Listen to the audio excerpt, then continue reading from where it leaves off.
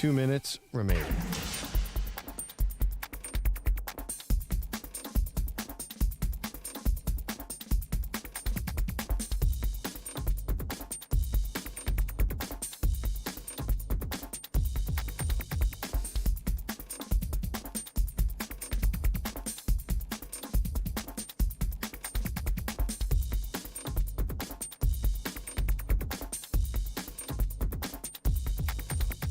One minute, 30 seconds remaining.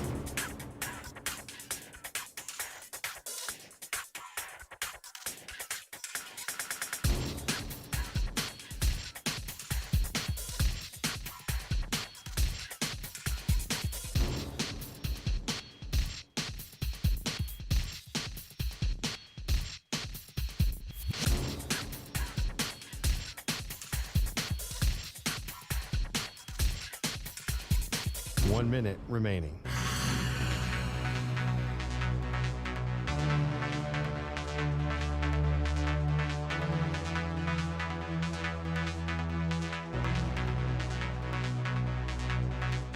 Forty-five seconds remaining.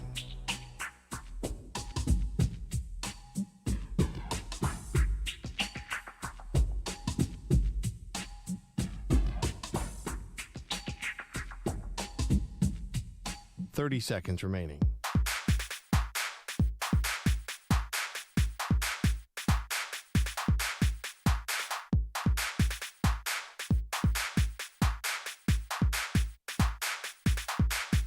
Fifteen seconds.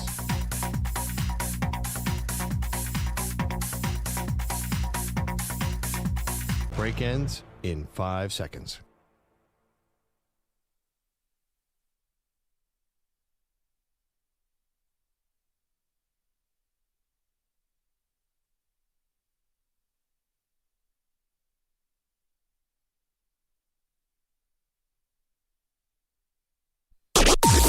Maggie and Perloff on the Infinity Sports Network. Vladdy hits it high, left field. Hernandez back on the track, looks up, it is gone. Placata, Vladimir Guerrero Jr., a game-tying, or pardon me, puts them in the lead with a two-run shot. 2-1 Blue Jays in the top of the third. Thank you to Blue Jays Radio. What's more impressive, to win an 18-inning, nearly 7-hour marathon, Pearl, or to be the team that got their hearts ripped out the night before and then rebound the next night and show that they are the resilient team? Welcome to the show, Maggie Gray, Andrew Perloff, because I think you'd say the 18-inning game, but honestly, both teams was stride for stride with each other, and ended up being Freddie Freeman who walked it off in Game 3. Game 4, comeback, Shohei Ohtani on the mound. I thought Shohei still pitched really well into the 7th inning and ultimately got knocked out of the game, but he lasted longer than Toronto ace Shane Bieber, although Bieber's stuff may have been a little bit better on this night. Anyway, Blue Jays respond. The series is up. We're tied up 2-2, and we got a Game 5 tonight. Were you really impressed with Shohei? I do think that was Shohei's A game. Listen, I think I was impressed by Shohei because of what all John Smoltz and every former pitcher was talking about yesterday, which is fatigue is going to be a real thing for him. Yes. That's something Shane Bieber did not have to deal with. Of course. And you know so, why? Because Shane Bieber's a pitcher. He doesn't try and do both. Okay, but Shohei, I thought, was really good considering he played a doubleheader the day before. I understand. He got on base 9 times. Yeah. Took the ball in this game, and I thought that he was good. I mean, I think that because he left while his team was trailing, obviously, and then he gets tagged with the 2 more earned runs because of the base runners that he put on base. Yeah, I mean, he put second and third with no outs, so that's fair. 6 innings, 4 earned, 6 Ks, 15 swings and misses. Yeah, I thought Ohtani was awesome. He didn't. Awesome? He didn't have the 6 innings of shutout with the 10 strikeouts like Game 4 against the Milwaukee Brewers. I'll hand you that. But he may not have something like that again to pair with 3 home runs. And how was he at the plate? Listen, Shane Bieber was awesome. I did not. Shane Bieber was very good. Okay. Got Ohtani to strike out a couple times. Like, I'm not going to kill the guy. I thought his presence on the mound, you felt. And yeah, did the Toronto Blue Jays maybe get a little extra juice off of the Vlad Guerrero home run in the 2nd inning? Maybe, all right, Ohtani's mortal. But who else could have given his team this? Okay, they won a bullpen game in last year's World Series, so who knows who else? But they had to win a bullpen game the night before because it's an 18-inning game where you use 10 pitchers. Yeah. So here's the thing about last night's game. I consider myself now a pitching expert because and I'll tell you why. I listened to John Smoltz, and Smoltz in about the third inning said, okay, he's going to look good through 3 innings, no doubt, and he's awesome. But Ohtani's most effective when he can dial up a 99-mile-an-hour fastball consistently. And he's like, he's not going to be able to do that between 3 and 6. Eventually, this is going to wear down. So I live back the Blue Jays because Ohtani is human. He's not a robot. Of course he wore down yesterday because he went 18 innings and was on base 9 times. So I'm just saying the formula of pitching and hitting does have a slight downside that it is going to fatigue him. That he's not inhuman. It's incredible. I agree with you, he was good last night, but I think that he did not have his A game because he was worn down. I think that's just a fact. So we can't ignore that in the whole Ohtani story. The hitting and pitching does have an effect. That is what I'm saying. It does, but look at the product. Here's the thing. It's like having an effect. If he was out there peeing down his leg, I'd be like, yeah, this can't work. If he's out there having non-competitive at-bats, if he's out there getting lit up like a Christmas tree in the second inning, third inning, putting his team in a hole, an insurmountable hole, that's not what's happening at all. And it's not just mediocre. He's holding his own, hanging on by a thread. He's being awesome. No disrespect to John Smoltz, but you're talking about the top of the 6th inning with Ohtani pitching. He got through the inning in 8 pitches. But the 7th inning they were got trying him. to make some contact up. 7th inning got him. Okay, fine. These are also pros on the other side. So and you're dealing with a Blue Jays team that is known to grind out these kind of at-bats. And Andres Gimenez, who's been awesome in this series and who, if you watch baseball closely, has been one of those guys that just always seems to be in a winning situation, puts himself there, kind of grinding out these at-bats, 8-pitch at-bats, stuff like that. And I actually thought, while Schneider, overmanaged in the 18-inning game the night before, although, how do you manage a game like that? I was a little nervous when he pinch hit Ty France for Nathan Lucas, and it ended up resulting in an RBI ground out. He obviously pushed the right button there. No. You're saying you have problem with what he did in game 3. Yeah. That move was crazy last night. 4 different pinch hitters. Yeah, that was the same. That was the same kind of bad move last night. It just happened to work out because the guy chopped it to second. That was the same kind of dumb move the night before. The result was just a little bit different, right? Well, he was trying to go for the righty-lefty, and because they knew that they had to keep Anthony Banda in the game. But Nathan Lucas made great contact. That was all night. I thought that was the same move he did in game 3. It just happened to work out. So I think you're playing the result a little bit in that one. I thought of you the second he made that move. I know, Maggie's gonna kill him if it does not work out. Yeah. So I do think that maybe I would have playing a result there. Let me ask you this, yeah. And this is people are going to call in and hate me for being anti-Shohei. I'm not at all. But would he be better as a pitcher if he was only a pitcher? I don't know. I do. Yes. Would he be better as a hitter if he was only a hitter? That I don't know. I'll give you an I don't know. Hey, but he could have gone 0 for last night, even if he wasn't on the mound. You realize that. This happens to even great hitters. Look at what's going on with Mookie Betts right now. He can't find the ocean. Hitter, he had that massive pitching and hitting game when there was no pressure up 3-0. But I do think if he was a full-time pitcher, he could be completely dominant as a pitcher. I do think that's where you see the effect of trying to do both. I think it's hard to be a total, bona fide ace who's going to give you 2 massive starts and hit the whole time. And listen, of course, that makes sense. Wait, I have a question for you though. Yeah. Why do quarterbacks tend to win MVP more than anyone else? Because they have the ball in their hand every play. Exactly, right? They are making the most impact on their team. Shohei Ohtani can do both. He can pitch and he can hit. Yeah. And that is how you have the maximum impact on your team. He can be in the lineup every single day. Yeah. And then also he can take the ball every 5 days, 6 days, whatever they need him to. And I'm not so, we have not seen the last of Ohtani on a mound, I don't think. Now with definitely. the series tied up 2-2. Definitely so game 7 if it goes to that. Yeah. You could say okay, should he just be focusing on one or the other? But I'm looking at it and saying he is having the maximum positive effect on his team by doing both because he actually is good enough at both.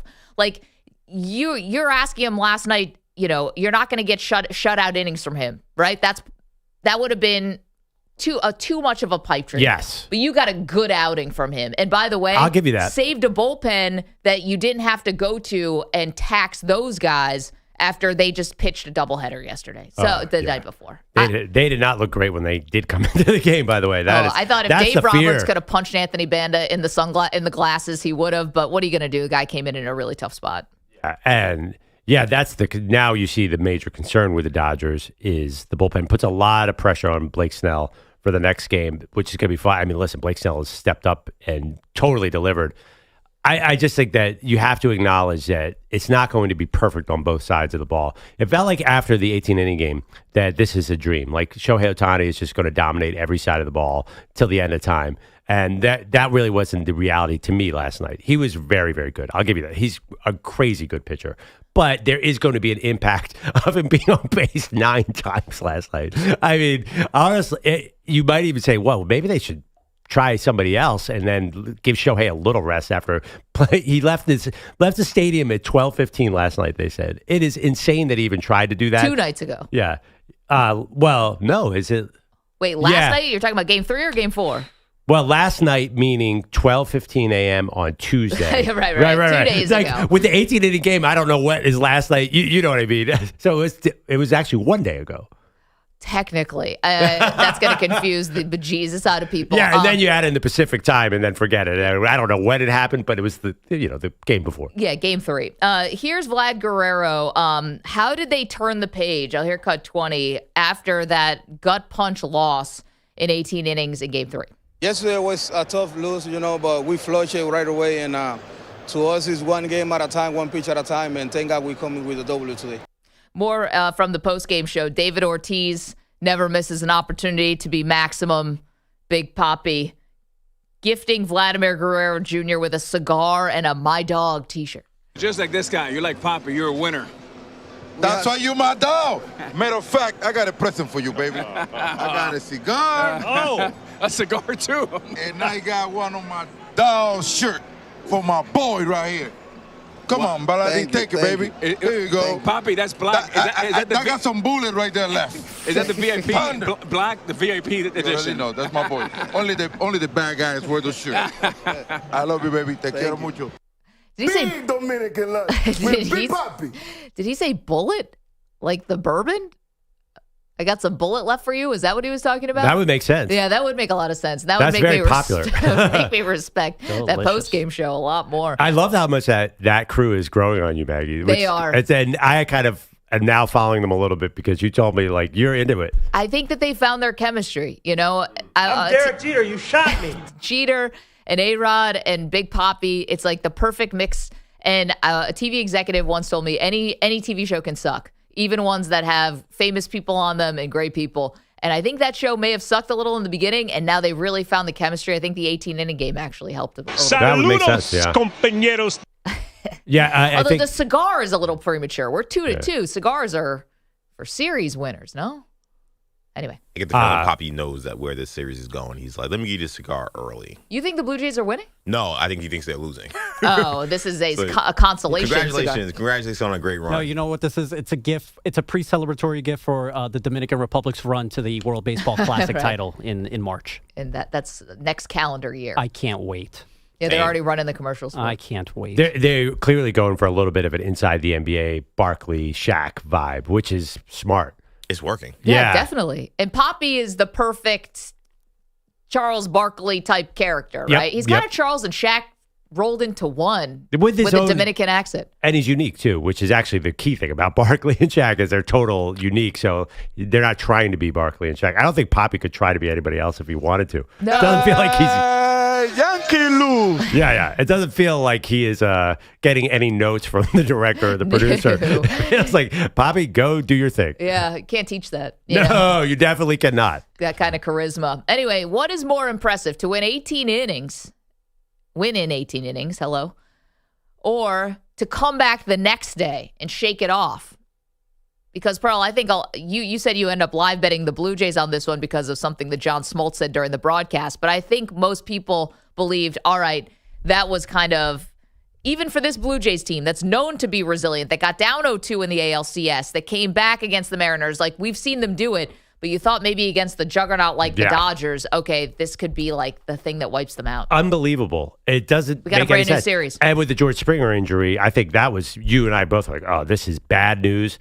They just will not go away. And it doesn't even matter if they go into their bench. They're still delivering when they need to. So obviously, I'm glad you mentioned that George Springer injury, right? So he's out of the lineup. But what did it do? It got Bo Bichette into the DH spot. And he ends up coming up in a huge spot later in the game to basically knock Ohtani out of the game in the 7th inning. He might not even be in the game if he actually has to play in the field and hit because he's obviously on that bad knee.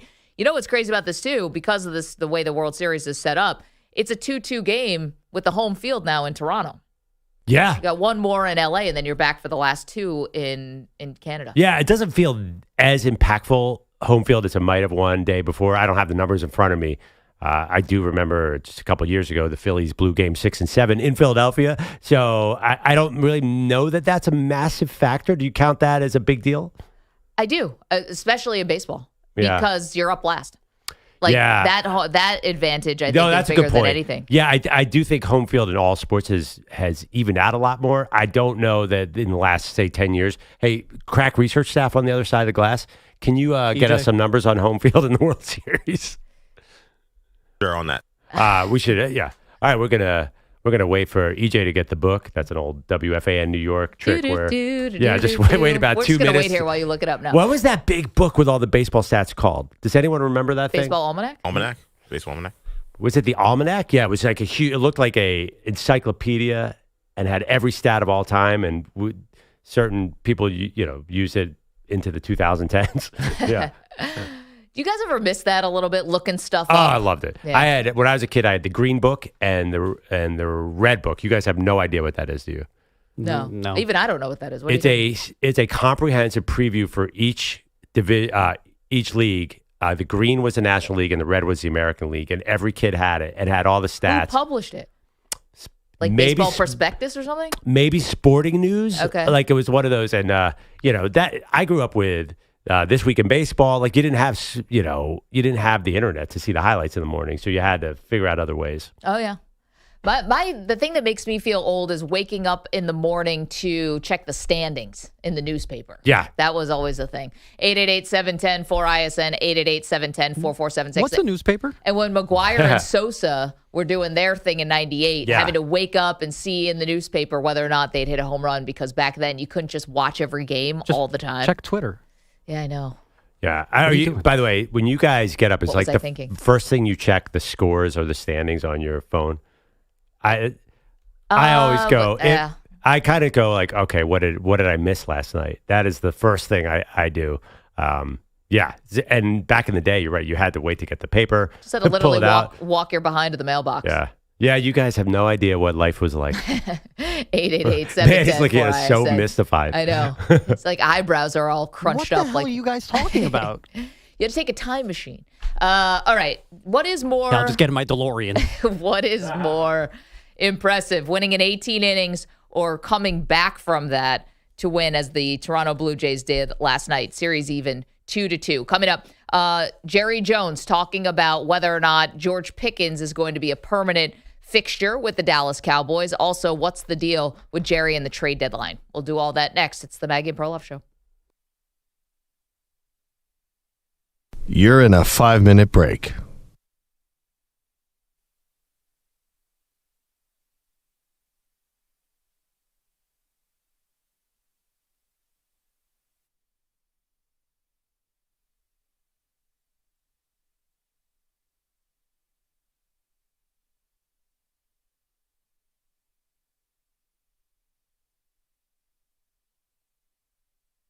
Four minutes, 30 seconds remaining.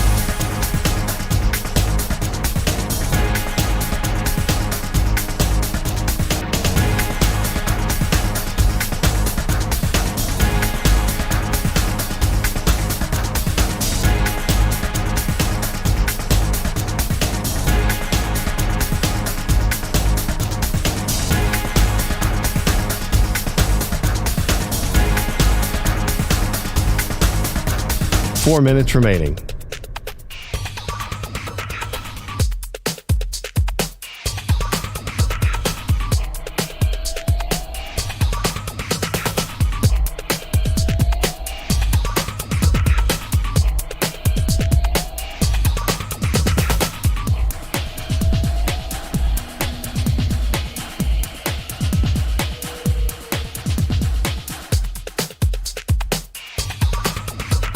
3 minutes, 30 seconds remaining.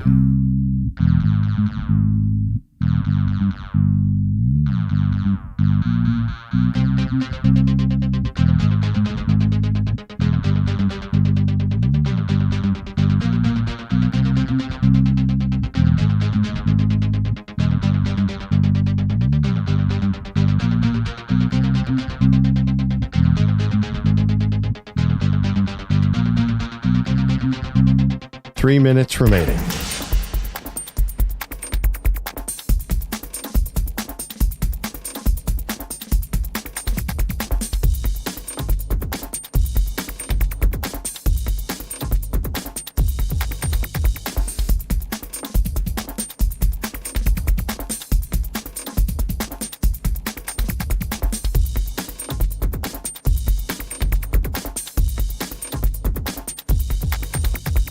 Two minutes, 30 seconds remaining.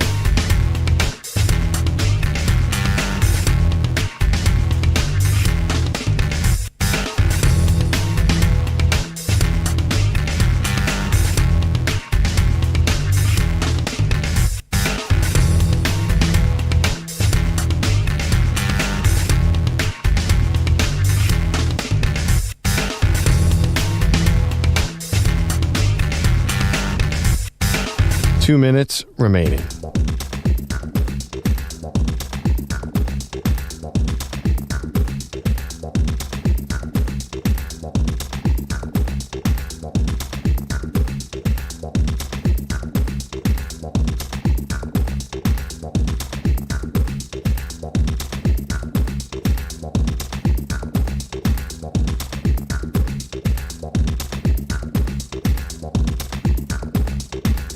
One minute, 30 seconds remaining.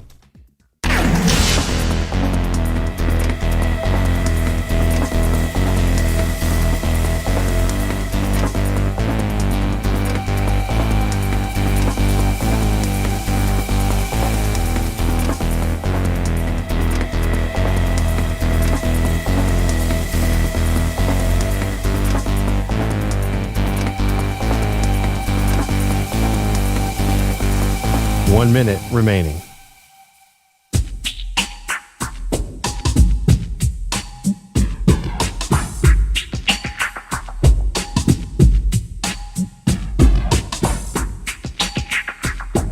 Forty-five seconds remaining.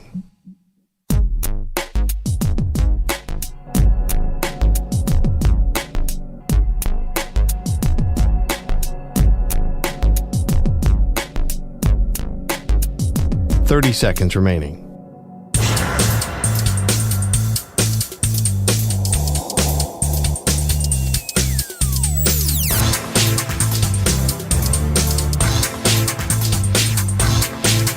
Fifteen seconds.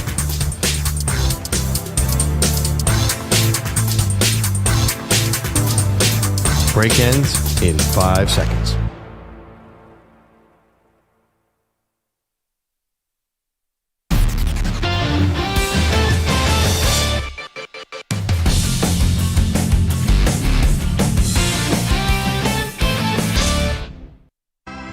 Let's play ball.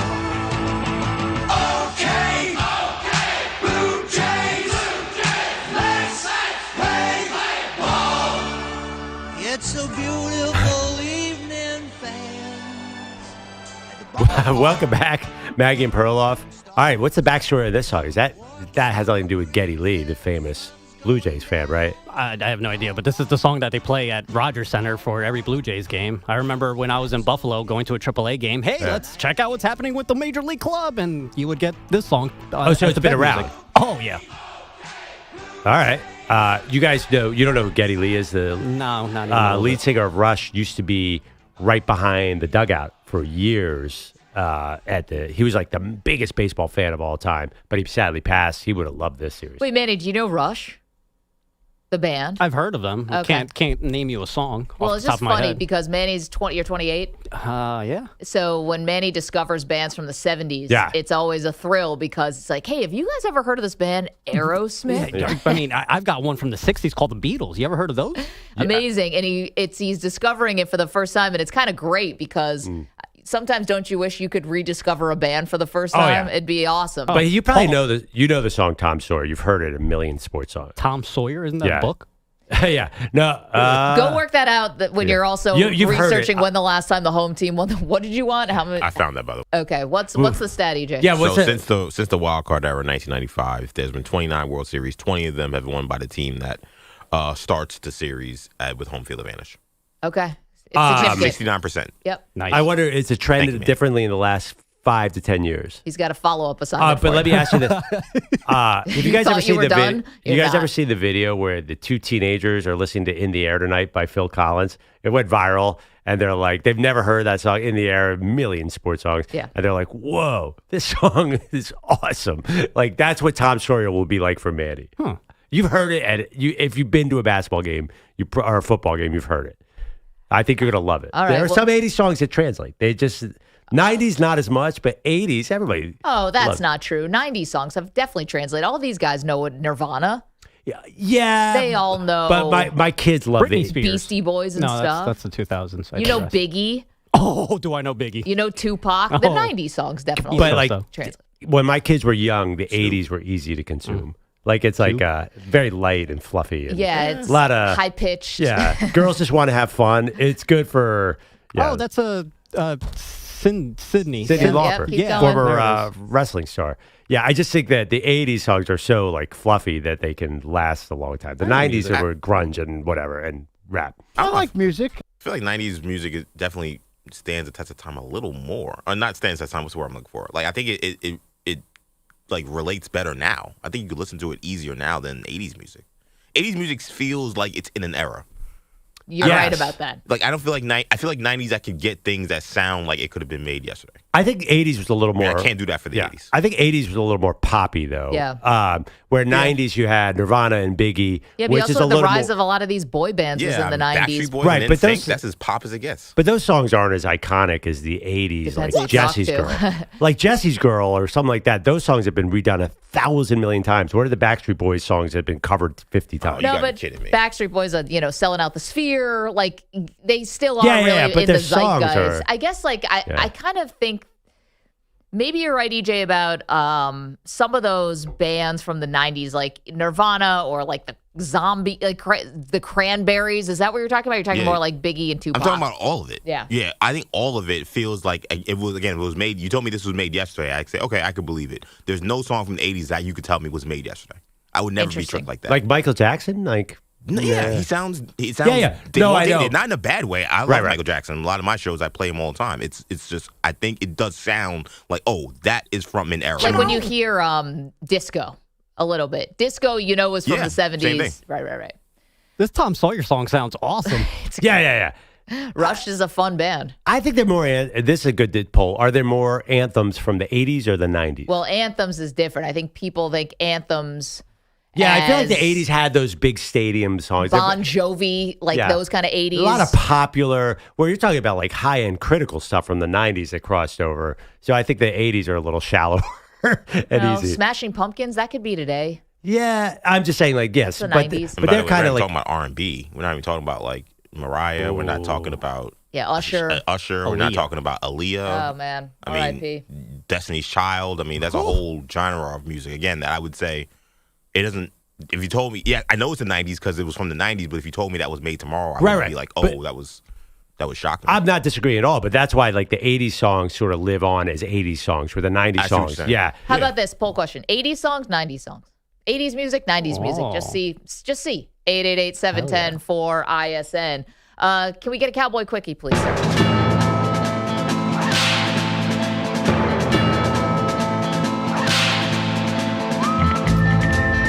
Pearl, somehow Micah Parsons is not a member of the Cowboys anymore, but he's still making waves inside the Dallas Cowboys franchise because Micah Parsons was asked about his pal Trayvon Diggs, who's now dealing with a variety of injuries, right? The concussion, the knee.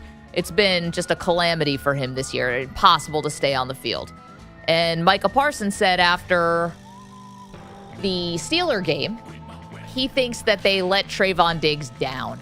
that the organization basically rushed him back from a devastating knee injury or put pressure on him to come back from a devastating knee injury, and he was not able to get right. So yesterday at 105.3 The Fan in Dallas, where Jerry Jones does his Tuesday interviews, Jerry Jones defends the Cowboys, and Trayvon Diggs said the bigger issue is just the knee problems. Diggs' biggest problem is he's injured. And it's not the same knee that he's been doing his rehab with. So that's his number one challenge. Unfortunately, he's got a handful of challenges here that are physically related. And that's why he was the status he's got today. Yeah, Jerry was also asked if Trayvon Diggs has played his last game as a Cowboy. He said he did not think so. More from Jones, though, giving a very short answer, which is always Jerry's tell. Because he'll go on and circumcise the mosquito and all that stuff when he's really feeling it, Pearl. But when he gives the short answers, that's when you know he's kind of ticked off.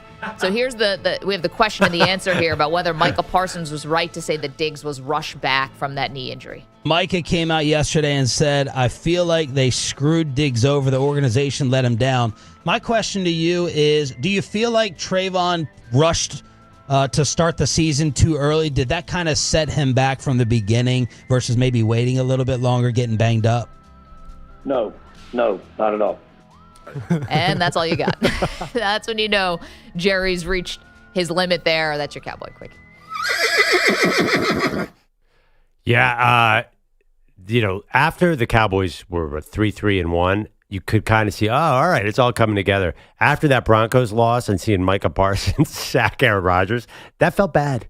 It brought me back to the summer. I'm like, oh, man, Micah Parsons would really help the Dallas Cowboys right now. So I actually can't kill him for commenting on his former team because it feels like he's in the power seat right now. Yeah, he's kind of feeling himself. Yeah, with a team rightfully so. The Packers look good, and the Cowboys look terrible on defense. So I kind of feel like also, remember, he has two jobs, Mag. He's not just a pass rusher. He's the chief editor of Bleacher Report Football. Yeah. Wonder if they're hiring. Here's more from Jerry Jones about the trade deadline. Manny, let's hear cut 4. Rejects the reporting that the Cowboys have called around about Max Crosby and Trey Hendrickson. No, because it's all of that. And nobody said there was a deal. There hadn't been anything close to a deal. But we're looking at all phases of our roster. Most teams are right now. We happen to have what would appear for us a bigger need than we've had. Yeah, it would appear you have a bigger need because of a lot of types of injuries. Jerry's been kind of steadfast that they are not looking for pass rush, but we'll see how this actually plays out. I don't see them making a huge swing here for Trey Hendrickson, Pearl, or for Max Crosby, partly because I don't know if I believe the Raiders that Max Crosby's not actually available at the deadline, although I think that's a mistake. I don't think he's going anywhere. He doesn't want to go anywhere. And Trey Hendrickson is already banged up. He's already dealing with some injuries. You think Jerry wants to trade for a guy and then bring him on and not sure if he's actually going to be able to finish the season? Yes. I think Jerry wants those guys. I don't think that those two teams are going to take low ball offers. And I heard Jay Glazer say last night that Max Crosby just does not want to leave Las Vegas. So he's not going to push it. It kind of depends on the player as well. Honestly, if Max Crosby's going to leave, it's going to be to a contender. Even with Max Crosby, are they a contender? I think they've got too many injuries. Yeah, and they're already have a losing record, so that's the problem. But you know what? I kind of like the idea, despite all that, and maybe those two guys might not be. I like the idea of the Cowboys actually putting some resources behind this team. And I know it looked bad against Denver. I get that. They haven't beaten Denver in 30 years. I saw that. 30 years they haven't beaten Denver, which is an insane stat.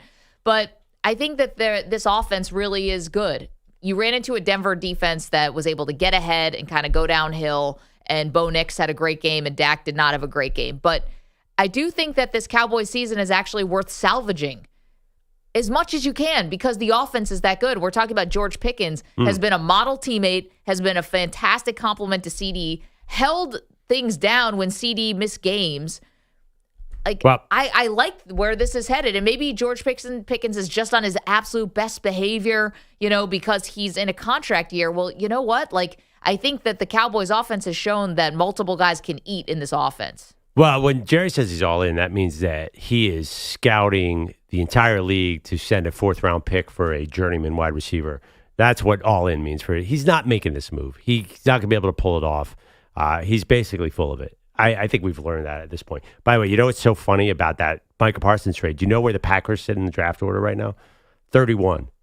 They traded Micah Parsons for the 31 pick. That's a second-round pick. Yeah. The Colts have if the draft was today, the Colts would be 32 and the Packers would be 31. So that pick has lost its value too. You had to consider that. Well, that's why I think Cowboy fans, there were some that loved the Parsons trade, said get him out of here. But I think the biggest beef was the way they worked this trade, right? It's exactly, the timing.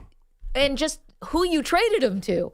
Like, there had to have been a more volatile boom or bust team who thought maybe they were in it. Like, maybe you trade him even to I don't know if the Vikings would have wanted him. And maybe that's a team where, okay, maybe they'd be great, but maybe they're not going to be great this year. Yeah. And maybe your draft pick ends up being a lot higher. I think we had an idea that the Packers were going to be pretty good. That's why, and I'm quoting Adam Schefter here, that's why you make the trade in March. Yeah, exactly. Because then you have those options. The Jets made an offer to the Packers, right? Did the Jets? Did they not? It wasn't Quinnen Williams floated around in potential trade? Because let me tell you something. I would rather have the Jets' first-round pick right now. Yeah, well, they'd be dumb to do that. I don't remember the Jets. I thought maybe the Philadelphia Eagles would. Jets, there was some kind of offer with the Jets and Packers. I don't know if the Packers or the Jets and Cowboys. I don't know if the Jets called them or if the Cowboys called the Jets. I don't remember how it went. No, for Micah Parsons. Anyone in the world should want to trade with the Jets. Yeah, that would have been a little better. You think? Yeah. Although the Jets' problem is defense, too. They'd probably be better with Micah Parsons. Well, the idea was that they would have had to given up Quinnen Williams. So, well, they might give him up anyway. Well, yeah, exactly. But it was like it would have been losing your other one good defensive player for another. Like which I guess the Packers did, but they still would have had problems defensively. Well, I like the Jets strategy. You win in the NFL when you have a quarterback on a rookie deal because you can buy talent. Otherwise, they have no quarterback on no deal. So they just don't even have anything. They're just like, hey, we're just going to float around here at the bottom of the league. That's a good strategy. Yeah, Jerry Jones said it, actually. He said that the Cowboys offered Micah Parsons to the Jets. Yeah. He told this to Gary Myers. Yeah, I thought so. When in the recent in August? In September. In the offseason. Yeah, he said this before they ended up trading to the Packers. That hurts. Oof. Maybe they didn't offer 2 firsts. By the way, Jones said the Jets told him they didn't have the resources to entertain the conversations. You mean a top Whatever 5 that pick? means. You think you need to tell me a top 5 pick, top 10 pick for sure isn't something that they could trade for? No, they weren't giving it up. That's they why can't they said do that. it. Yeah, they need a quarterback. We're not giving up a top 5 pick for Mike Parsons. That would have been insane. And they're right. Be stupid. Especially that when would they're have pay hurt. him. That would have hurt. $47 million? No. There's no way they should have made that. Jets called up and said, "We'll give you a third." What do you think? You guys like Tyrod Taylor? You need a backup quarterback? I could just see the minor executives behind the GM of the Jets. Like, he's old. He might take it. Or a third. throw in Gatorade power. Yeah, get him a Johnny Walker Blue. Yeah, try it. Why not? Can't hurt. Throw in Fireman Ed. That's the Jets strategy. Try it. What the hell? Hasn't been working.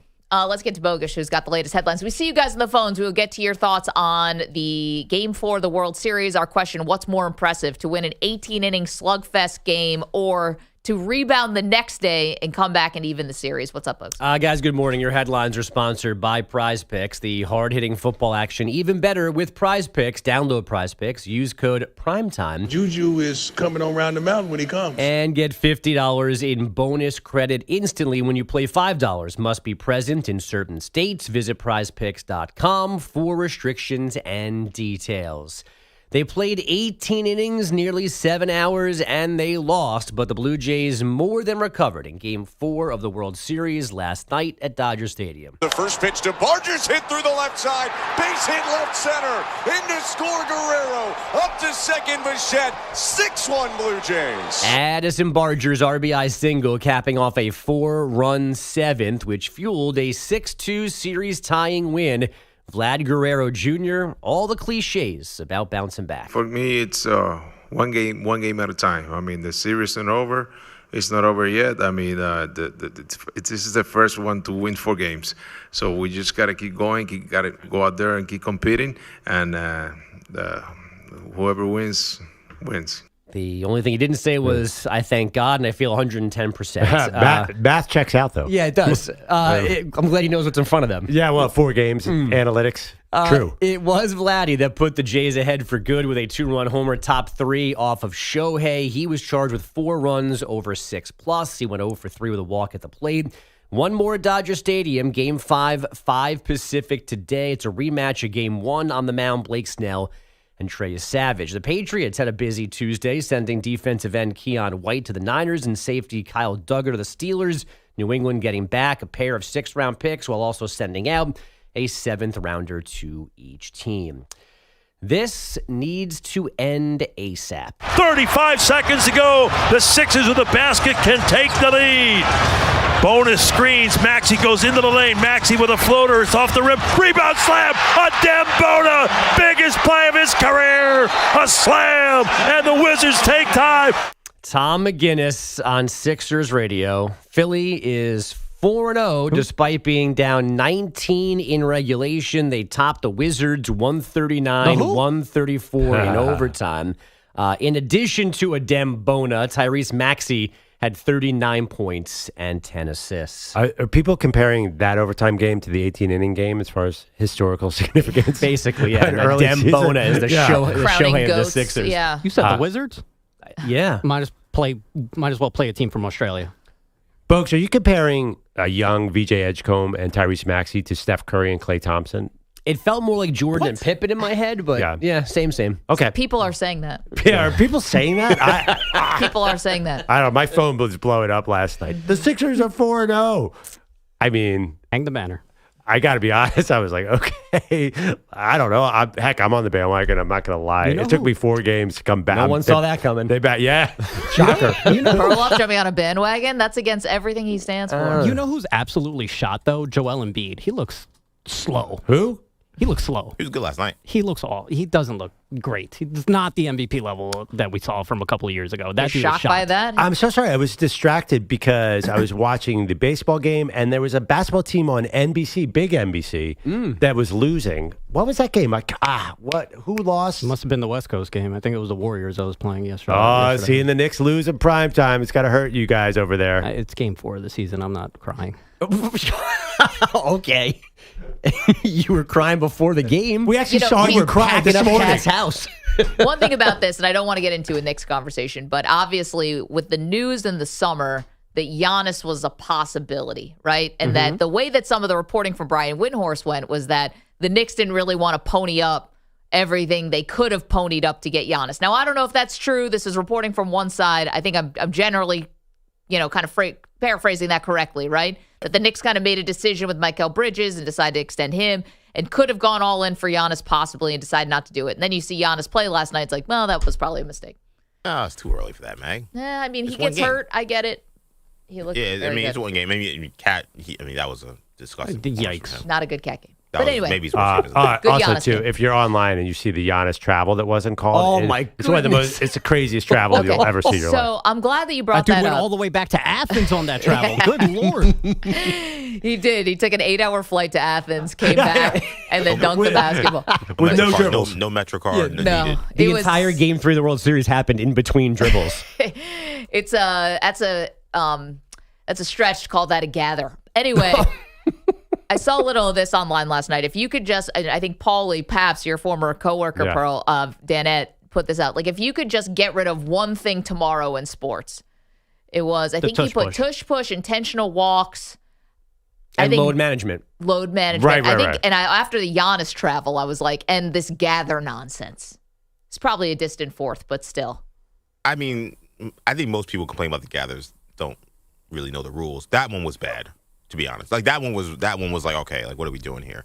Most of the time the gathers are legal, but that was insane. And Giannis's limbs are just so long, and when you slow it down into slow-mo, it's like he just walked to the basket. I mean, he took one dribble from the hash mark and was at the rim. Yeah, it just doesn't make sense. Come on.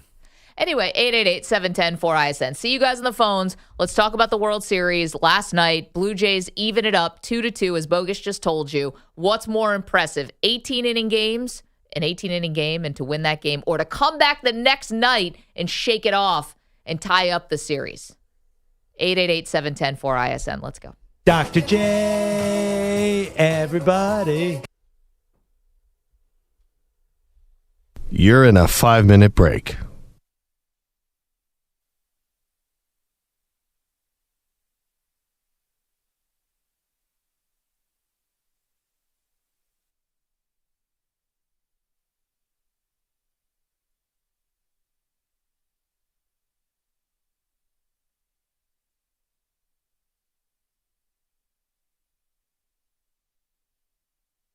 4 minutes, 30 seconds remaining.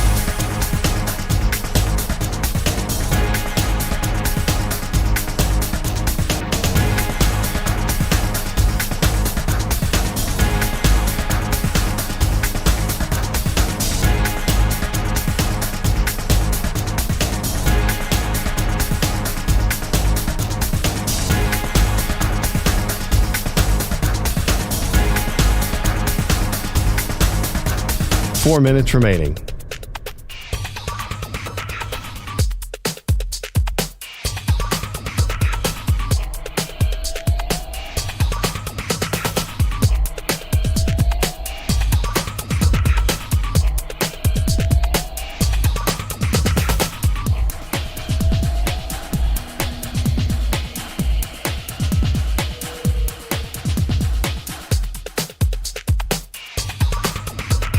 Three minutes, 30 seconds remaining.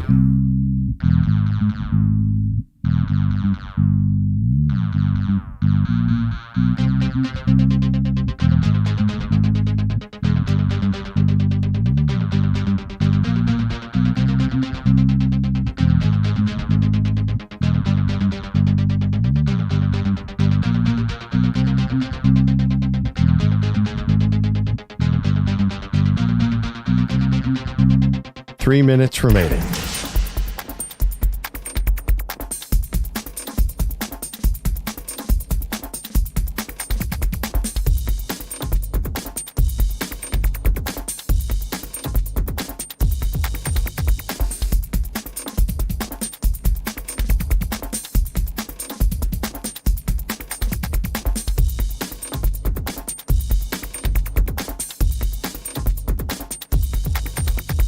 Two minutes, 30 seconds remaining.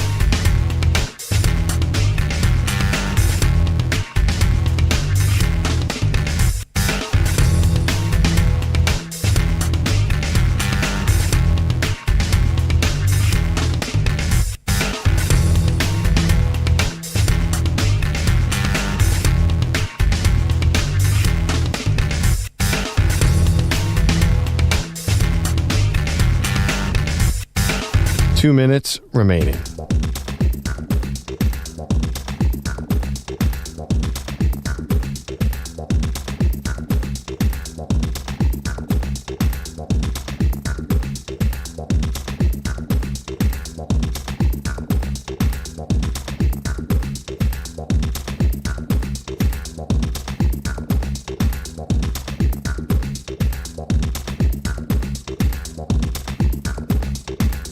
One minute, 30 seconds remaining.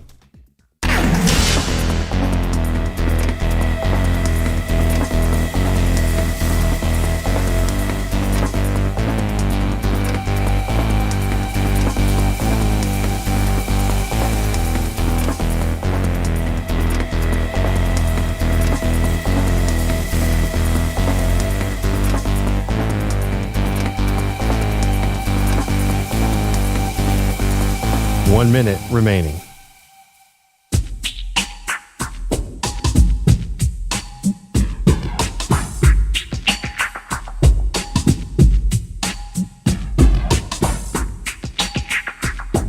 Forty-five seconds remaining.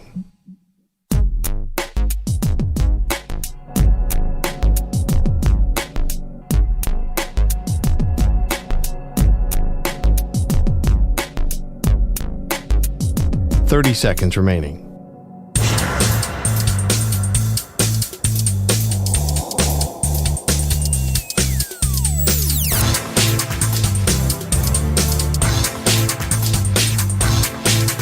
Fifteen seconds.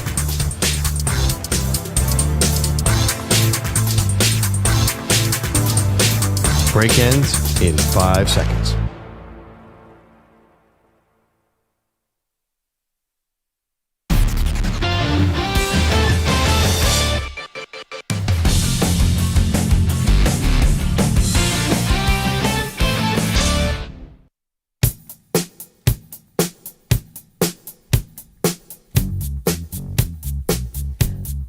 Welcome back to Maggie and Perloff Show. Question today about Game 4 of the World Series. We're all tied up at 2 apiece.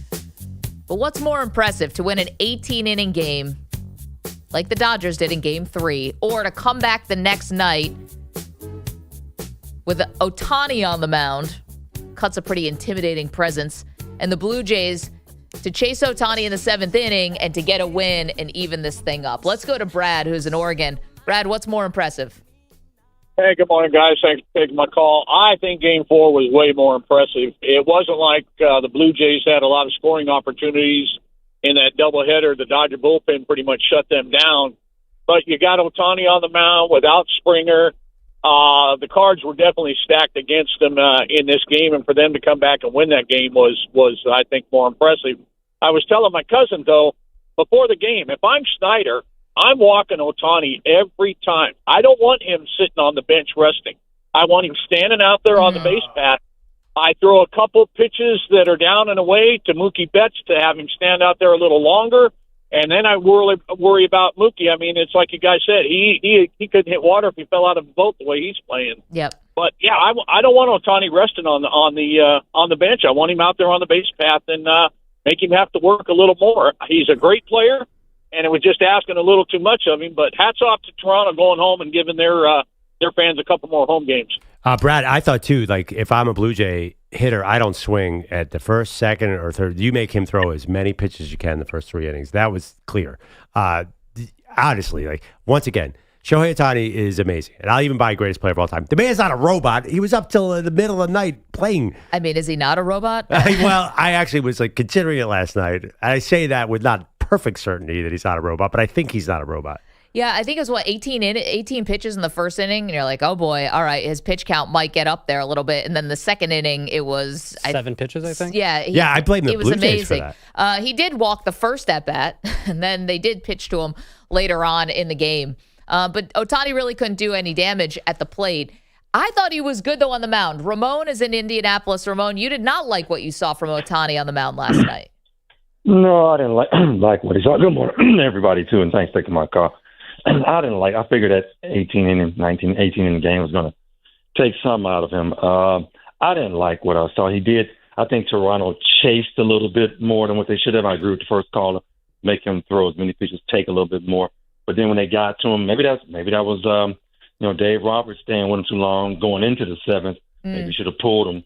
I don't know. But when they got to him, they got to him. And he got one little meager hit yesterday. That wasn't much. I still want to push back on the greatest of all time.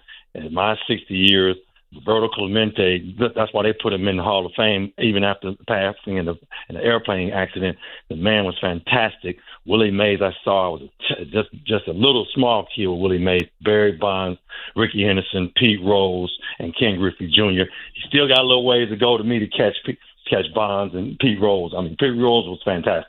So I want to see a little more from him. His batting average is a little low for me. I'm from the era of the 300 college baseball players. So 300, it was just something we just had to hit. We just had to hit 300. If you didn't hit 300, you got laughed at. Tony Gwynn and people like that we looked up to. So want to see his average hit. Judge got over 300 this year, so he can do that. Also, Perloff, why don't we trade Embiid, man? Everybody can be traded. Luka, anybody want him? What? They would have traded him a year and a half ago if they could have. For what? I mean, because of the health and age situation and money, would anyone take him? Yeah. Oh, see, Sacramento will take him. Yeah. Sacramento will take him. Utah will take him. You got takers. Remember, everybody can be traded there. Peyton Manning ended up in Denver. Jordan the Wizard. Tom Brady, Tampa. He's not untouchable. I say trade. The Phillies should get rid of him. They playing well with what they got now. The NBA is a positionless league. Unless you're playing the Joker all the time, which you don't have to worry about in the East. Don't have to worry about the Joker or Wemby. So I would ship him. What about that? Ramon, thank you for the phone call. I gave Joe DiMaggio a shower. One of our favorite drops around here. Okay, a couple things. I think that the Sixers, I don't know why they gave him more money just a couple years ago, but let's get off the Sixers for a second. He's coming off an MVP, but yeah, okay. But he was clearly here. Anyway, let's get off the Sixers. Shohei. So Ramon saying, listen, I'm not saying Shohei Ohtani's the only great player who ever played in Major League Baseball. I think that he has already cemented his place as the best ever, though, because look at all the guys you mentioned. Amazing skills, but not nearly the versatility. Like, we need more tools. Look at Ohtani. Last night, I was talking to my husband. He goes, man, Ohtani, how many pitches does he have? I was like, he has like 8 pitches. It's also like not like he gets up there and he's got 2, a fastball curve and that's all he can do. He is a refined pitcher as well as one of the great hitters. And I know Ramon loves batting average. I mean, if you love that and you're old school in that way, Ohtani hit 310 last year, 304 the year before. He hit 282 this year. Yeah. I was surprised when he said that. I'm like, wait, Shohei didn't hit 300 this year? But he usually hits around 300. The OPS is over 1. I mean, I know if you love batting average, I'm not going to yuck your yums about that. I hate when people get condescending about, oh, you don't know the sabermetrics these days. You don't know ball. I understand what Ramon's talking about. Batting average is just a sense of what a guy can do. And Ohtani's batting average is awesome. So I can't kill him there. I mean, it's funny. I think it's emerged that he's going to have the second best batting stats in the league behind it. Aaron Judge's stats are now getting Barry Bonds-ish. So that's hard to compete with, but he's winning MVPs because of his hitting. He's unbelievable. And I love Ramon, and I totally agree with everything he said, except the batting average I can't go with. That it's on base percentage. It really matters. And that's what made Barry Bonds so insane. Barry Bonds had a 56% on base in one season. That means, baseball, 3 out of 10 is amazing. 6 out of 10 is even better. Well, Shohei Ohtani led the National League in on-base percentage 2 of the last 3 years. He's got it all, guys. 888-710-4ISN, 888-710-4476. Lots more to do. You can weigh in on what you saw from Ohtani last night. Coming up, what is the best opening right now in college football? And by the way, we might predict a few more openings to come. Looks like half the SEC could be in danger.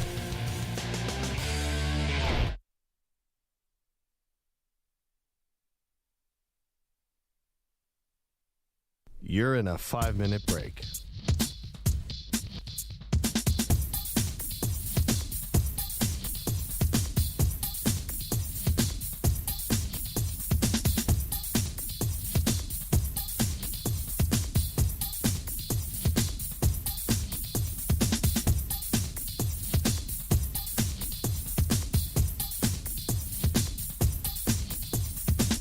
Four minutes, 30 seconds remaining.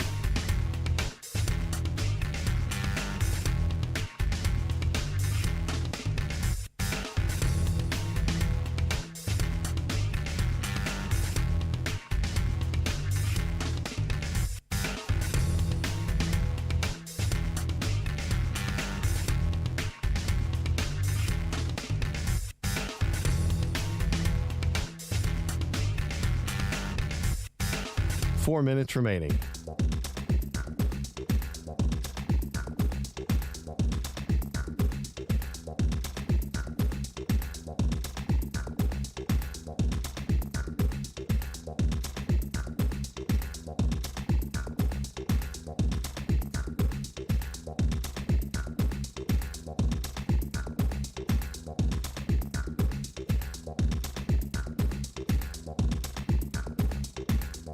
Three minutes, 30 seconds remaining.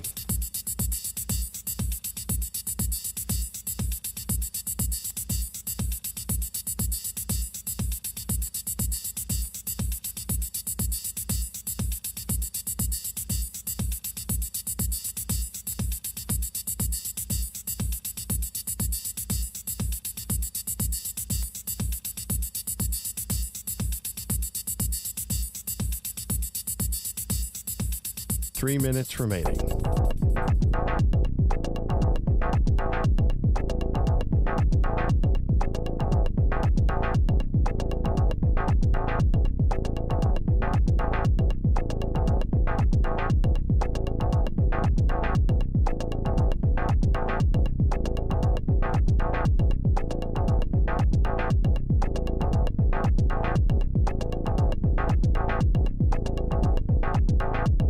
Two minutes, 30 seconds remaining.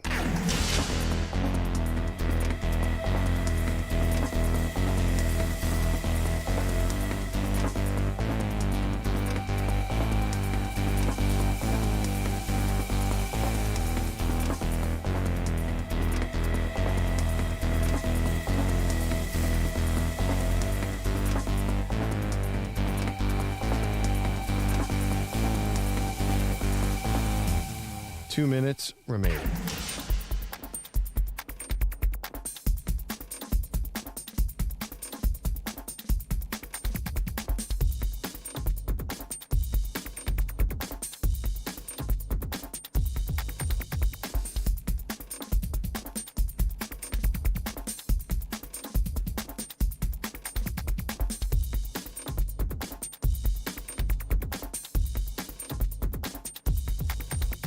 1 minute, 30 seconds remaining.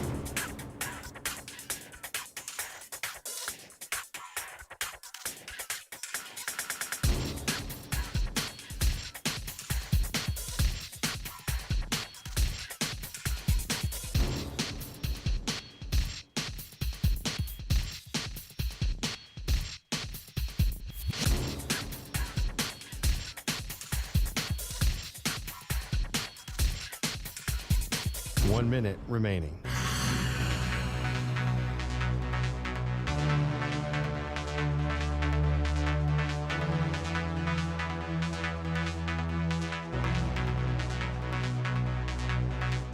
Forty-five seconds remaining.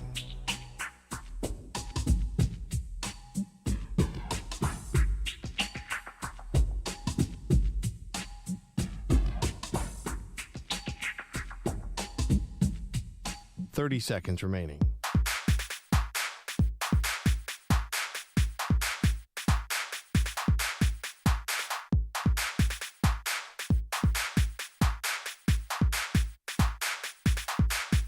Fifteen seconds.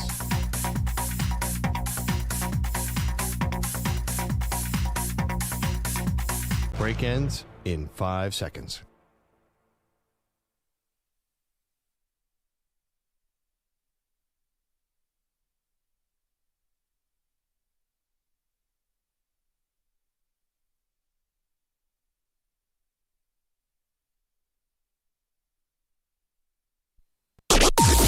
Maggie and Perloff on the Infinity Sports Network. Get back to baseball in just a moment. The Blue Jays tied up the series 2-2 last night, and this thing is on. But we got a lot of openings in college football, Pearl. Obviously, the latest news is Brian Kelly that got shown the door from LSU. But let's not forget, we've already seen James Franklin get fired. Billy Napier has been fired. So that's Penn State and Florida, respectively. A lot of other programs open. Arkansas, then we can go down UCLA. We can go on from there. But if I asked you, what is the best opening right now in college football, what's the answer? So I think a lot of people would answer LSU. To me, I think Florida is a sleeping giant. And maybe it's because I saw it. I feel like with the right coach, they could unlock something incredibly special down there because it's of the 3 states we're talking about. I think it's the biggest state in the Southeast, just by geography and by population. I think University of Florida has it's incredibly popular. It's could not be possibly doing better. They should have all the money in the world. Now there is more competition there, but I feel like if you look at just kind of like University of Texas in Austin, like they should be able to outcompete other schools in the NIL world. Now they haven't done that so far, but I just think that Florida has more resources, and you got to think like not what they've been under Billy Napier, or not what they've been before that, or Muscamp or any of that. What they can be. To me, I think Florida is the sleeping giant. Okay, or I'm asking what's the best college football opening right now. So this has been kind of crazy how many coaches have gotten fired midseason. And by the way, we had not a lot of coaching turnover last offseason. I think this year is going to be a lot more. And the reason why, and I think there's one reason and one reason alone, it's this dang college football playoff expanding to 12 teams. Okay. And when it was 4 teams, well, all right, you missed a 4-team playoff. Is that really fireable for a head coach?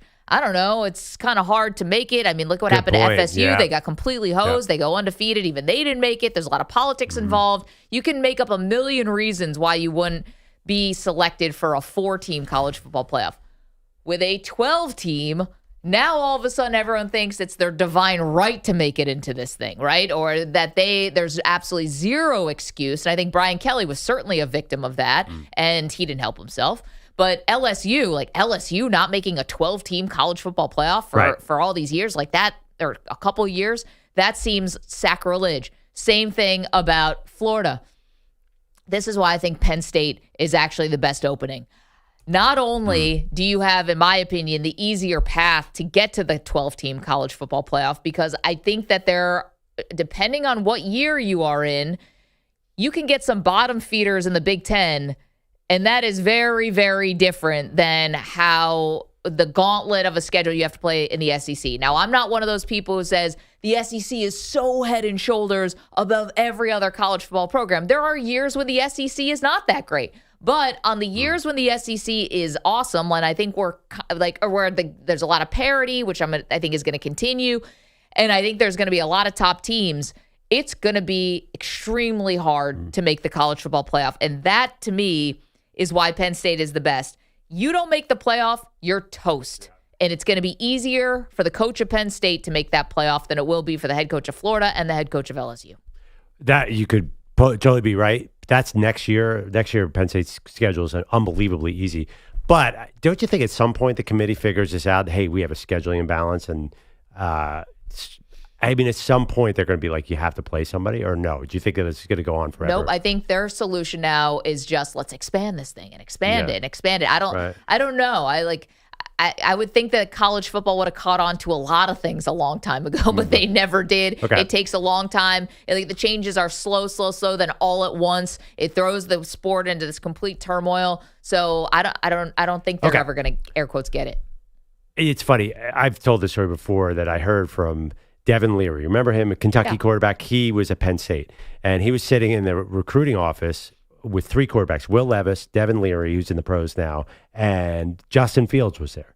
And he actually said, I can't believe they're going to get Justin Fields, the number one quarterback in the country, is going to go to the central of Pennsylvania. It doesn't make sense. Why would the elite of the elite not go to Florida or Texas or even LSU? Why would they go up to near Harrisburg, Pennsylvania? It's just funny to me, geography-wise. I don't think Penn State has, by nature, the glamour. I think the program with the old school uniforms and the history is amazing. But I just feel geography-wise, why are they better than Florida and LSU? It doesn't compute with me. Well, I think James Franklin did a fine job recruiting up there. Obviously, you're telling that story. Why do you think Justin Fields took the trip? Because he wants to see what Harrisburg is like in the fall?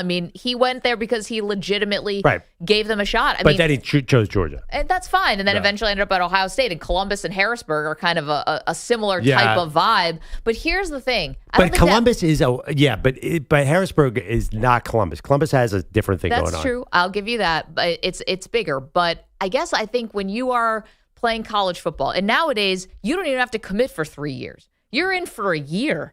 You can go and try out a lot of different places, and I still think there is a mystique or whatever around Penn State. I think that's just a very respected program, despite obviously all the negative things from the Jerry Sandusky scandal. But they haven't won a title since '86. Well, okay, but Florida's won in two different eras. They were the preseason number 2 team or 3 team in the country, Pearl.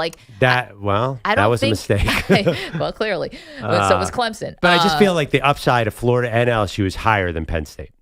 But in this era, is it? So first you're talking about geography. Now you're switching the conversation. Right, but the reason ceiling. But the same thing. The ceiling, because of the geography. I think that a program like Florida and a program like LSU can become dominant. I think in this day and age, it's going to be hard for Penn State. Now you do give good point, Ohio State, but Ohio State's got a different thing going on. They're like a pro team stuck up there in Ohio. Well, I think it's all about, if you're a coach, we're talking about great coaching openings.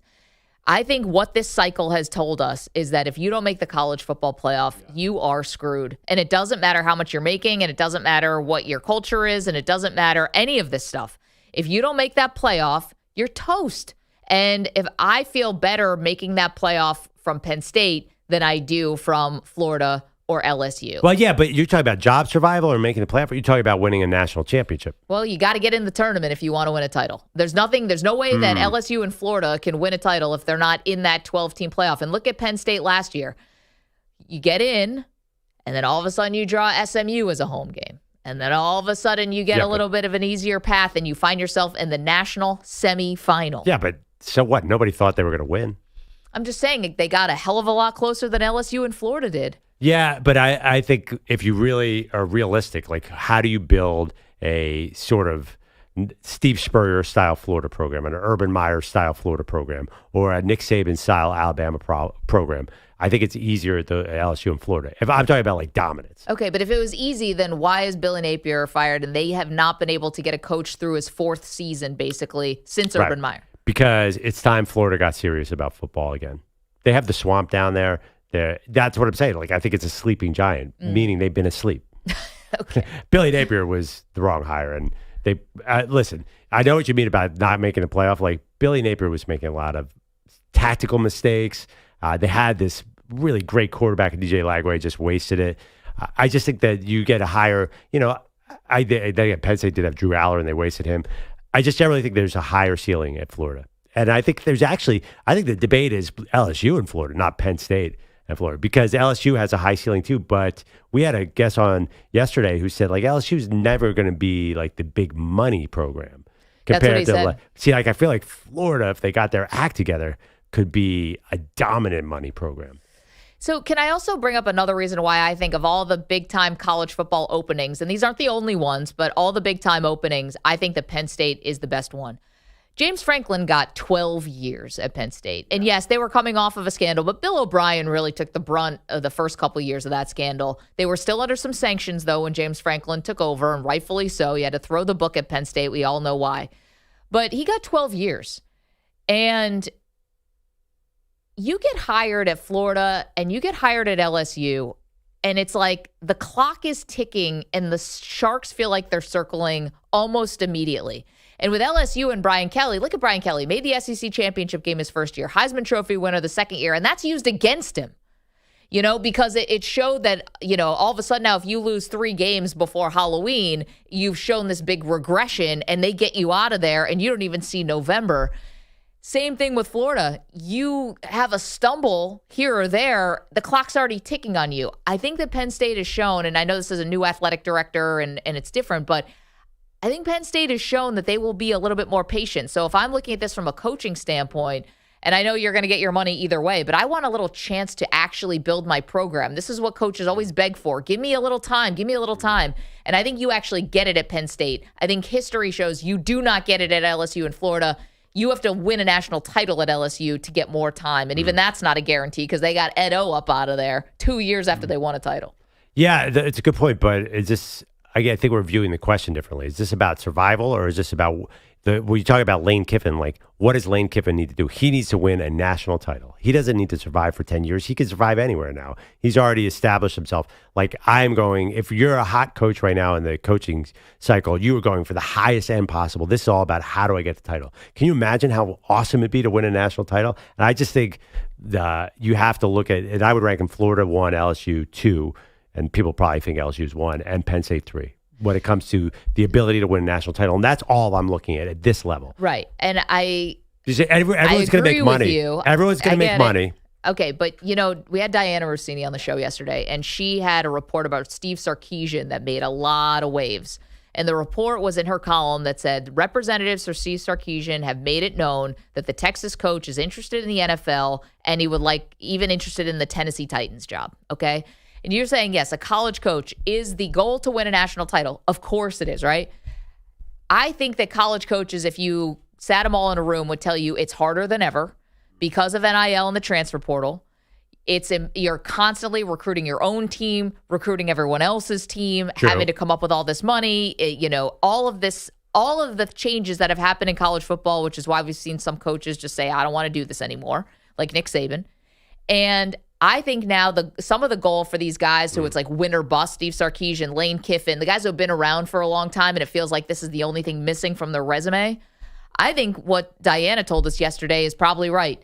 Get your stock as hot as it can possibly be and then jump to the NFL. Because winning a national title is going to be it feels next to impossible. And I'm sure that's the way that some of these coaches feel right now. You can't even coach guys hard anymore. Some of the things that we loved about college football are now gone. And I wonder for that report about Sark, he's got a preseason #1 team. He's got all the advantages recruiting-wise in the world. Texas, all the money at Austin, the glamour, the pedigree, everything. And if you don't win, you're looked at as this gigantic failure.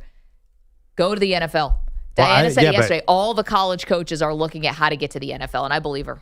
Well, I mean, come on, though. I mean, Lane Kiffin had a pretty spectacular failure in college and the NFL. It's not like NFL is a blast either. Well, he doesn't have to go to the Raiders this time. If he did want to jump. Yes, he does. He does have to. That could be an opening next year. You're not going to get the Green Bay Packers as an opening. Generally, you get bad jobs. The Titans is basically, the same thing as the Raiders. What's the difference? Well, at least you got a quarterback there in Cam Ward that we both like. Yeah, that's true. So generally, though, and it's also not like the NFL is dipping into the college ranks that often. It's still an anomaly. They like offensive coordinators. That's who they hire. So we'll see. Sark, I don't think Sark has any. Does he? Yeah, he has a year in Atlanta, and even that, or at least a year in Atlanta, and that did not go well. But generally, I don't know that this is a thing that most college coaches can even aspire to because it doesn't happen that often.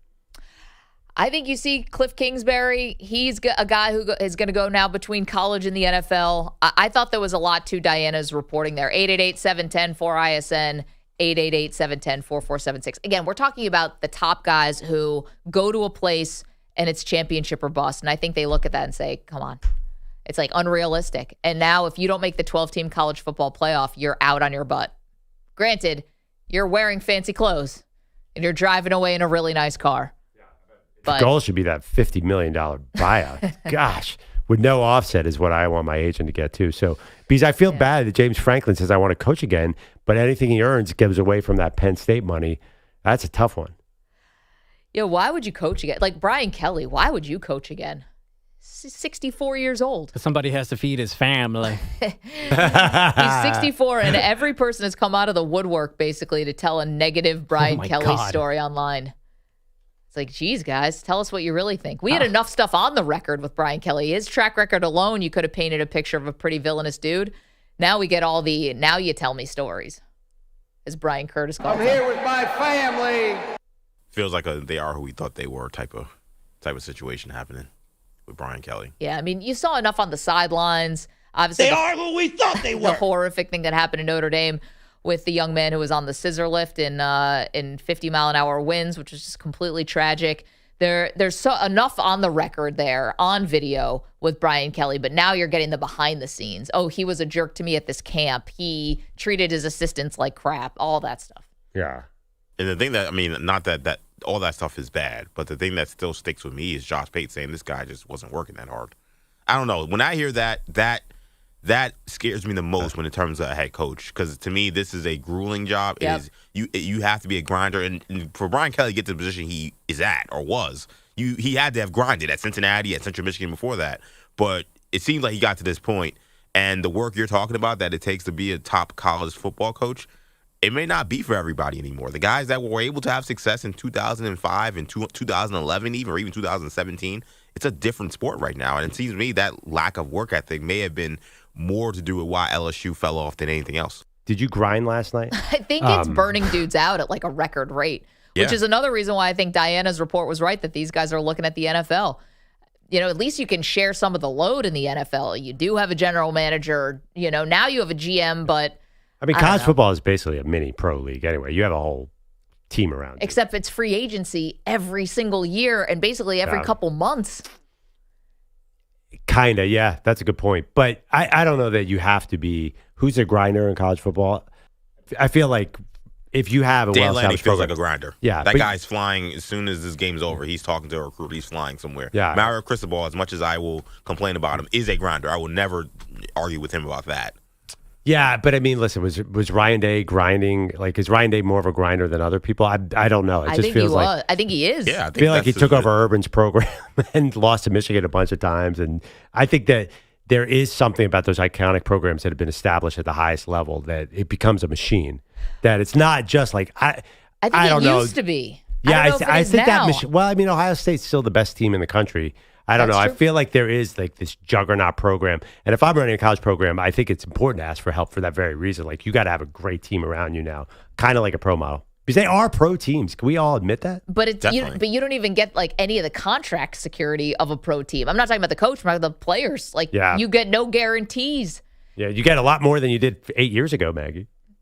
Yeah, but a guy could just walk tomorrow, and there's no stopping him, right? Like, you mean as a coach? Oh, sorry, as a coach. Right, as a coach. yeah. I would say as a player, you No, get the more players, I Yeah, sorry, I misunderstood Yeah, that. like Michael Parsons can hold out, but I mean, at the end of the day, the Cowboys are going to get some compensation for him if they do want to trade him. Whereas tomorrow, you know, if Ty Simpson says, I mean, he may go to the NFL, but Ty Simpson says, you know what, I just want to play for Georgia next year.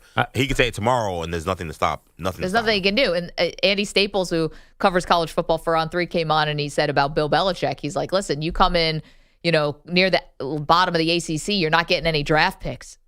Instead, it becomes harder because now you got to sell guys. All right, now we're coming off this terrible season. Now I've got to sell you on my program. But no, it's funny, by the way, the Brian Kelly thing. Like, you guys didn't know about Brian Kelly when he would turn bright red every 3 minutes on the Notre Dame sideline and scream at people. Like, I don't think Brian Kelly was coming in under false pretenses. We all saw it at Notre Dame. That dude was intense. Yeah, he's unhinged. 888-710-4ISN, 888-710-4476. But college coaches on the sideline, that's tough to judge a man in that moment. I think Kelly was the king, though, especially at Notre Dame. He's actually been better behaved at LSU. He was cursing out Garrett Nussmeier, that loss to A&M. I'm like, dude, the guy is getting peeled off of the turf. Yeah. Like, he's on his back every single play. I'm in favor of execution. Maybe our entire team needs to be executed after tonight. Nailed it. And a complete left turn. We also got into a conversation about music, which is always fun around here because Manny is young. And so when he discovers bands from the 80s, we find it funny. Or the 70s or the 60s. So today was the band Rush, which he is now. You listen to a song? Was that the Tom Sawyer song? Yeah. Yeah, it wasn't bad. It felt a little psychedelic. I felt if I was perhaps inebriated, I probably would have had a better experience, but it's 7:19 Eastern time in the morning. Listen, what you do with your own time. You never know what's in this. This might be Kahlua in this coffee. You know what I mean, babe? Rock's in Atlanta. We're asking you on X, name. just poll question. 80s music or 90s music? What do you got, Rock? I gotta give it to the 70s and 80s because a lot of the 70s samples were used in the 90s. You know, like Biggie's One More Chance, that was El DeBarge's sample. You know, Juicy, that was M. Toombs' sample that Biggie sampled. So a lot of those songs that we were popular in our days were sampled off of the songs that were in the 70s and 80s. So I got to give it to the 80s. Rock, it's a great point, especially like Diddy, you know, who now is obviously in deep doo-doo, made that really an art form to be sampling. Yeah. Well, and I think I'm not an expert here, but Kanye seemed to take it to the next level and discovered a lot of like 70s bands that were overlooked. That seemed to be Kanye's superpower, incredible taste. And 70s, you know, I think you're getting into technology too. In 70s, and I think the more technology in music, the worse music gets, ironically. The 70s and 80s, like some of those bands like Motown, and like it's incredible. Maybe it was earlier in the genre too, but those people could write some songs. You're not into K-pop Demon Hunters? Yeah, I feel basically like written by a computer. I feel like generally technology makes, in movies too, like it doesn't improve content always. Sometimes it does, but generally, like the originals seem, I don't know, more soulful or something. I agree with you. I think for anything that has to do with art, right?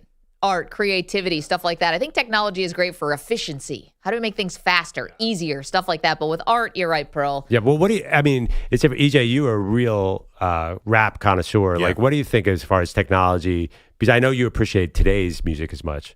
Well, today's rap is tough to listen to. Yeah, today's rough. Today, I mean, you got to, what I always say is you could find something good that you will like of any genre. So I hate to do the rap sucks now, be the guy, because there's always people that are good. Kendrick Lamar just had this massive hit. Right, but I do think that there's a good point about technology and how much, and really a lot of it is just everyone sounding the same. Like the one thing I miss from the 90s was the regional sound, right? Yeah. Like in hip hop, you knew you were listening to No Limit. You knew you were listening to Bad Boy. You knew you were listening to Death Row. Like you knew what region you were listening to when you listened to music. West Coast, East I can Coast. put on any music right now, any rapper. Good luck telling me who this person is that's on this trap beat. They all sound the same. Yeah. That to me, that is the toughest part for hip hop. And I think, you know, it's not so much regional for the pop and other genres, but I think the other genres suffer the same thing, that everyone sounds the same. They're all going for that similar sound. This guy knows music. You knew in the 90s too, it's like that Seattle kind of grunge, and then what did it sound like? And to be honest, like we're being a little focused here just on the US. How about like Britpop and all of that had its own very unique sound. Are you a fan of the English rap, EJ? Yeah. French rap can be fun. No, bruv. No, bruv. No bloody hell, bruv. Drake said that the best rappers are in the UK. And I went all right, throw bro. up. Get out of here. I don't really have a thought on that. 888-710-4ISN. 888-710-4476. Okay, we have a lot to do, including asking you, what is the best college football opening right now? You can weigh in. Also, our poll question, I'm surprised by these early results. What is more impressive, to win the 18-inning marathon that the Dodgers did in Game 3, or to come back the next day, Game 4, wipe the slate clean, and come back with a W like the Blue Jays did with a bounce-back game? Pearl, bounce-back game is winning by a ton. Yeah. 73% of people giving love to the bounce-back Well, game. they probably think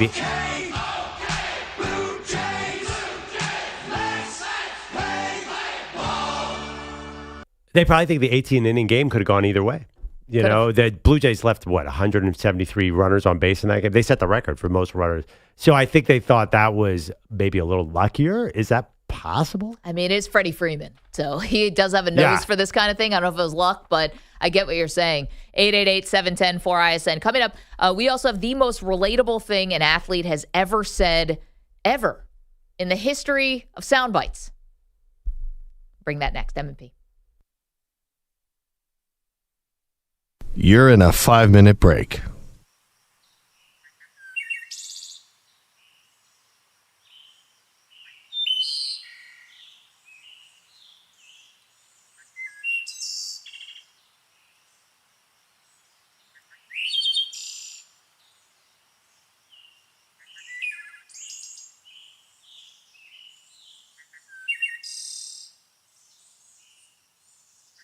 Seconds remaining.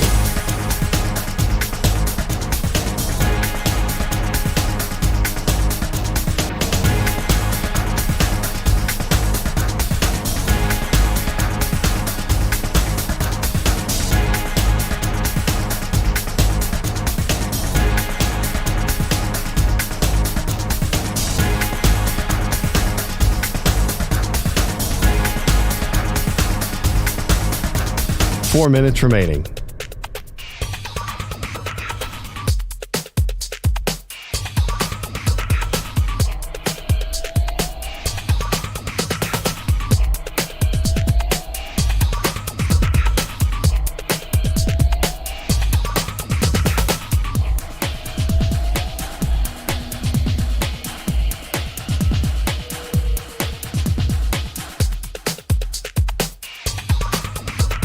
Three minutes, 30 seconds remaining.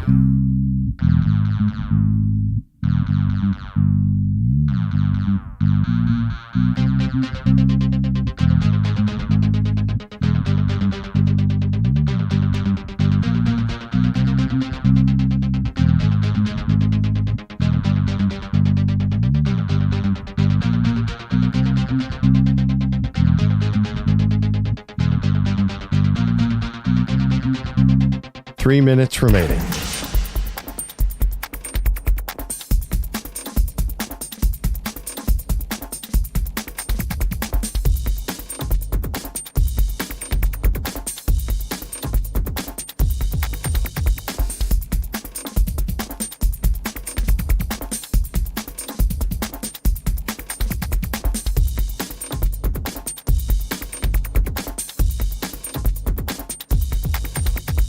Two minutes, 30 seconds remaining.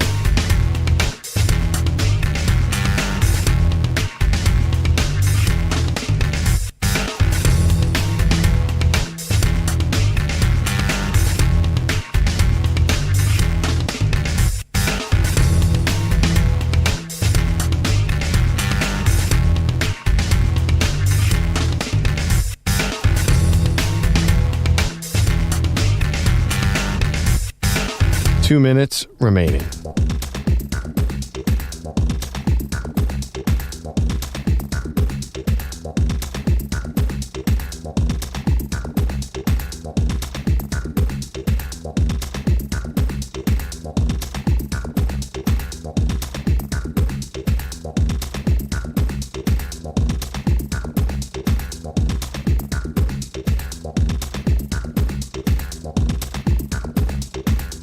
One minute, 30 seconds remaining.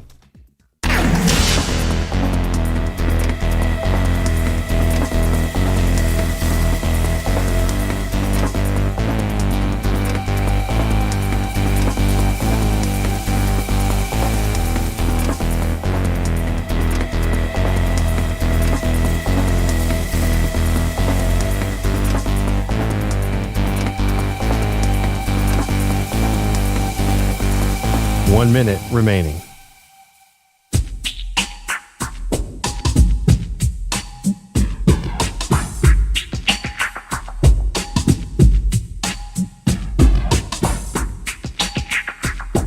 $45 seconds remaining.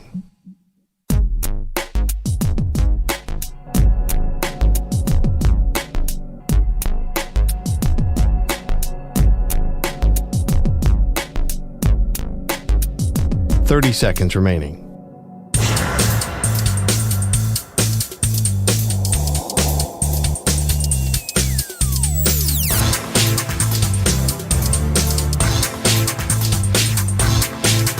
$15 seconds.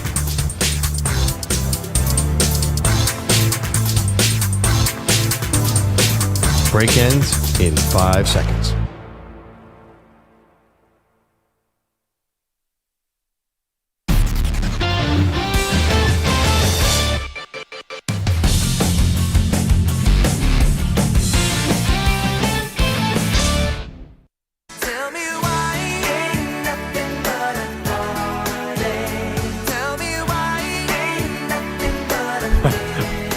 Welcome back, Maggie Perloff Show. Somehow we tripped into an 80s versus 90s music conversation, and everyone here is like, well, what about the boy bands? I'm like, is that a pro-90s or an anti-90s take? I'm stuck on, for some reason, the song Jesse's Girl by Rick Springfield is stuck in my head. I mean, go to a roller rink to this day and that song is playing. A roller rink. I dare anybody in your car right now, if you're listening to us, wherever you are, you're alone in your car. This song comes on, you're hitting the chorus. Well, dudes. There's probably a cap on the age of that. Tell me why. Yeah, maybe. Actually, I don't think my husband would do that. I'll tell you, my kids love 80s, and they don't even have no interest in this. They like Justin Timberlake and Trolls, but they know every 80s song by heart because it plays in like every drugstore they walk into. That's funny. Where do you get your music taste from? Like Walgreens. 100%. Totally accurate. How long are you in Walgreens? I don't know. Those lines get really long at the You have pharmacy. no idea. Yeah, you should know. You have a 13-year-old daughter. Are you kidding me? The last thing I want to do is take my kids to a store. Well, actually, Abby's fine, my daughter, but the last thing I needed is Jake in a store for more than 3 minutes. What's your favorite radio station? CVS? Rite Aid. Why do you Got think some the bangers. Shazam? Why do you think the Shazam app made like billions of dollars? Right? What is this? Yeah. Yeah. Speaking of family life and parenting, we're talking about the most relatable thing we've ever heard from a superstar. It comes from Giannis Antetokounmpo, of all people. So this was him last night. Bucks beat the Knicks last night. There were trade rumors, obviously, about Giannis in New York over the summer. Giannis saying he doesn't have time to let trade rumors distract him. I don't have time. I'm not going to lie to you. I have 4 kids. You know, I have a 7-month-old, 2-year-old, 4-year-old, and 5-year-old. So, brother, I don't have time to read. Even if I wanted to pay attention to stuff like that, my life don't let me. Yeah. How do you say keep your pants on in Greek? Yeah, dude. That's what you got from that? Man, that is such the man side. That the hair now is standing up on my arms when he just read the ages of those kids. Well, that's what I'm saying. Oh, my gosh. I'm thinking about Mrs. Giannis. Give her a break. 4 kids from 5 and under? I was actually thinking, like, he's can't really finish that sentence. This poor lady. I didn't want to say it. I was really thinking too about Time out. Yeah, there's a lot. Get some ice. The penalty box for you, Bogish. I was thinking he did a little Antonio Cromartie. I was like, he's really struggling to remember the ages of his kids. No, Cromartie didn't know the names of his well, kids. When you have 13 of them, maybe but I there's think, a couple overlaps. second language, I think it took him a little while to get those words. I don't know. He was like, wait, how old are my kids? Well, but if you years have versus 4 months. four at that age, you can't remember anything. I do think that pro athletes sometimes are burdened by home stuff more than the public realizes. Yeah, I don't know. I know. Because I don't buy this. I'm telling you, you think that wives out there will be like, you don't think that wives are making the pro athletes do things like normal families? I think it happens more than you think.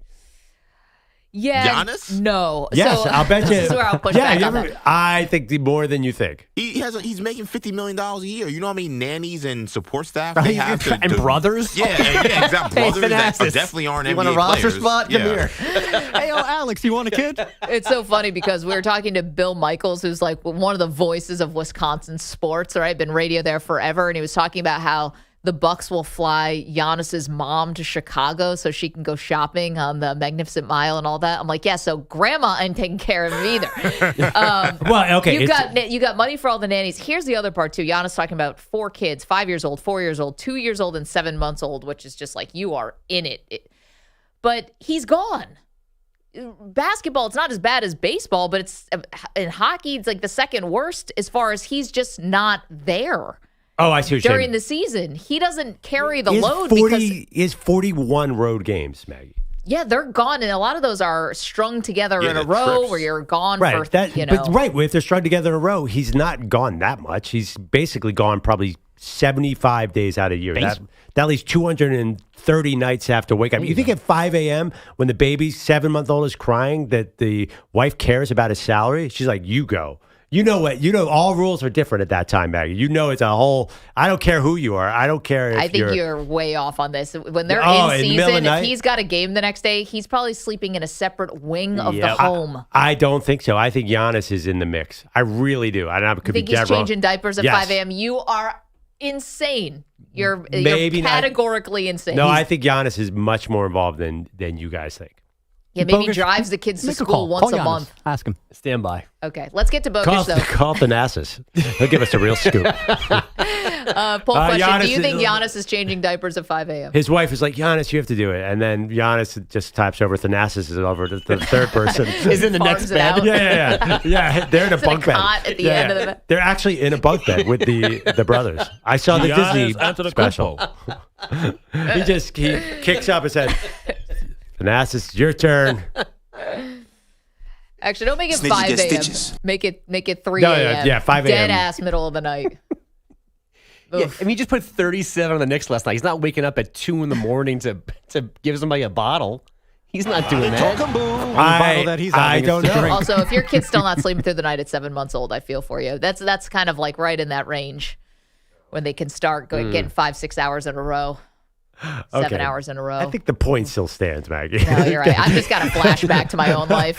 I'm about to go cry.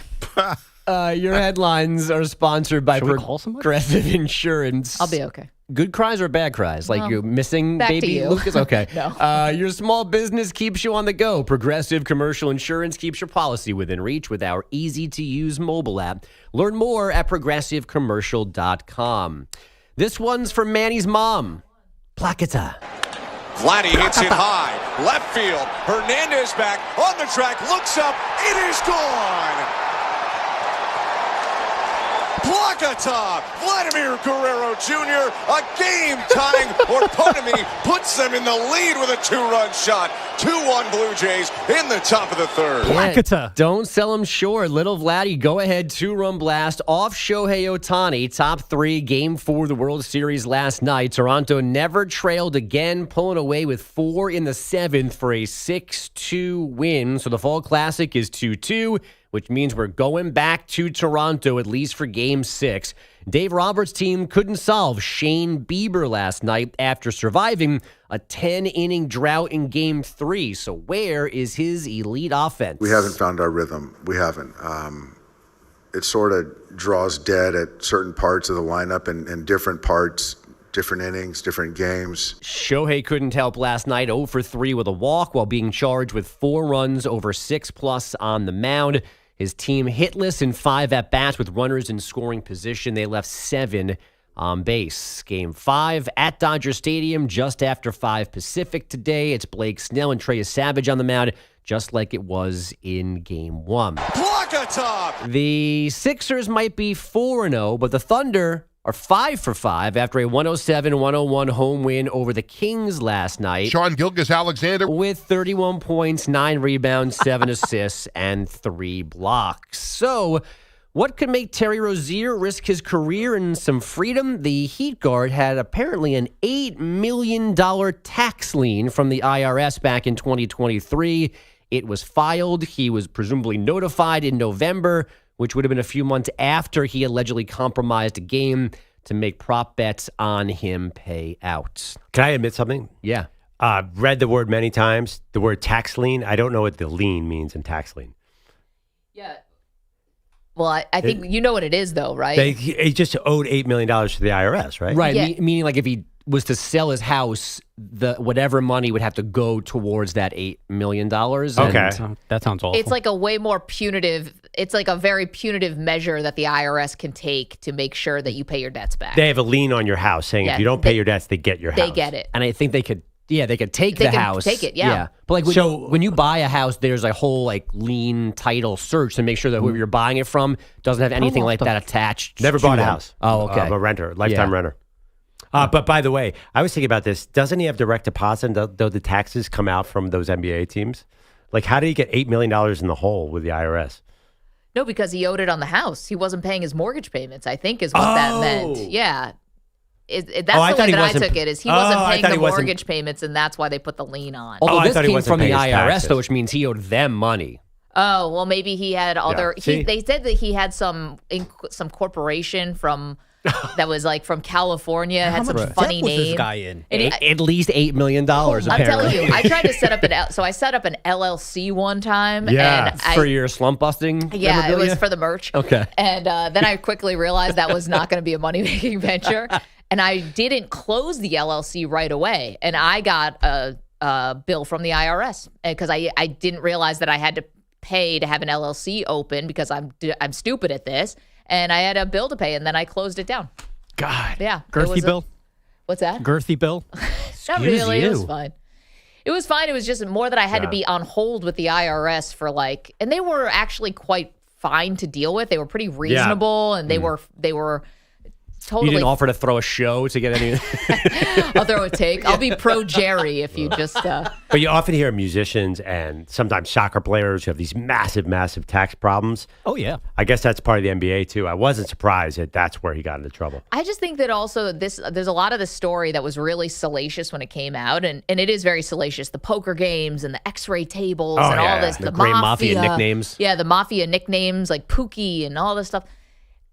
These guys are going broke the way most athletes go broke, right? You have way too many properties, probably a divorce, or you're taking care of family members. You probably got screwed on some kind of business venture. Like, it's probably going to end up being a very not very unique in terms of the story. Just how they tried to get themselves out of these debts is what made it weird. Right, an avenue for them to be victims to a certain extent and maybe deserving like a tiny bit of sympathy for finding themselves in a bad spot. Or it's completely all self-made and they deserve nothing. I think there might be some glamour too. Like, for some reason, like, it's exciting. You're in Vegas and LA and you're getting involved in celebrity culture and actors. And I think it's more than just, a financial thing. I think there was more like kind of glamour to these games, like a high-end poker game with a mafia like this. It's kind of cool in a way. I don't know. I think that's how it was perceived. What kind of game do you think we could be the face for? Like some Uno or something? Yeah.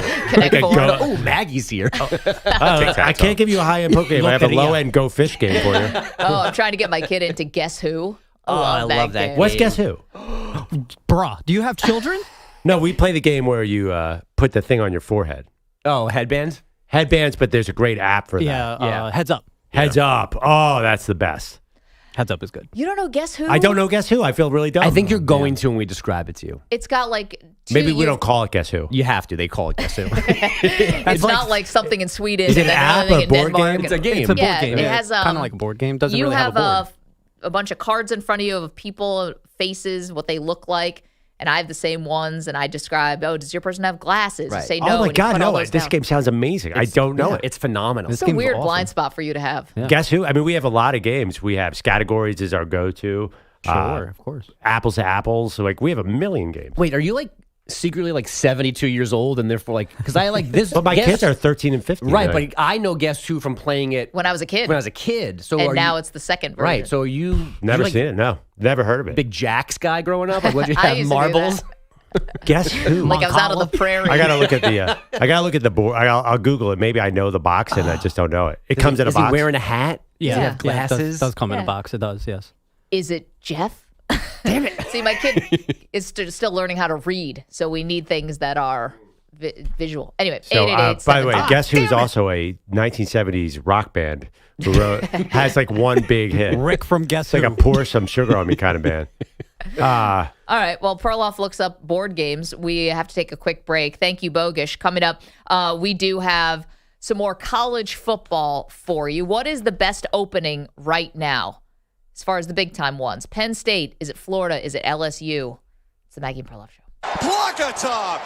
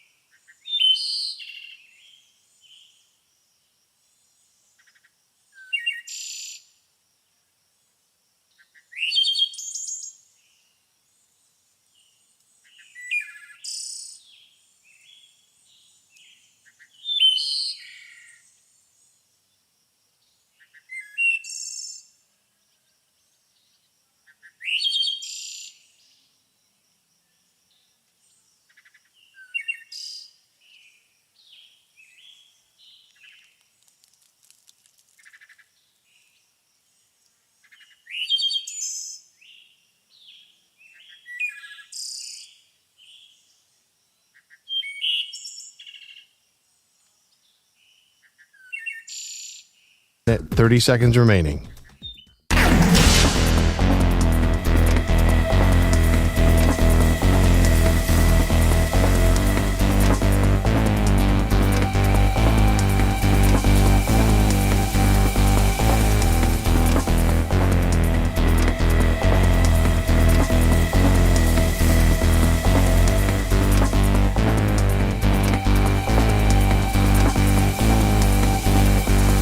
One minute remaining.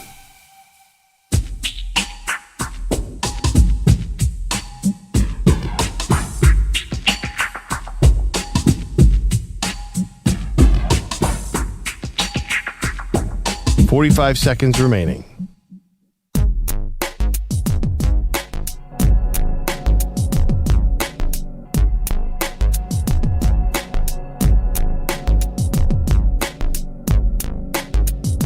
30 seconds remaining.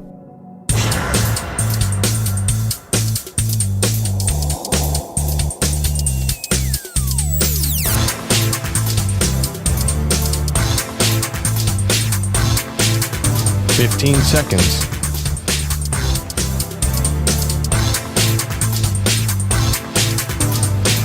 Break ends in 5 seconds.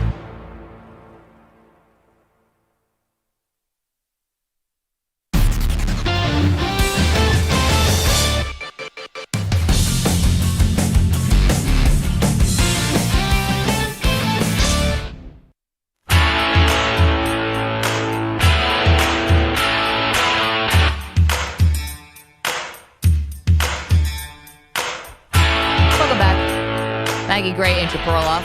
You're into music. Got a poll question up for you. It's just simply 80s music or 90s music? What do you like? Right now, 80s music is winning by just a little bit. We're also asking, what is the best college football opening right now? LSU, Penn State, Florida. Got some other ones, obviously, UCLA, Arkansas. There's going to be a lot more. Yeah, there's a lot of fun on the internet saying which of these SEC jobs is not like the other. Talking about Arkansas, I think Arkansas is a powerhouse too because of the Walton family living there. But doesn't seem like that job is as wanted as Florida and LSU. Let's go to Chris, who's in New Orleans. Chris, what do you think, sir? Hey, good morning. Thanks so much for taking my call. You guys are wonderful. It's going to be a little sacrilege here, but going against everybody in Baton Rouge. But the number one job, hands down, Penn State, out of the top three you've mentioned. They've got the resources. They've got a tremendous fan base. They're in the right conference to make moves to the playoffs every year. And yes, you guys mentioned they flamed out in the semifinals, but they're one win away from being in the national championship last year. And I would just like to point out, all of these coaches, I think they truly believe they can take any of these jobs, turn it around, and win a national championship. We're the fans. We're objectively ranking these jobs. I just think that they believe they have the skills, the experience, the connections to take any of these jobs, whereas Oregon State, UCLA, and take it to the next level. Over. I appreciate you. Chris, thank you very much. And I'm curious, actually, who the LSU fans really want right now. Probably Lane Kiffin because he's like the shiny object, I guess. But I don't know. It's not like Lane's been in the national championship game every year. No, I know. But then again, I'm not a huge fan of retreads. Like you bring in a guy like that, you could have Urban Meyer and the Jacksonville Jaguars. So you never know. Just because you won a championship or Jimbo Fisher at Texas A&M, that doesn't guarantee anything either way. I saw ESPN's Pete Thamel, our former colleague at Sports Illustrated, had an interesting point. He's just said, I do not think at the end of the day, Ole Miss can compete with the LSU and Florida jobs. I'd be shocked if Lane Kiffin was the Ole Miss coach at the end of the coming into next season. But then how do you explain, he's competed with them this year. He's in a better No, just as far as his job, he says he thinks that LSU and Florida can throw things at Lane in the job market that Ole Miss just is not going to be able to match. He wasn't really talking about the ability to win a national title. He just said I think it's the history of the programs, the fact that they do have national titles on their resume, where Ole Miss doesn't. It feels like there might be a ceiling at Ole Miss. And I think that's the common thought. You made an argument that he can win in today's game at Ole Miss. He can. It might be easier at LSU and Florida. But here's my other question, right? Like we talked to Matt Moscano yesterday, who covers all things LSU for Locked On Tigers. And he said that LSU doesn't have this never-ending supply of money. Yeah, neither does Alabama. Right. But, okay, so if I'm Lane Kiffin, though, and LSU is open, am I getting the Brian Kelly contract? Do they have another one of them? Of those? Because now they owe Brian Kelly $54 million. And I know there's mitigations if he gets another job, this and that. If I'm Brian Kelly, I'm 64 years old. I've been doing this for 35 years. I don't know if I'm coaching ever again. Well, I don't know if it's just a number, too. It's also the facilities, the ability to spend. They're probably going to promise him, hey, we're going to buy the best team available for you. But again, there's a lot going on here. This never-ending source of money? I don't know. I know that I've been thinking twice about that. That's why I think Florida might have an edge on him. Also, I feel like Lane Kiffin culturally fits better with Florida because I always remember for years seeing him run around his dad, Monty Kiffin, at Tampa Bay, and he knows he loves his boat. I guess that's more LSU. Florida's inland, but I don't know. It just feels like he fits in Florida. I see that visor, also the visor thing. That's because he's giving you a Spurrier throwbacks. Yeah. Chris is in Birmingham, Alabama. Chris, what do you got, sir? Let me put y'all up on a real game. Maggie, ironically, you had the right take despite being against the SEC, being the real, like, that conference, maybe a scoping mechanism, I don't know. But Penn State would be the smartest move because, Perloff, here's the key factor of what you're missing. What's your real competition? In the Breeze 10, getting all the strays here, when I say I'm taking the Penn State job, is basically going to be you versus you. Won't see no competition. Why would you bother competing against and recruiting NAL and your program's prestige? What OSU with Michigan? Where's the SEC? Oregon. Like And Oregon, too, yeah. Yeah, just now. But, like Perloff chose the SEC. Take your pick of the litter when it comes to the competition. Hell, even now, a 5-star recruit QB is being fought over tooth and nail between the likes of Georgia and get this, Vanderbilt. Yeah, Vanderbilt. exactly. It's a different world now, Chris. You're underscoring this perfectly. I'm sorry we're up against it, but you made a great point. Like, Lane Kiffin can get, had Trinidad Chambliss sitting on the bench behind Austin Simmons. Like, you can get these other quarterbacks, guys, you can find them at the places you maybe least expected. Well, that kid would have been on a bench maybe at Alabama or Georgia years ago. Yeah, but Florida has the number one quarterback in DJ Lagway. Colorado has the number one quarterback this year in Juju Lewis. So you're right. You never know, but and that's true about not for long. Yeah, I just, listen, you got to play the percentages. There's no perfect situation. If it was, the coach wouldn't have been fired. We have a lot more to do, including our great debate for today. On Wednesdays, we do this, 8 o'clock Eastern time. Has to do with college football coaching, a little bit of a different spin. Stay tuned for that. Plus, you can weigh in our poll question. What is more impressive, winning an 18-inning marathon baseball game or coming back the next day and winning a bounce-back game? That's at Maggie and Pearl on X. Don't move.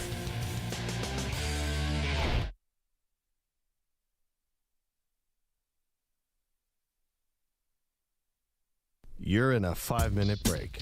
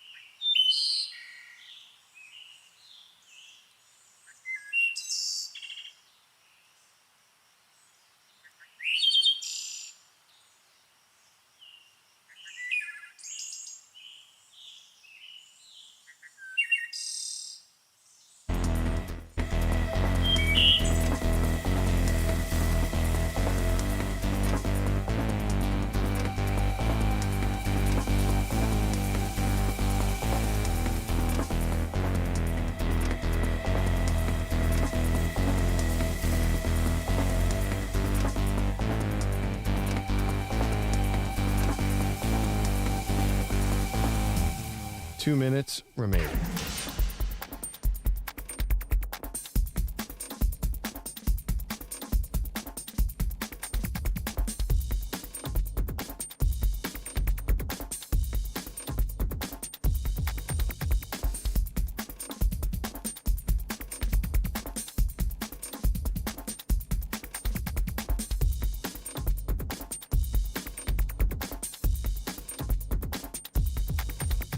One minute, 30 seconds remaining.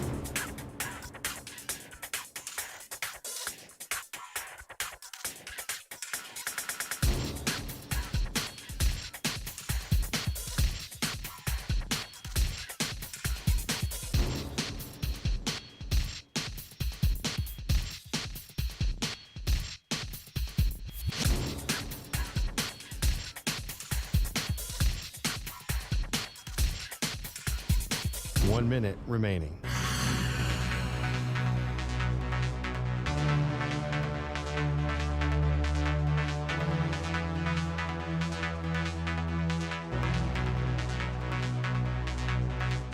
Forty-five seconds remaining.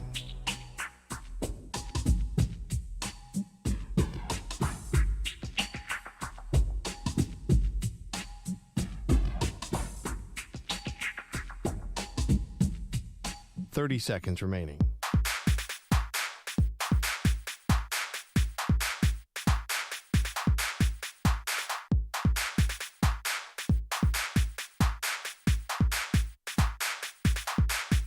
Fifteen seconds.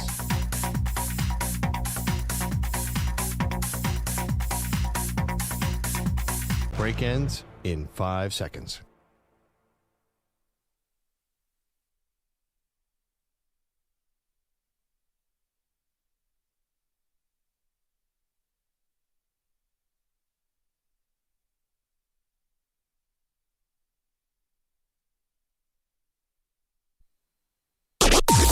Maggie and Perloff on the Infinity Sports Network. Ball hits it in the air out to left. Straw going back, makes the grab. The Blue Jays tie the series. One night after heartbreak, they beat the Dodgers 6-2, and it is a best of 3 now for the World Series. Thank you to Blue Jays Radio. Final call there from last night in a huge bounce-back game. This is kind of what the Blue Jays are all about, Pearl. And now, as you heard, tie series, and you've got 2 out of the next 3 games in Toronto, and this is going to be pretty epic. We're asking you today, what is actually more impressive, to win that 18-inning marathon that we saw the Dodgers win in a walk-off in Game 3, or to do what the Blue Jays did yesterday, which is wipe all that clean, even facing Shohei Ohtani on the mound, and come back and win the next day. Block a top. Yeah, I mean, I think the fatigue got more to the Dodgers than it did the Blue Jays, in part because they had a pitcher who had just been on base 9 times in a row. It was kind of bad luck in that sense. It's okay. I think it's okay for the Dodgers because at least he ate up 6 innings. I will give you that. I just don't think Shohei had his A game on last night. I think he wore down pretty quick. Compared to because you could see Shohei, they put the little miles per hour. He could go 98, 99, but he doesn't do it consistently. And as John Smoltz on the broadcast said, if he could dial that up every time, he would get out of all these innings. But he just didn't have his A-plus pitching game, which we've seen in this postseason last night. Yeah, so he made it into the 7th inning. He left the game. The Dodgers were trailing 2-1, but he had inherited. He had the 2 runners on base that were his. So ultimately, he gives up 4. He's tagged with 4 earned runs over 6. But into the 7th inning. Listen, I thought Ohtani still was amazing to do what he did last night. He had a lot of swing and miss stuff. He had all of his pitches basically working last night. At least I'm not a baseball scout, but it looked like I was watching a lot of different stuff get over the plate last night. And to me, it was unreal. I also did not think this was an insurmountable hole for the Dodgers. I'm not placing this all on Ohtani that they lost this game, because you were also into the Blue Jays bullpen. Shane Bieber was very good as an ace for the Blue Jays, but he only went 6 innings. Well, to beat the Dodgers have played a lot of 3-1 postseason games here. I mean, it's been. I know we focus on the big Shohei games, but generally it's been their pitching staff that has gotten them here. So they're not creating a lot of runs at all. I'm sorry, Shane Bieber went 5 1/3. But still, he was really good. Obviously, he only gave up 1 earned run.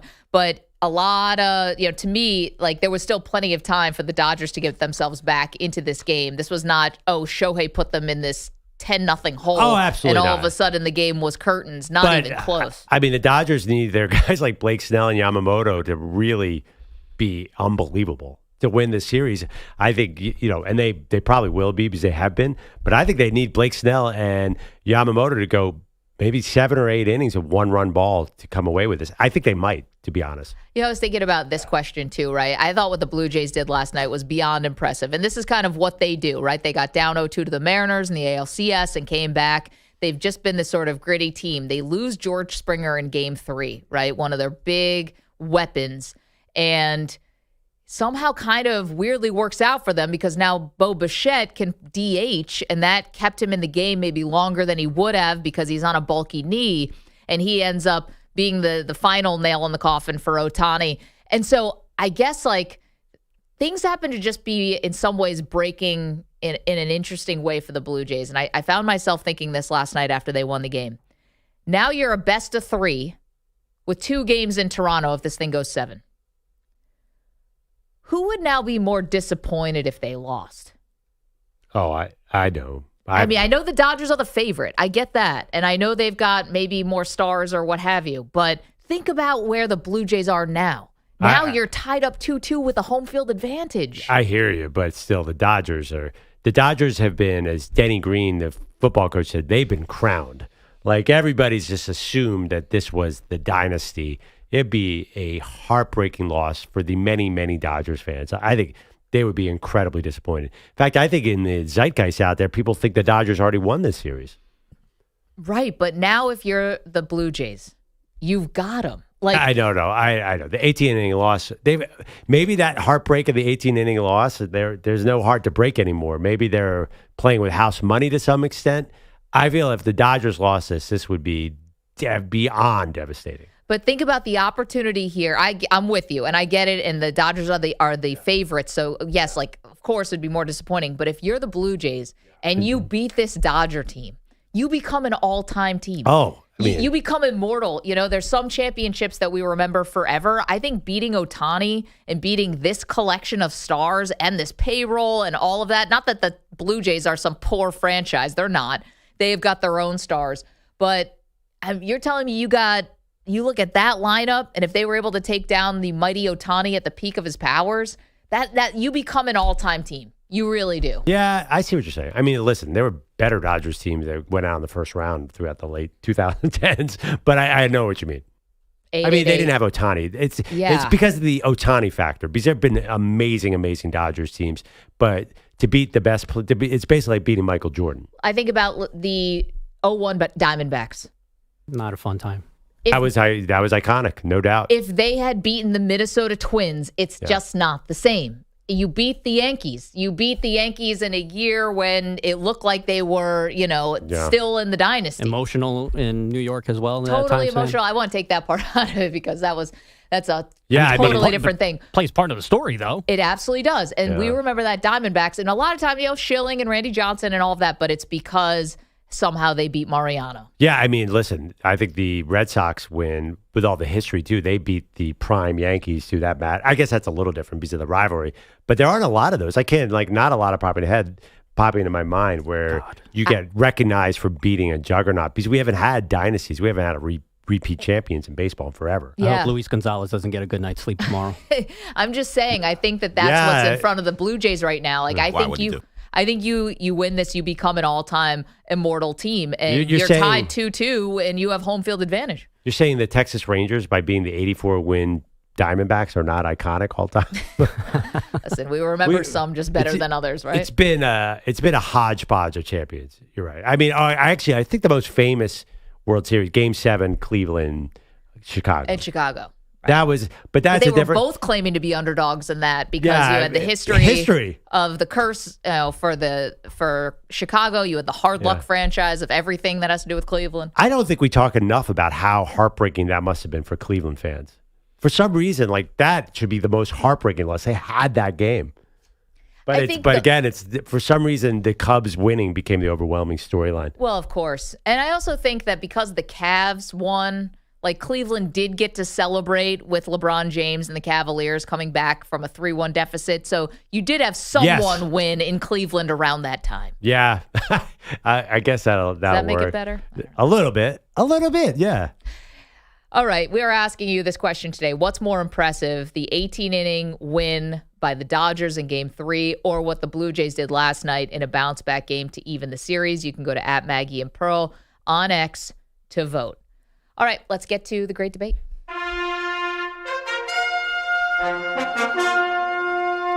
The Great Debate Series.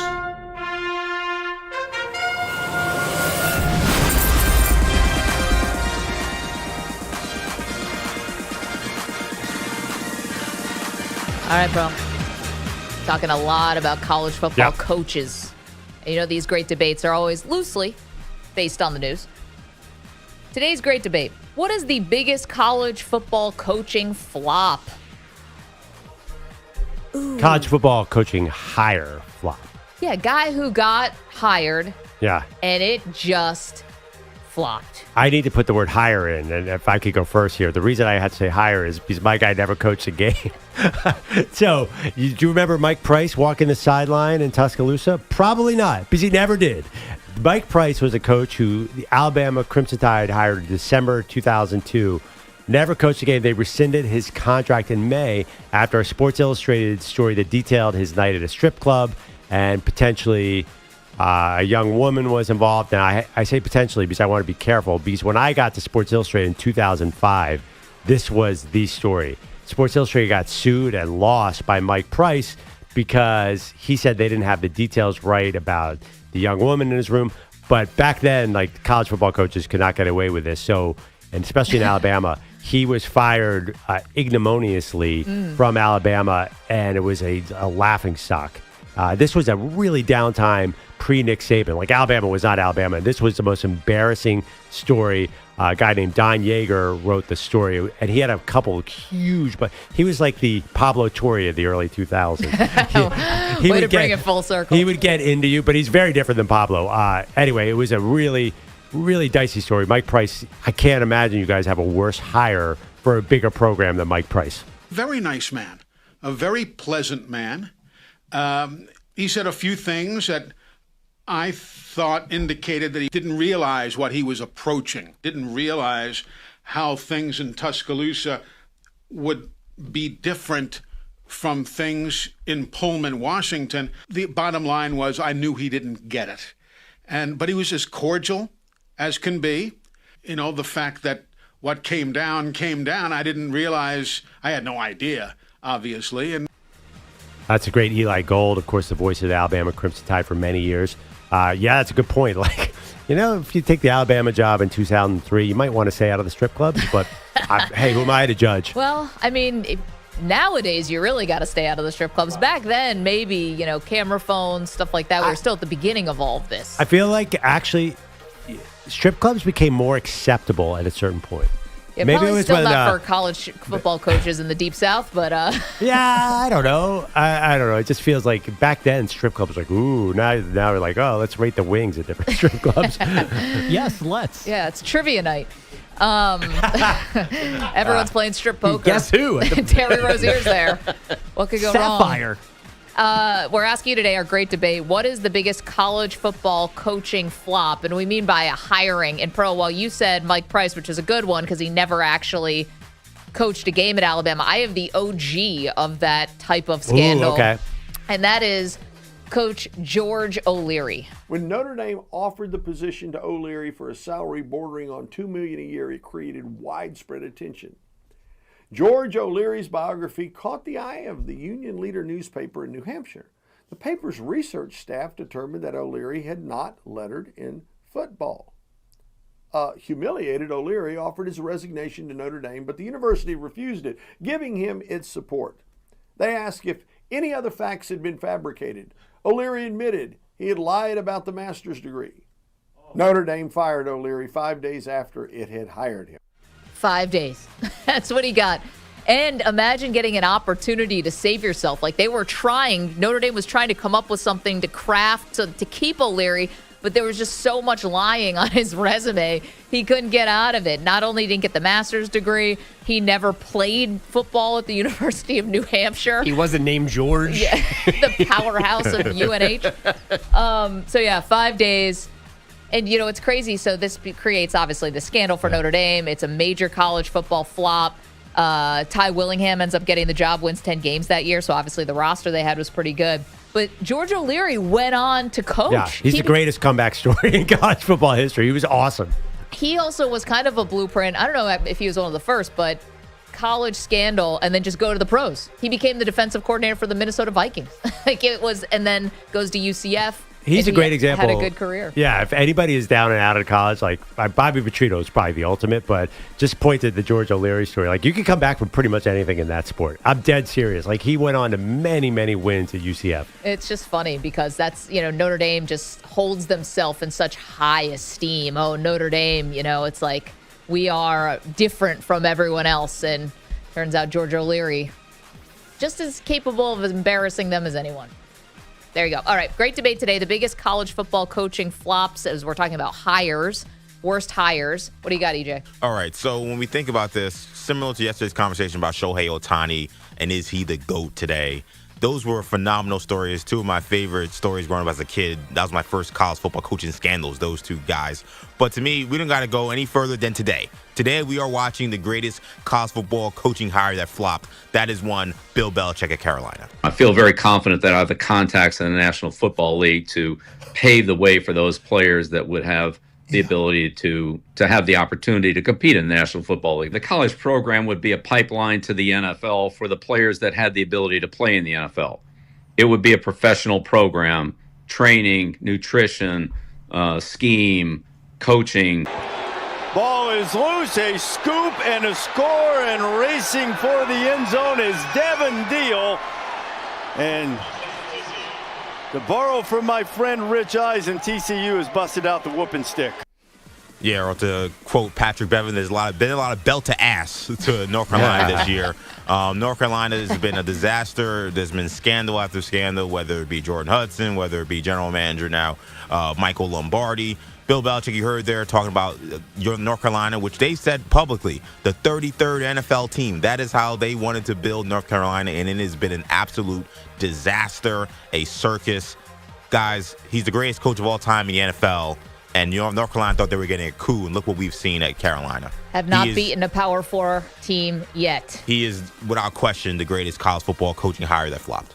That's our great debate for today. Manny, who do you have? All right. Well, how about the gentleman that went 51-26 in College Station, never had a losing season, ended up getting fired at Texas A&M. He went on over to Arizona and compiled a 9-20 record that ended with his firing after a 70-7 loss to in-state rival Arizona State. I am going with Kevin Sumlin. Long day for Kevin Sumlin.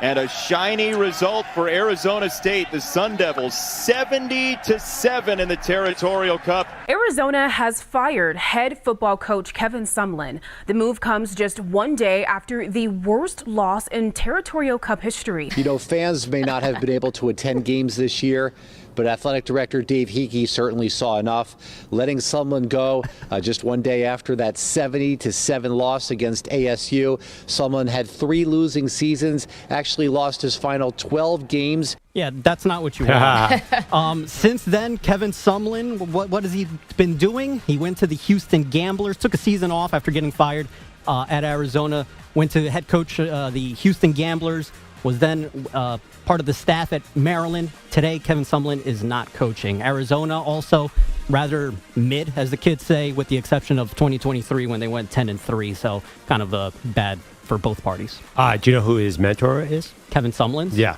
Bill Belichick? I don't know. Mike Price. Yeah, he came up under Mike Price at Washington State. But Sumlin was awesome at A&M. Like, you can't. That's what I'm saying, yeah. Yeah. Oh, I okay. expected a lot of things out of him going from A&M to Arizona. The guy never lost. Yeah, Johnny Manziel and Mike Evans. Like, come on, man. I remember Johnny Manziel said his dad went to Sumlin with his hand out for $2 million and Sumlin wouldn't do it. And people are like, Sumlin, you idiot. They asked him to break the rules. That was the rule back then. I interviewed Kevin Sumlin in his office once for the story I was doing, and it was a Monday morning in the off season. And he came back. He looked a little disheveled. He's like, "I'm like, where were you?" He's like, "I was out on the boat with Lane." I think it was Lane. Yeah, I don't. And yeah, lived to tell it. Oh no, sorry, it was Dana. Oh, Holgerson. That was a That's a night. Yeah. Maybe worse. Kevin Sumlin is a good friend. Like, all these offensive geniuses are all good friends in the offseason, too. There's a big clique of the A&M world. Yeah, you don't want to party with Jake Spavital. No, but they were offensive innovators. You're right. It didn't work well. Not at all. So what's funny about Kevin Sumlin, we're talking about what's the biggest college football coaching flops of all time, like worst hires, and Manny's is Kevin Sumlin. I remember when we thought $10 million Kevin Sumlin's buyout was like unbelievable. I was like, they're paying him $10 million to go away? That's crazy. Like Little Dr. Evil, $1 million. We need like narrator. Little did they know they'd pay $70 million for Jimbo Fisher to go away only a couple years later. All right, Bogues, you get the last word here. What's the biggest college football coaching flop? I think my choice is the other head coach in this 70-7 game. It is. It is. I don't think Manny also is old enough to know that Herm Edwards was an NFL coach before he was on TV. 10 years on TV, he got plucked off the set to be the head coach at Arizona State. Now, he did win games over 5 years, but this was comical, nonsensical from the very beginning. This is a video that Arizona State put out about Herm's first morning in office, and he's being shown an official Arizona State jersey. The girls. No, this is a game jersey. See how tight it is? Tight. Yeah, you can't. What? You're not expected to put it on, man. No. They're just gonna put on a mannequin in there. This is a game jersey? Yeah. Bro, that's tight. Technology, they don't even have belts anymore. That's how tight they are. You know, the technology, man, that thing stretches out, man, and then gets you real tight for it's crazy, isn't it? That's nuts. He's a good girl. Oh, good girl. That little kid's jersey. This guy was so far removed, he hadn't seen a jersey in person in years.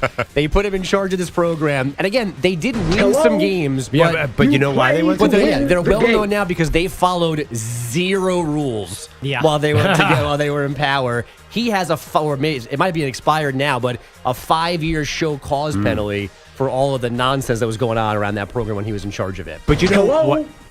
The reason they won games is that's why you play. You play to win the game. This was I can't believe that wasn't the soundbite you went to. That's the soundbite you got to go to with her. He was the NFL coach when he did that. Doesn't matter. No, the point was this guy didn't know what the uniforms were like, and he was the head coach of the whole thing. Yeah, I'm kind of with Herm on this one. Some of these jerseys are so tight. It's not even like the midriff anymore. These guys, like they're wearing a sports bra. Right, but you were aware of them. He was like, is that a kid's jersey? Full confession, I thought Manny was doing Herm Edwards when he said Arizona. I didn't realize he was doing. I totally forgot Kevin Sumlin went to Arizona. No idea. Boom! I win the poll. That's got to be the first time we had two bad results and they're in the same game. Like they both were in a game together. Can I do something unprecedented in the Great Debate? What's that? I got to admit, I'm voting for EJ's choice. Bill Belichick? Yeah, I mean, Greatest college football coaching flop. Yeah, the Jordan Hudson element is kind of a factor into my decision here. We all have great ones, but I got to be honest, Belichick feels like the right answer. All right, there you go. The greatest college football coaching hire flop. How am I putting this? Biggest flop when it comes to college football coaches. So you got Mike Price, George O'Leary, Bill Belichick, Kevin Sumlin, and Herm Edwards. Wow, what a murderer's row of options. A lot of wins in that list. That's true. A lot of long careers, too. Yeah, I mean, there's actually a lot of wins. Yeah. I think in order to be a flop, you had to have at some point been a great success, which all five of these men were. Also, I think you need a degree of scandal, which, Belichick now has, George O'Leary has, Mike Price certainly has. Herm got hit with some sanctions. Kevin Sumlin just bad. It's kind of bad. Kevin Sumlin had a $10 million buyout. I'm sure if we looked a little closer, we'd probably find something. But I was actually just going back through the Mike Price story. Oh, yeah. Because I saw this headline. What was it? It's such a great line that he said Mike Price couldn't remember what happened at a topless bar in Pensacola, Florida that ultimately led to his firing. Quote, I was too drunk to really know. Who is this? Mike Price. I love this guy. I'm voting for Mike Price now. Yeah. They actually found the woman who was in his hotel room. She was 30 at the time, which is like That's when we do real journalism. it's like the old folks' home compared to Bill Belichick. She was 30. She was crying on the phone. Please tell Coach Price I'm so sorry if I was in any way involved in getting him in trouble. Said they never did the deed. I'd be curious if anyone calls him with just a bad coach, a guy who just had no scandal but just couldn't win a single game. There's got to be many of those. Okay, 888-710-4ISN, 888-710-4476. Only if you're ranked in the top 5. Oh, God. What is the biggest college Gives me football strength. coaching flop ever? We're going to take a quick break. We're back in just a moment. Hello? You play to win the game. You're in a 5-minute break.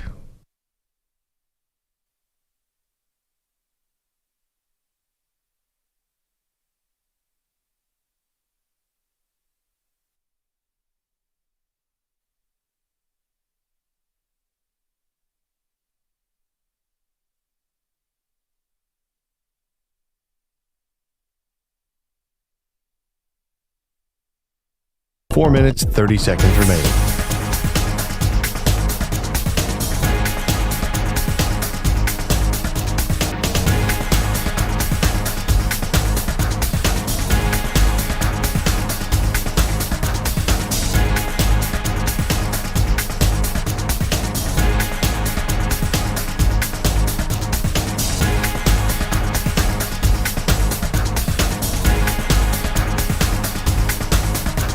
Four minutes remaining.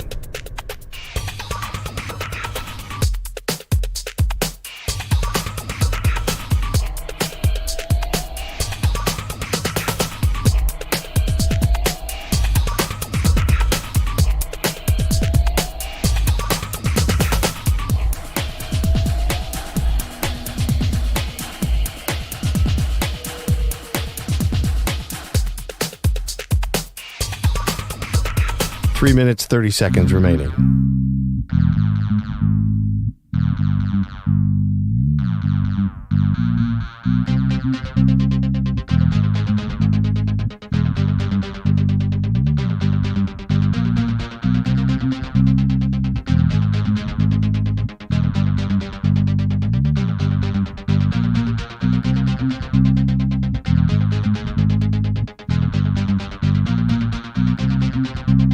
Three minutes remaining.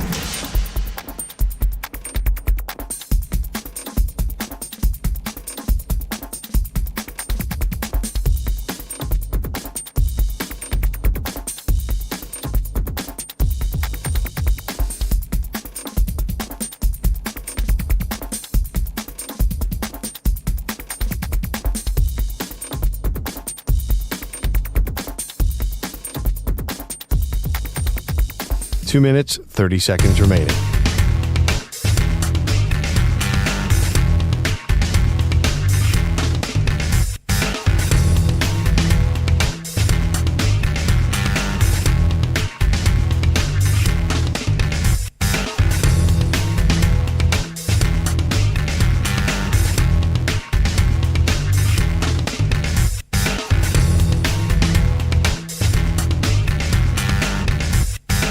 Two minutes remaining.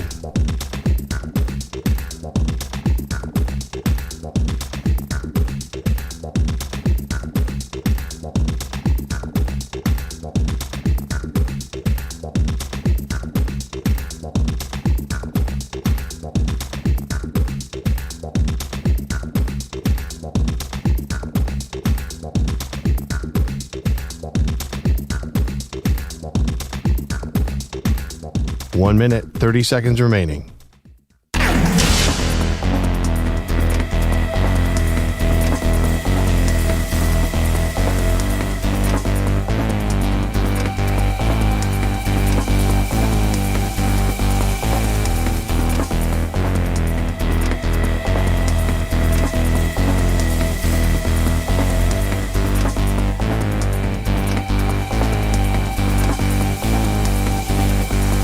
One minute remaining.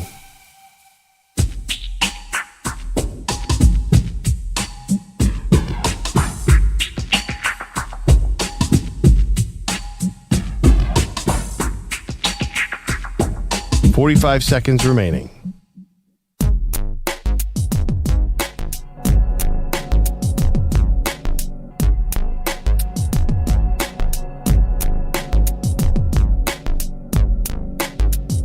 Thirty seconds remaining.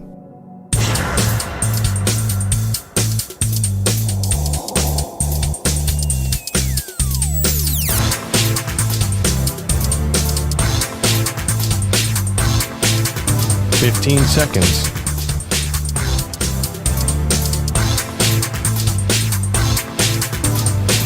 Break ends in 5 seconds.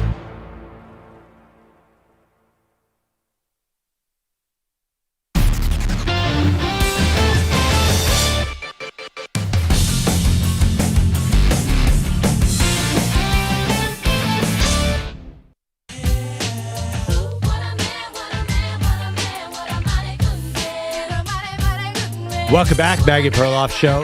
We're doing the great debate today. Biggest flop of a college football coaching hire of all time. By the way, next week we should do 80s versus 90s. This is a robust music debate as well. We want to hear from you. I went with, I guess you call him Alabama coach Mike Price. He was for a few weeks. He got fired ignominiously because he was caught in a strip joint, Maggie. Yeah, I went with George O'Leary. He was the head coach at Notre Dame for 5 days. Was he? Can you prove it? It might be on his resume. Yeah, everything else on his resume was a complete lie. EJ. One, Bill Belichick at North Carolina. Yeah, we're living it right now. We're living that flop. Manny, who'd you go with? I went with the Arizona legend Kevin Sumlin. Some people call him that. And Bogish. The comical tenure of Herm Edwards at Arizona State. Amazing. Let's go to the phones. 888-710-4ISN. The biggest college football coaching flop. Charlie's in Vancouver, Washington. Charlie, who was it? Well, first of all, the Mariners, they're feeling the pain that the Dodgers are going to feel pretty soon because, Toronto's going to win it. This is just a repeat of what happened. And secondly, you guys are probably not going to recognize this name because I'm 61 years old, but Jerry Faust went to Notre Dame having never coached college football. He was a high school football coach in the area, a legend, greatest guy in the world. Oops. Oh, Charlie, we're losing you. That coach is way out of a paper sack. Wait, so Charlie, I have a question. Was Faust right before Lou Holtz? Is that how it worked? Yes. Yep, I believe so. I can't think of another guy in between them. I think he was after Devine, but I'm not sure. Yeah, and he had nothing to do with Rudy. There was no Rudy. No. So it was from Ara Parsegian to Dan Devine to then Jerry Faust to Lou Holtz. Right, because in the movie Rudy, Parsegian leaves it to Dan Devine. Yep. And then it goes Jerry Faust. Then when Lou Holtz got there, the program became awesome again. We've got some audio. What surprises me is that you would humiliate a coach who is closing out his career and the game is long over. It has ended. Miami over Notre Dame, 58-7, and it is also ended for Jerry Faust. I thought there was a deliberate attempt to embarrass the University of Notre Dame. How can someone criticize you or your team for playing hard for 60 minutes? Yeah, that was, what was that, 58-7, they said the final score? Jerry Faust never won more than 7 games in 5 years as the head coach of Notre Dame. Did they make him coach after saying he was getting fired? Yeah. Wow. Yeah, it was a weird thing. The U documentary and the Catholic versus Convicts talks a lot about this, but essentially he had to say, yep, this is going to be my last year. And Jimmy Johnson in Miami did not care, and they just pummeled Notre Dame in what was Faust's last days as Notre Dame head coach. You might say they made a Faustian deal with the devil. I knew you couldn't resist that. I saw that coming like headlights from a tractor trailer on an empty highway. I was an English major who knows way too much about the story of Faust, Goethe's play. I had to say something. Manny needs a lot of help. Did you have to? Kidding. Let's go to Mike. He's in Syracuse. Mike, what's the biggest college football coaching flop of all time? Well, from Syracuse, and Syracuse's worst college football coach hire had to be the late Greg Robinson. It was a bad one. It's not memorable. He took over for Paul Pasqualoni, who, was there forever, felt like. And then Doug Marrone took over right after that. So, Mike, that's a good one. Doug Marrone? Oh, Doug Marrone was a Syracuse head coach, Manny. He was good, right? That's where he was good. Yeah. Well, he got his dream job. Yeah. And then he left that for his dream job. And then he left that for his dream job. One of them was the Jaguars, right? Which just created nightmares for everybody else. Yeah. I just remember Adam. No. Yeah. It's worse. Doug Marrone resigned on New Year's Eve from the Buffalo Bills because he thought he had the New York Jets head coaching job in the bag. Yeah, I remember that. That was the dream job. Mike, that's a great one. Can I call out another media member? Sure. Out of pure love, Adam Shine convinced me that Doug Marrone was going to be the greatest coach of all time because he was good at Syracuse. Shine is like, this man is going to reinvent the NFL because he was a very good college coach, as I recall, right? I remember terrible with the Bills. Do you remember Shine? I remember Shine loving Doug Marrone. So my guy. When you take over for Greg Robinson, that's when you get all this love. Greg Robinson is like a no-name coordinator in the NFL, right? That's who he is. I remember that name floating around. He's like Greg Williams. Or am I confusing him with... Greg Williams is infamous. Yeah, I know. But he was like, wasn't Greg Robinson or is that an offensive tackle or something? Like, who is Greg Robinson? I don't know. There is an offensive tackle named Greg Robinson. Yeah, who's on the Rams. He was a first-round pick, right? Yes, on the Rams. But Greg Robinson, I thought... Yeah, I barely remember that. I have like the vaguest memory of him at Syracuse. Are we sure he was actually at Syracuse? Yes. Unfortunately, for people who root for that. I do remember Adam Shine. Don McPherson, right, was a long Don time. McPherson was there, and he then was a legend. Paul Pasqualoni took over for him, and he was legendary, kind of in his own right. Greg Robinson, he used to be the defensive coordinator for the Jets. No wonder he stunk. Oh, everything that touches that place. 1994. Anyway, we're asking what's the greatest college football coaching flop of all time. Let's get to Bogish, who's got headlines for us. Shohei Ohtani, the pitcher, certainly not at his best last night after the quick turnaround from Game 3's 18 innings. That being said, Ohtani allowed just 2 runs through 6, but the first 2 batters of the 7th got on, knocking him out of the game. Manager Dave Roberts. Mark asked him in the 6th inning how much more he had. He said he had 3 more innings. So he's very, self-aware of his body.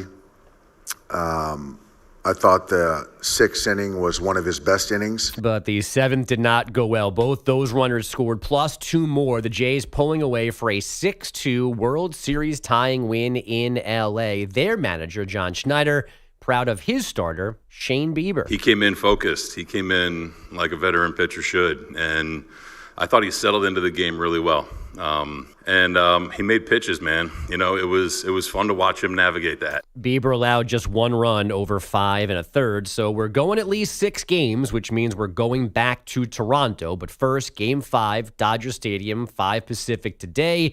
Blake Snell and Trey Savage on the mound. The Clippers lost at Golden State last night, 98-79. They missed 27 threes, had just 10 assists. You might hear that and think that James Harden and or Kawhi Leonard were resting last night, but both played 30-plus minutes. Kawhi, of course, one of the poster kids for load management.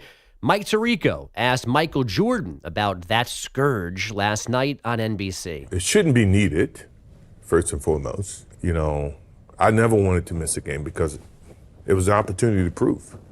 It was something that I felt like, the fans are there to watch me play. I want to impress that guy way up on top who probably worked his ass off to get a ticket or to get money to buy the ticket. You really cared about the guy who sat in the top deck at the Palace in Auburn Hills to watch you when you came to Detroit? Yeah, because I know he's probably yelling at me, and I want to shut him up. He's calling me all kinds of names. I definitely want to shut him up. Right. You have a duty that if they're wanting to see you, and as an entertainer, I want to show. That story changed really fast, like mid-sentence. I'm doing it for that guy. That guy in Detroit? No, that guy. I want to shut up. So this is, listen, I'm in on Michael Jordan, being a part of this broadcast, Pearl, in these interesting ways. And anytime you get to hear him talking, I guess, kind of candidly, it's pretty cool. But I'm going to be honest. The biggest story in the NBA right now is what? Gambling. Is gambling. Oh, the Sixers 4-0. Gambling B. Well, it's probably Wemby one, which I'd love to get Michael Jordan's take on Wemby. That's true as well. But also, it's this gambling scandal, of which, I don't know, maybe Michael Jordan's thoughts on this would be kind of interesting. Now, I don't know if that's like the third rail or whatever, and Jordan probably doesn't want to answer these questions. But again, NBC is paying a lot to have him. So instead of having a very predictable take of him railing against load management because he played 82 games his entire life, although it's a very different NBA now, and we all know the players aren't the ones who are dictating this. Tim Duncan didn't tell Greg Popovich, I don't want to play tonight. That happened from the front office and above. Instead of a very predictable conversation about Michael Jordan talking about load management, how about asking him about gambling and how and or something about this scandal? I do not have a problem. I enjoy gambling. That's why too is he was an owner. Yeah. To even go back to if Terry Rozier was, played on your team when this happened. How about any of that? Yeah, if I had a problem, I'd be starving. I'd be hawking this watch. That's why you are sitting here on the Maggie Perloff show and not an executive at NBC. That's great in theory. Hey, welcome to the real world, Maggie. This is not. You think that Mike Tirico on NBC in their second game is going to sit and grill Michael Jordan about gambling? That is never going to happen. Well, also, this was definitely taped way before. Yeah, that's what I was wondering. Like, okay, when? So you can't get a hold of him now? Like, again, what are you paying for? I understand. But having Michael Jordan on your broadcast immediately elevates it. All that's the star power of Jordan. But I don't know. I he think literally was the owner when Terry Rozier was throwing a game. I understand what you're saying, of his course. props. Of course, but I think your expectations are too high what this Michael Jordan thing is going to be. I don't ever expect him to react to the news. Okay, but I'll give you this, right? So Tom Brady's now doing games for Fox. Yep, I've heard that. If there was another story about the Deflated PSI football. of a football, It would never come up. Oh, come on. You think Kevin Burkhart's going to ask him about that? I think Brady would probably make a joke about it, quite frankly, because he won the Super Bowl that year, so he actually got the last laugh, even though he got suspended for 4 games. I think Brady would find a way to talk about it. Yeah, KB, it was a very deflating time. I do agree generally they would avoid scandal, but that one might be silly enough, Bogues, where it might be the exception to the rule. I guess. I just feel like there's, Yeah. I'm sure NBC is probably was given a list of things that Jordan is not going to discuss. I think you're right. And you can't, I mean, is the question, were you on a gambling suspension when you were playing baseball? Like what? Because you can't ask him a regular question without addressing that part of it. You can ask a question of you have expressed publicly how much you like to gamble, right? Has there ever been a time when anyone ever approached you to try to do something like this? You're in these circles. I'd freaking ask it. That's a pretty good question. But don't we think I'd like to hear that one. But isn't there a theory that his dad was killed over his gambling stuff? Absolutely. I didn't bring that up. There's no way that's coming up. There's just not. Yeah. There's no way. Also, but not because it shouldn't. It Also, should you have to come up. understand, Yeah, like, sure. You I have mean, to it should come understand- up, but you'll be Yeah. taking a black car by Nike, and I don't know where, Maggie. I'm Yeah. sorry. It's also Someplace NBC. where I can't place It'll be on a prop black bets. site, yeah. Maggie, it's NBC. There's a lot of business interest going on here. This is very complicated. I don't think it's that simple. Just say, let's throw out a gambling question to Michael Jordan. Also unrealistic. But maybe, you know what? He's got all season to do this, right? Part of this is his legend, though, not just the tragic story about his father, and him going to play baseball. But how about him just being in a casino in Atlantic City until 5 a.m. before he plays a playoff game against the Knicks? Yeah, meanwhile, guys can only play every third night now. He's dead right. Come on, man. What about the guy in the up in Auburn Hills? What about that guy? Enjoy. It's a hobby. That guy in Auburn Hills is sitting in an empty parking lot because I don't think they play there anymore. They definitely do not. They play Yeah. at Little Caesars Arena in downtown. Well, no, but Jordan was talking about when he was playing, back right? in the day. I don't know. I love load. I think load management is smart, but he did bring up some good points. I'm like, why did Kobe and Michael Jordan not really need load management? Nobody, I don't think, needs it. I think they're just trying to get an Kawhi edge. needs it. Well, Kawhi's just I think people might Embiid need needs it. No, I also think a once different it's- game, way more possessions. Once it's introduced, I don't think you can get rid of it. 888-710-4ISN, 888-710-4476. See who's actually has the back of the audience. Huh? Is it some puffy interview or But is it real journalism like I what we told do you around from- here? I told you from day one, your expectations of NBA on NBC are not realistic. Because You're NBC like, is everyone a just big enjoy the corporate- round ball rock and shut up. That's what they Exactly. got. They got round ball rock, and I don't know that they're going to distinguish themselves. It used to be the best. It used to be Bob Costas, and it was stood alone. And now I was saying last night, I'll bet you it didn't even do a good rating last night because it was right next to on my TV, right next to the Dodgers game. So I don't know. I'm not sure how this whole new media broadcast is going to work. I do tell you, I actually had an interesting experience. Was looking for the game last night, went to TNT and did watch a little bit of the original Twister. It's Does good. hold It holds up well. Oh, good. How's Helen Hunt? She was wonderful in that. I'm like, wow, Helen Hunt is really into this role. She kind of left right at the top of her game, huh? Yeah. I was like, it was John nice Elway. to see Helen Hunt. And I will still, until about, I don't know, February, be searching around and find random movies looking for an NBA game. You know what I did last night? I had the baseball game on my first TV, and then the second one, I went through every streaming service possible looking for a game, forgetting that the game was just on NBC. Yeah. I'm on Amazon Prime. Not used to it, I'm right? on YouTube. I think I even went to Netflix. I'm like, maybe it's on Netflix. Wait, was there a college game on last night, or was I watching a replay? We're into that time of year where like Conference USA, the Sun Belt, and MACtion are happening. Yeah, James Madison was playing. I'm like, what's going on here? Yeah, I was very confused. I heard there was an 11 p.m. kickoff Eastern time yesterday for a college football game. Okay, I was definitely watching a tape game then because I saw St. John's in Michigan. that was from a basketball game? Yeah. Oh, yeah, it that was last from the year. weekend. Like Chris Mullen was in it. But it was that tape? Playing exhibition games. You might be So watching. wait, I didn't know that teams like that played exhibition games. You used to play Marathon Oil. So yeah. So what was that game? So exhibition games have always been a thing. They also used to do scrimmages, which these higher profile matchups used to be just scrimmages that was secret, quote unquote. Yeah. Now they're making them games you can attend, and they're making a big deal of them. Yeah, and it was on money. MSG. It was and those teams are good, by the way. We got to take a quick break. Sneak peek. Thanks, everybody. Coming up next, our big man on campus, and keep them coming, our great debate, the biggest college football coaching flops of all time. You're in a 5-minute break.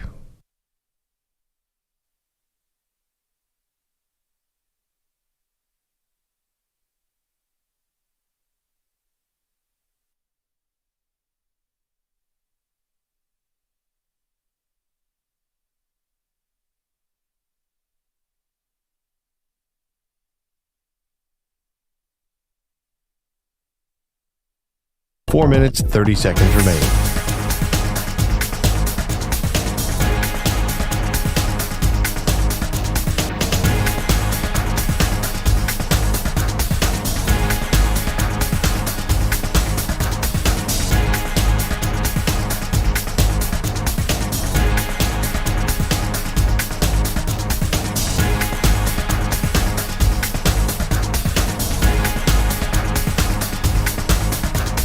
Four minutes remaining.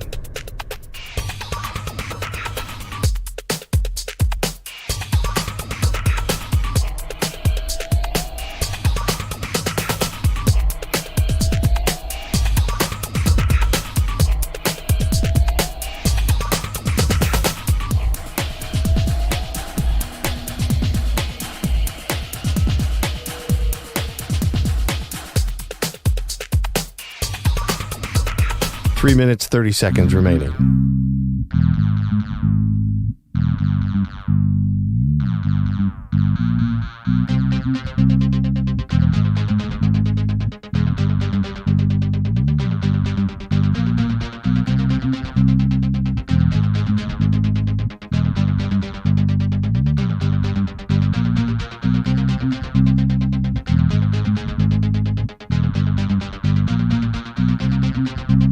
Three minutes remaining.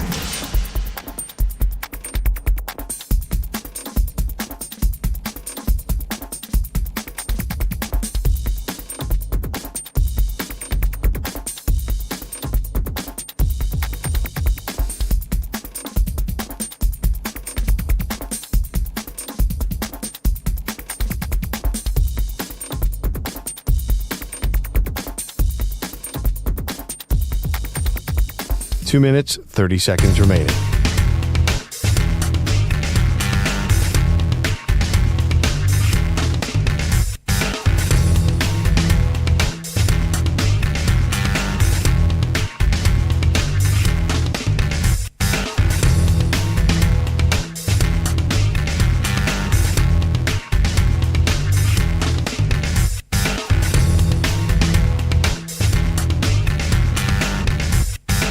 Two minutes remaining.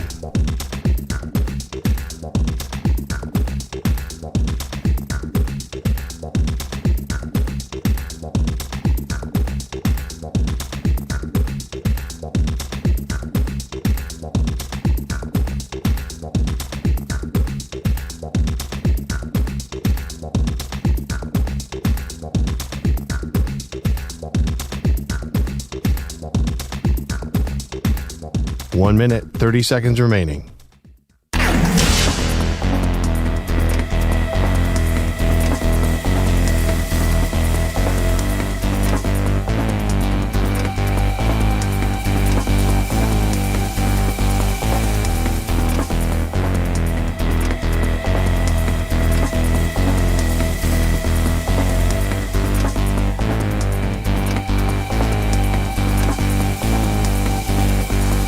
One minute remaining.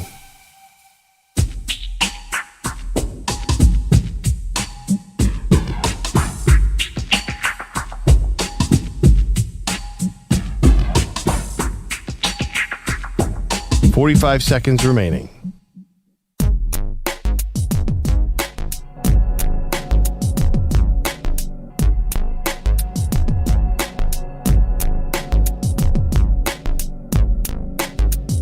"30 seconds remaining.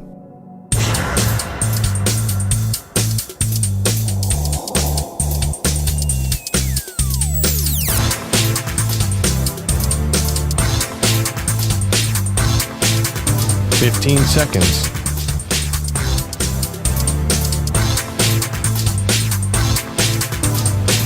Break ends in 5 seconds.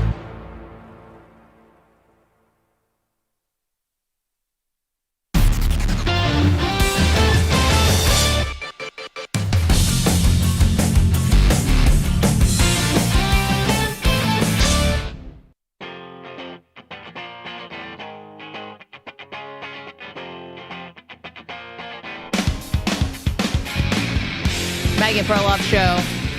Sports-related question. Who is the biggest college football coaching flop of all time? The biggest flop of a hire?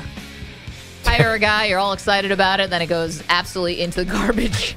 Did you introduce that as a sports-related question? Yeah, because then I was going to say non-sports-related question. Okay. What's better, 80s music or 90s music? And 80s music is winning 55% to 45%, much closer than any of our other polls today. Let's go to the phones, though. Biggest college football coaching flop of all time. Derek is in San Diego. Who do you have, Derek? In 2016, the University of Oregon announced Willie Taggart as their head coach. And he was a disaster and lasted 1 year at Oregon. Thank goodness. Didn't make it to the bowl game. But that was already 2016? Feels like that was yesterday. Oh, my God. Oh, well. Yeah. The He was terrible. 2017 season, 7-5. Yeah. And Mario Cristobal ended up taking over because he was on that staff, and Yeah. he coached, I believe, just coached the bowl game. Then he got the job. That didn't work out so well, and now he's at Miami. Got you to Dan Lanning, though, eventually, Derek. Hey, Dan Lanning, let's not forget now. Caleb DeBoer owned him when he was at Washington, but let no one forget Alabama wanted Lanning, and Lanning refused to leave Oregon, and so they took Caleb DeBoer from Washington. Got some sound here of Willie Taggart. What's your response to the players and what they said about you not being straight with them? Let's start there. I disagree with that. I was flat out honest with those guys from the beginning. I told those guys exactly what happened. I heard the criticism, and I knew it would be criticism. I didn't think it would be necessarily from the players. I was totally honest with those guys, told them everything that happened, and told them how hard it was for me to make that decision, which it was. Being honest with your players. Who do you think you are, Deion Sanders? Don't do it, Coach. Never. Let's go to Otis, who's in Oregon. Otis, who's the biggest college football coaching flop ever? Okay, I got two for you. The first one, real quick, Gene Chizik. He goes to Auburn, wins a national championship, fired a year and a half later, and never to be heard from again. Wait, but he won the title. I guess Cam Newton kind of won it. It was a crap storm after. How do you do that? But Auburn doesn't want to give that title back. Okay, I'll give you another one. Okay. What happened after Pete Carroll left USC? They're still trying to figure that out. Anyone on that list fits. They had a series of really bad experiences. Lane Kiffin turns his life around.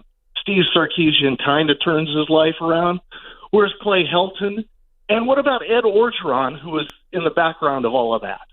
So Well, those are, To be honest, Otis, it was all bad for them generally at USC. Thank you so much for the call. But think about it. Lane Kiffin's the hottest coaching name on the market right now. Ed O ends up winning a title with maybe the greatest college football team ever put together, assembled.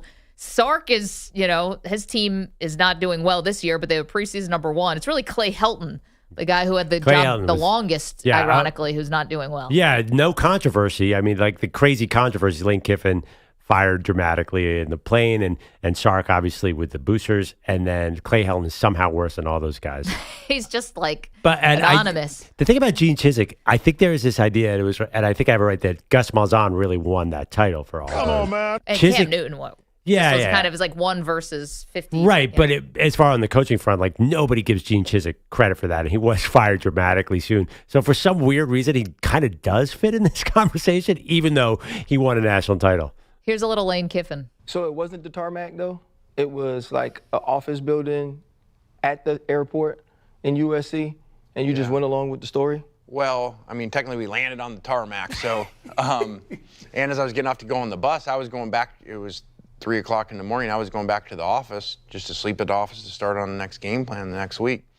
And then they grabbed me off the bus and said the AD wants to meet with you in, the private airport right there by the tarmac. And so we went in there, and that's where it happened. Oof. Yeah, by the way, we all live in Lane Kiffin's world right now. He is like, whatever we don't say anything mean about him right now, Maggie, because he will fire back immediately on some national platform. He's going after everybody right now. How about this? Even Pete Carroll's back. They're saying it was Carroll after USC. He's doing well. Kiffin's doing well. Edo's doing well. Steve Sarkisian, I know, but he actually got a job at 72. You know what I'm saying? He was still a commodity. Well, yeah, but anyway. But, I think Lane is the ultimate. Because right now, it's like Lane is the king of college football.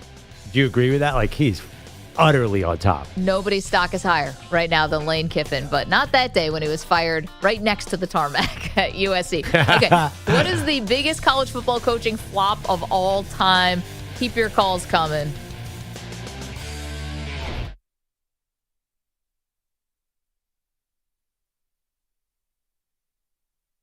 You're in a 5-minute break.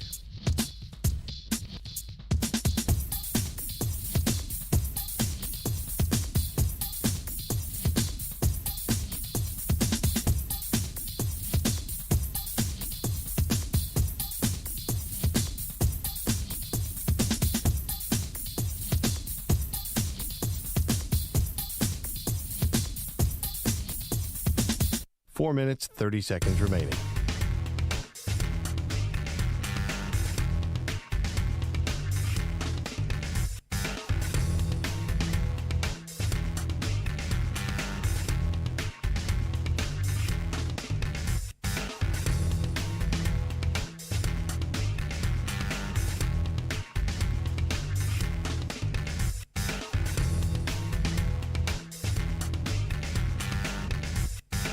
Four minutes remaining.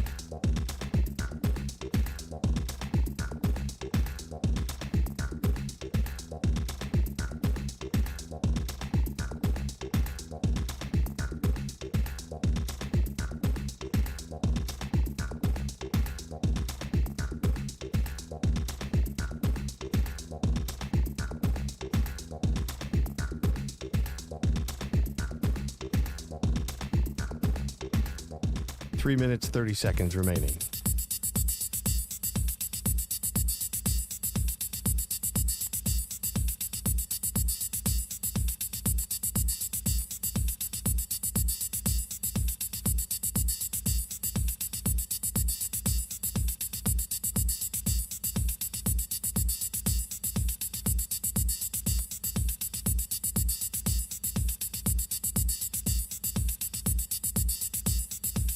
Three minutes remaining.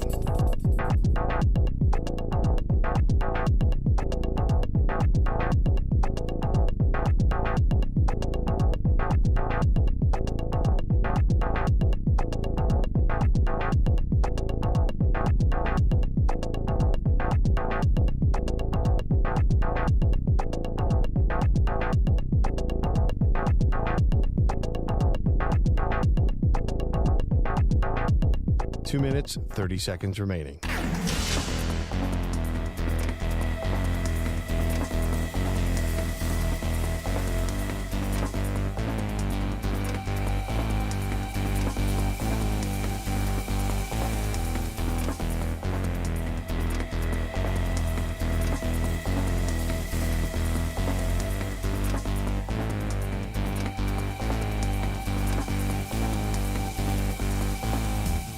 2 minutes remaining.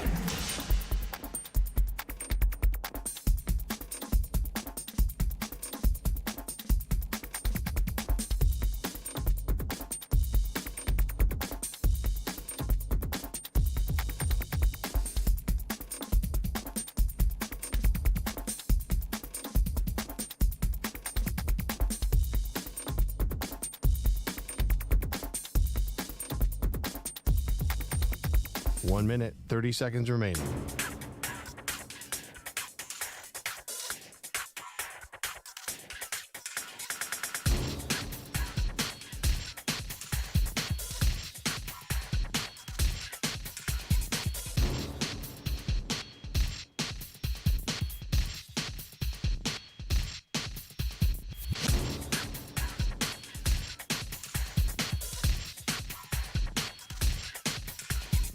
One minute remaining.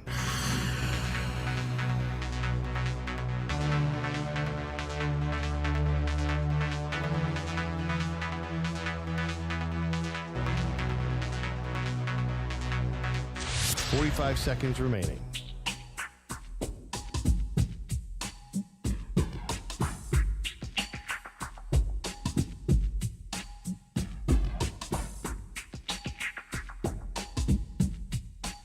Seconds remaining.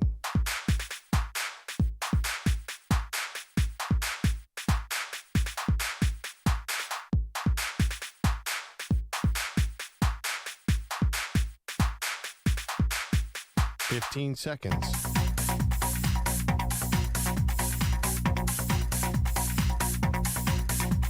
Break ends in 5 seconds.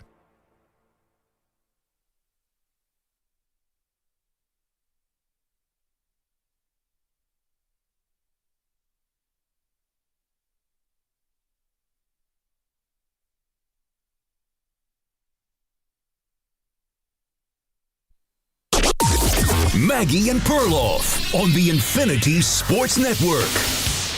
El envío. Y Vladi la prende. Vuela la pelota. ¡Vamos, pelota! ¡Ya, caballo! Plakata. Séptimo bombazo de la postemporada. Y Shohei, con mucho respeto, lo voltea a ver. Y Vladi Guerrero Jr. trotando las bases, dándole ventaja a Toronto 2-0 en esto, 2-1, perdón, y en este caso, en el duelo de titanes, victoria para Guerrero Jr. That's how it sounded on Fox Deportes. You know, we love an international call around here. Welcome to the show. Maggie Gray, Andrew Perloff. 6-2. That's the final score. Toronto evens the series at 2 games apiece. Oh, my God. Incredible. Kind of not the most exciting game coming off that historic 18-inning game. To me, I got to be honest, I came into that game thinking there's no way the Blue Jays are going to be up for this game. After losing like that, it felt like, you know what, sometimes you lose, it's 2 losses. Yep. Then, it's technically 2 games. You know what I started to feel a little differently was I thought Ohtani did not look as dominant as he had in the previous game. I think if Ohtani was totally fresh, he could have gotten almost like an 8-inning 1-run game because they weren't making a ton of contact, but they were making just enough. And here's the other question, Maggie. The Dodgers can't score. How many innings? They've 2 runs. I was trying to do the math in about 20 innings. Like, this is odd. Yeah, a lot of flyouts last night. Balls kind of dying on the warning track for the Dodgers, but Shane Bieber is also an excellent pitcher and one of the aces of the ace of the Blue Jays. But here's the thing. So I thought what the Blue Jays did last night was far more impressive than what the Dodgers did the night before. You win 18 innings, but as you said, they went basically an entire game without scoring, and the Blue Jays were right there for them stride for stride. Both bullpens had to count on guys who were unsung heroes, and it ends in a Freddie Freeman walk-off home run. Well, he's a first ballot Hall of Famer. That's going to happen. I thought what the Blue Jays did last night after taking that gut punch that goes till nearly midnight on the West Coast, then to regroup.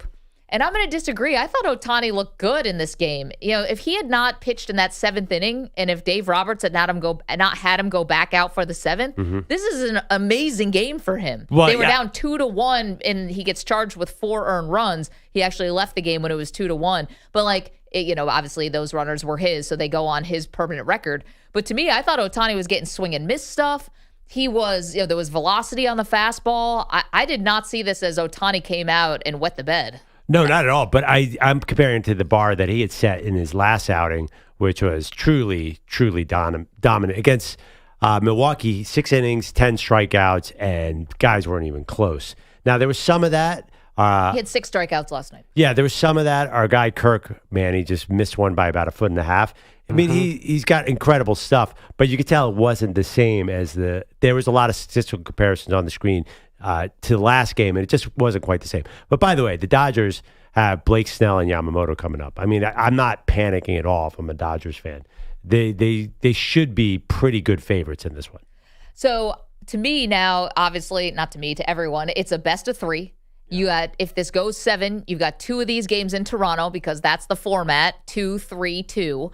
And so tonight's game is going to be Trey Savage for Toronto, the phenom rookie, who gets called up, and Blake Snell, who's obviously the more bona fide ace of the staff, one of them. With the Dodgers, you pick a few different guys. Well, Yamamoto will win the Cy Young, so that's right there. Yeah, Snell is normally an ace on every other team he's ever been on. Yeah. So, that's a great pitching matchup tonight. And we're asking another question here. First of all, what's more impressive, winning 18-inning game, winning an 18-inning game, or winning the bounce-back game the next day? So you can go to @Maggie and Pearl and you can vote. I think now the other question I have is, who would be more disappointed if they lost the series?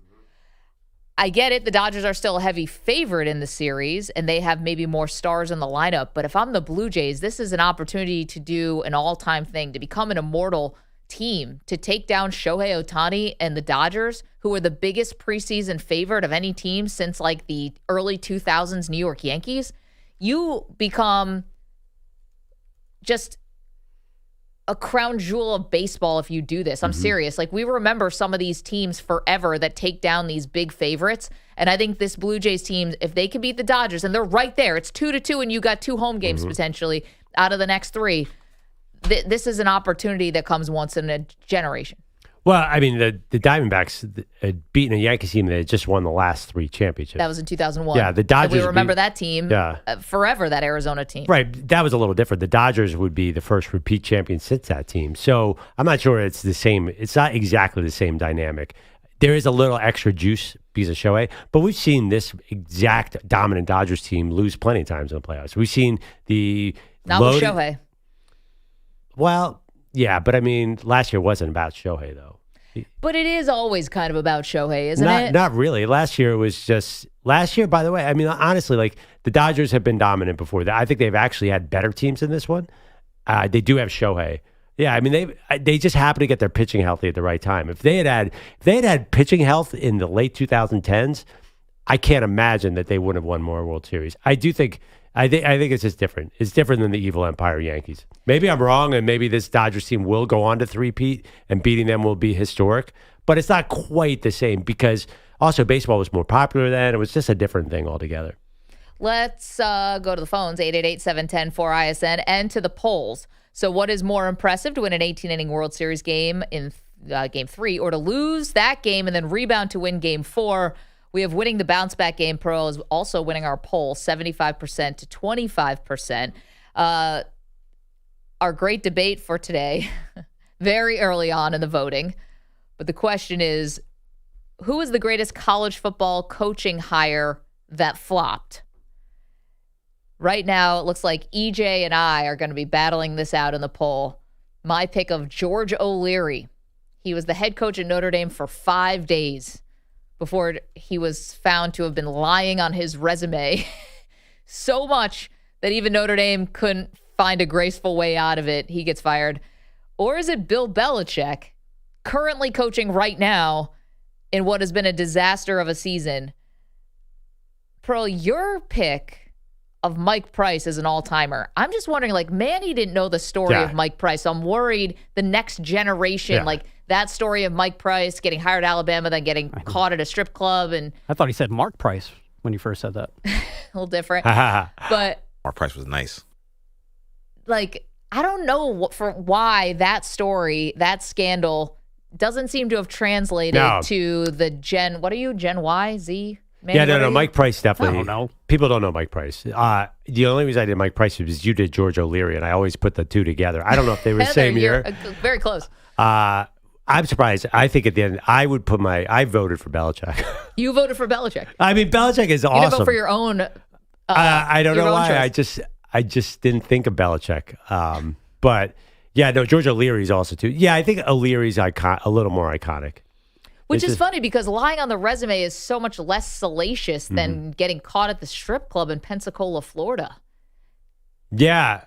No, I know, but I think strip clubs have changed a little bit. I don't think it's as back then, and that maybe in that part of the country it's kind of conservative in Alabama, but I just don't think that scandal lasts the same way. Lying on your resume is more funny. Also, there's no way coaches are actually submitting real resumes now. Oh, this happened not that long ago to a friend of mine. I hate to say it. I hope he's not listening. Steve Masiello, basketball coach who was about to get hired from Manhattan to where was he about to coach? Was it Fordham? No. It was in Florida. But why do these guys lie? He was about to get this bigger job, and here's the thing: he didn't. This was Coach Masiello's lie, and I'll defend him on this one, not just because we're friends. I think it's kind of silly. He played basketball at Kentucky for Rick Pitino. Yeah. But he never got a chance to graduate. Okay. And I think he had put on his resume that he was a graduate at Kentucky. I think he was a couple credits short. It was South Florida's job. South Florida. And he didn't get the job he's at that? Yes, it became like a big scandal, I think, because people think they remember lying on the resume because it's kind of funny. I guess. So bizarre, though. I mean, do you really think that like Brian Kelly really submitted a resume to LSU? I just feel like now coaches are just they're the one calling the shots now. Like I do remember the Steve Masiello story, but I almost wonder if that's because not to diss USF basketball, but it is USF basketball. Wait, I don't understand. I'm with EJ. Like, why would you have a resume for a college coach guy? Like, you hire the best coach, or why they like look at your resume like, oh, see, you worked at a warehouse in college. Tell me about that experience. Where's your W-2? Like, what kind of interviews are these? Like. These guys are all on every single college basketball program's on TV. You need to know what the guy's GPA was in college? I'll tell you why. This is the same thing that got George O'Leary. The money. You heard in the clip that we played before about George O'Leary this is why I think he's the biggest college football coaching flop of all time, is because he was about to get paid $2 million. This was back in the early 2000s. That was a lot of money back then. Right. And so that led people to start looking into it a little bit more. Well, why is he even submitting a resume? I don't even understand. Like they could be like, well, you know what? You have a great press. We love everything you do on the court. But the Habitat for Humanity experience your junior year of college, that is why we're hiring you. Like, what is on this resume? I don't understand. Go to College Basketball Reference. That's the resume. Yeah, I don't know. Maybe it's like a technicality thing. Yeah, I'm not sure. I don't know. It's pretty funny. It is silly. Yeah. Did Brian Kelly give LSU a resume? I can't imagine. It's like, I don't know. Did you ever see the Manti Te'o doc? That was me. Like, what kind of resume is this? That Alabama fourth championship of my six, that I was on the other side of that. That's Nick Saban's six, excuse me. Whatever. Imagine imagine LSU tomorrow calls Lane Kiffin. He's like, "Oh, guys, yeah, I'm really interested. Sorry, I'm gonna submit my resume. It's gotta clean it up a little bit. I'll give it to you next week. Let me update it. Let me update my resume with Trinidad Chambliss. So I see on here. Just below you. Strengths and weaknesses. Skills include spread offense, Microsoft Excel. Tell me more about your spreadsheet experience. Like, what is on this resume? Adobe. Looks cool wearing a visor. Yeah. Yes. Glad hand boosters. Yeah. Overcome adversity, being fired on a tarmac. Yeah. Oh my gosh. I think it's survived Al Davis. Colleges are all about credentials and degrees. Like, it's for the administrators, right? It's for the non-sports people. Right, exactly. Who try and pretend that this is, student athletes. Like, it's not just a huge business. No, but man, if we could take this to college basketball, we're talking about coaching football hires that flopped. We could have a field day with college basketball. Remember Larry Eustace? Yeah, what about? Oh, right. Oh, yeah. I think that was that before camera phones? That might have been an actual, he's in the camera that took that photo that got developed at a CVS. He was a college basketball coach at Mizzou, right? Who was Iowa State. Sorry, Iowa State. I'm sorry, not Mizzou. He who was partying with a bunch of co-eds and was in a photograph with some young girls. He's tied they all in had their clothes on. They were just smiling and very drunk looking. That was right around Mike Price. Description. Yeah. Back on January 21st, Larry Eustace slipped on a turtleneck and headed out to the local frat party. he would wear turtlenecks. That was his thing.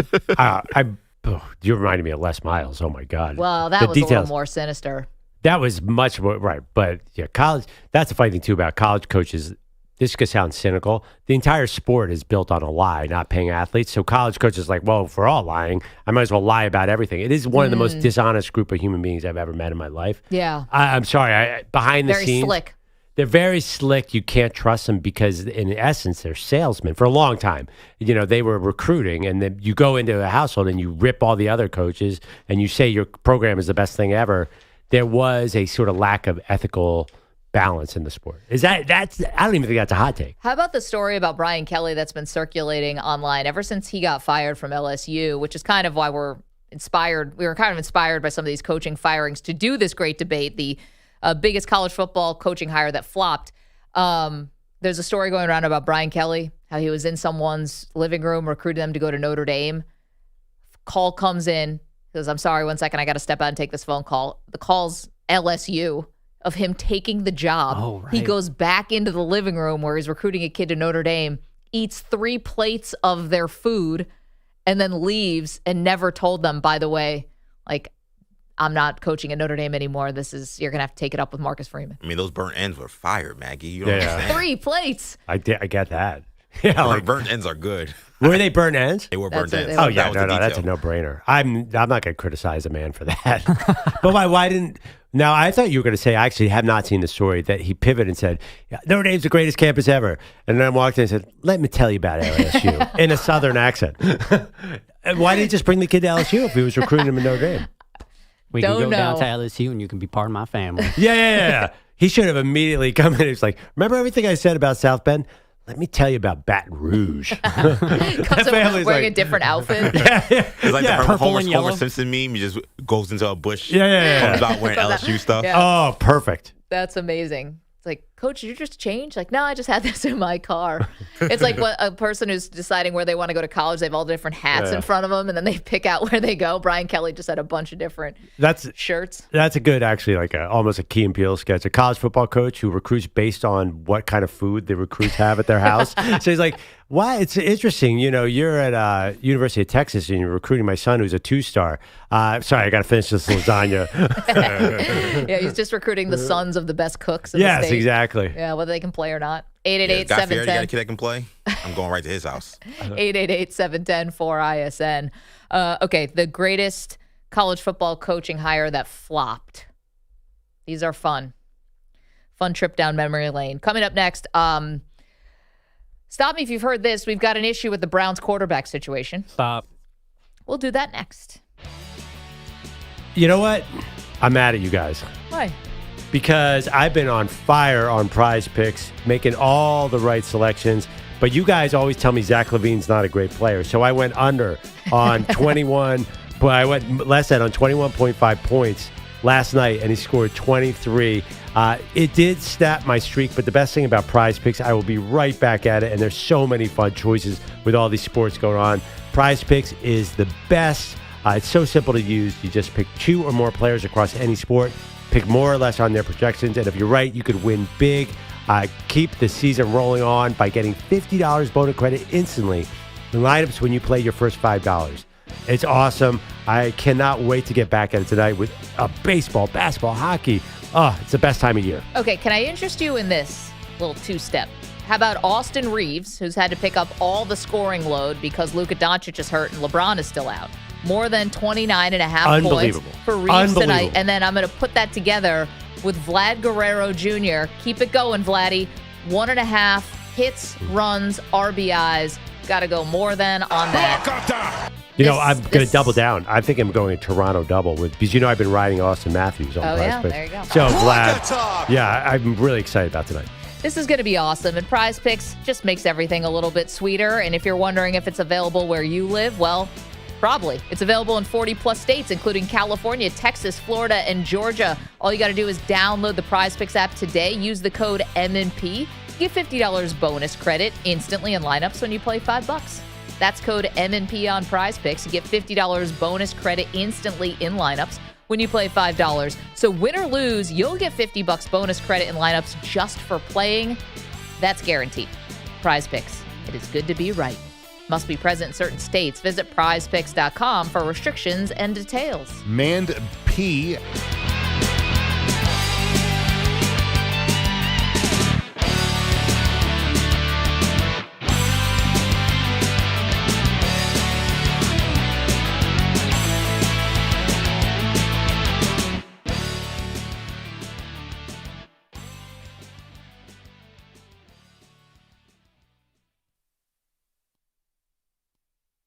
You're in a 4-minute break.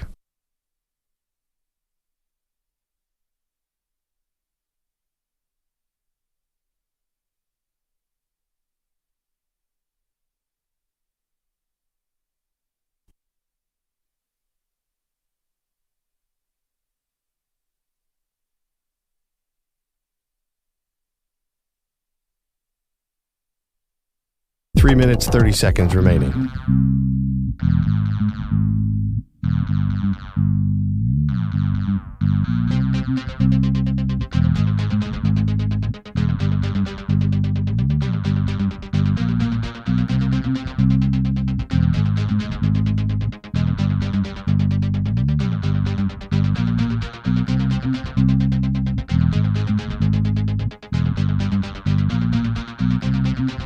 Three minutes remaining.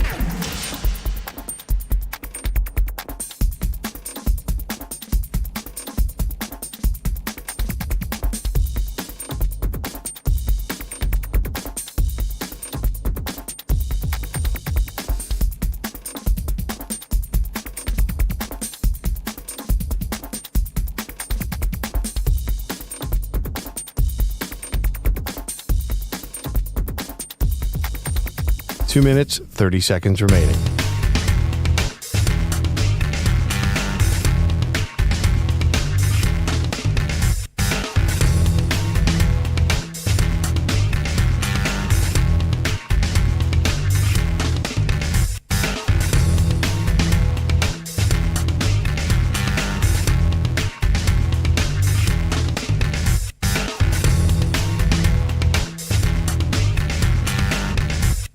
Two minutes remaining.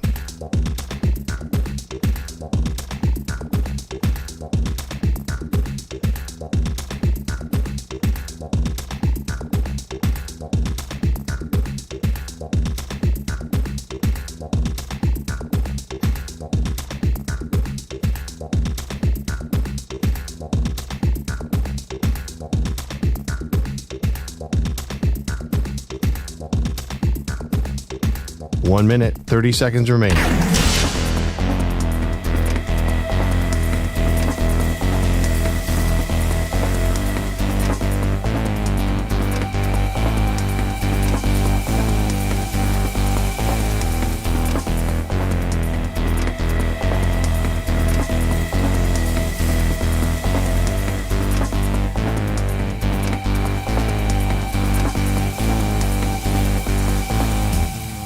One minute remaining.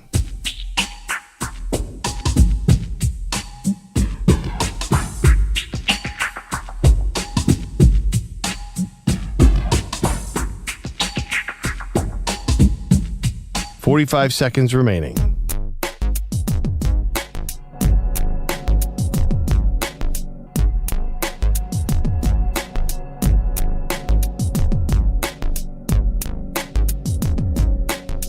Thirty seconds remaining.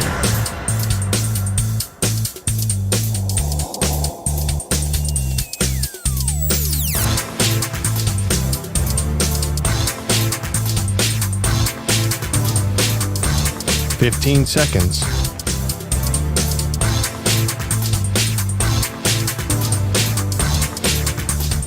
Break ends in 5 seconds.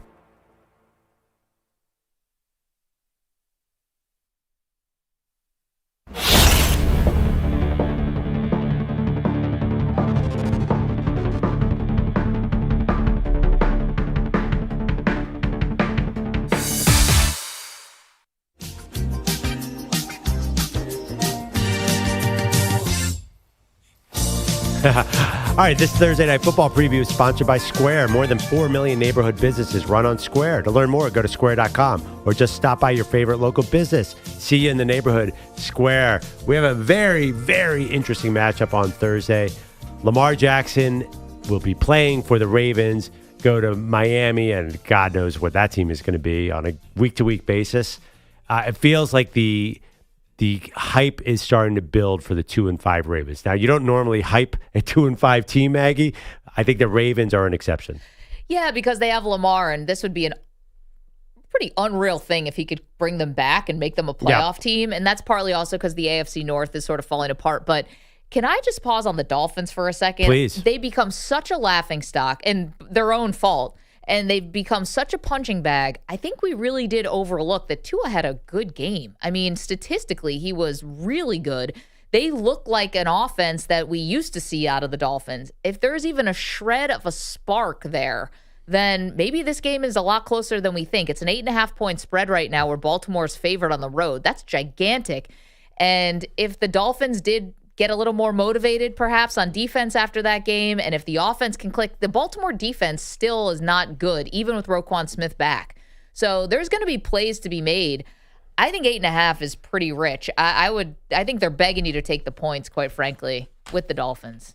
Yeah, that's how it feels to me. Okay, so this doesn't make sense because the Dolphins just shut down Bijan Robinson, which was absolutely insane. But how is Tua going to do anything when he's on the sideline watching Lamar Jackson and Derrick Henry run the ball? The Dolphins' run defense is awful. I don't know how it was good last week. I can't explain Atlanta. I can't explain them all. But Baltimore should control the entire game with those two players. Like there should be no series where they go 3 and out. They should have the ball the whole time. How healthy is Lamar? I mean, that's another question because he's coming off of this injury in Ellison. Yeah. I think he probably could have played last week. Like if it was a playoff game, probably would have played. They didn't matter. They didn't need him to beat the Bears. But Derrick Henry them to death. Yeah, but sometimes Derrick Henry puts a ball on the turf. So I don't know. At least lately, not in his career, but lately. So that's got. He has had a fumble his last 5 games. But how many games have they won out of those? So last week he sure looked pretty good. That's true. Yeah. Well, actually, he looked okay. He might have hit a wall. That's what I'm saying. saying. He's a bit older, but it's not the fumbles necessarily. I think he's cleaned that up. He's just not as explosive. So you have 2 teams with a combined 4 wins. It's almost November, yet I'm totally into this game. Yeah, I just don't think you have any idea if Miami's going to show up. It's really a defense. And I know Tua gets all the headlines, but this team will do how their run defense does. If they just get plowed over, then Tua's not going to have a chance. Also, I think this game's a little bit important. I don't know if this actually matters, but like to set a tone. Last week we had more blowouts in any game. I think since last week was a dud. Early 2000s or something. Bill Barnwell had that stat. We need some tighter games. It's fine. I think I saw Sunday Night Football 25 million tuned in for Pittsburgh Green Bay. At the 1 o'clock window, the funny thing about the 1 o'clock window is you can always find one game, and there was one game. Who was it? Cincinnati? There was one good game on. Yeah, Cincinnati and the Jets. You consider that a good game? It was something. It's something. Barf. Remember we did this question once. Are all close games good games?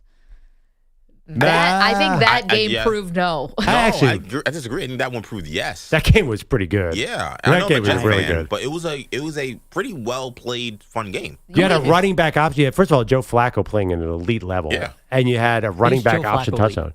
Is Joe Flacco elite? Oh my God, that is all the way back, full circle. But is a 9-3 final score entertaining? No. See, that's a bad game. Yeah. The Jets, that high scoring, again, pretty well played besides defense game was a good game. The worst game I ever saw was last year's Broncos-Jets 10-9 in the pouring rain. That was an awful game. Day. Yeah, no, that sucked. You were at that game? I was at Yankee Stadium that day. Oh. Was it rained out? No. The worst game I've ever seen, I was not there in person, but was 2012 Jets-Cardinals. The score was 7-6. Greg McElroy came in for Mark Sanchez because Mark Sanchez threw 3 first-half picks. Yep. Ryan Lindley was 10 for 31 passing on the day. Oh, my God. That was I will never forget that game. That was the worst game I've ever seen. They probably raised ticket prices right after. Yeah. It was hot garbage. That's funny. We should do that sometime. What's the worst game you ever attended in person? 10 for 31 passing. But not like a loss, just the worst performance. Like, there's some heartbreaking. I was there. Well, heartbreaking, that's different, right? Yeah, I had that could a few be a of good those. game. Yeah. The worst game I've ever seen, I think actually Brian Kelly was the coach. I think it was that national championship game against Alabama. That was just such a thorough butt-quicking. I was also at the Tim Tebow, basically the end of the Tim Tebow story for football purposes, when all of a sudden Denver went to New England. And the amount of records that Tom Brady set at halftime of that game was like a laundry list. I've been to the biggest blowout hit in this room, I guarantee. I was at the Villanova-Oklahoma Final Four game. No.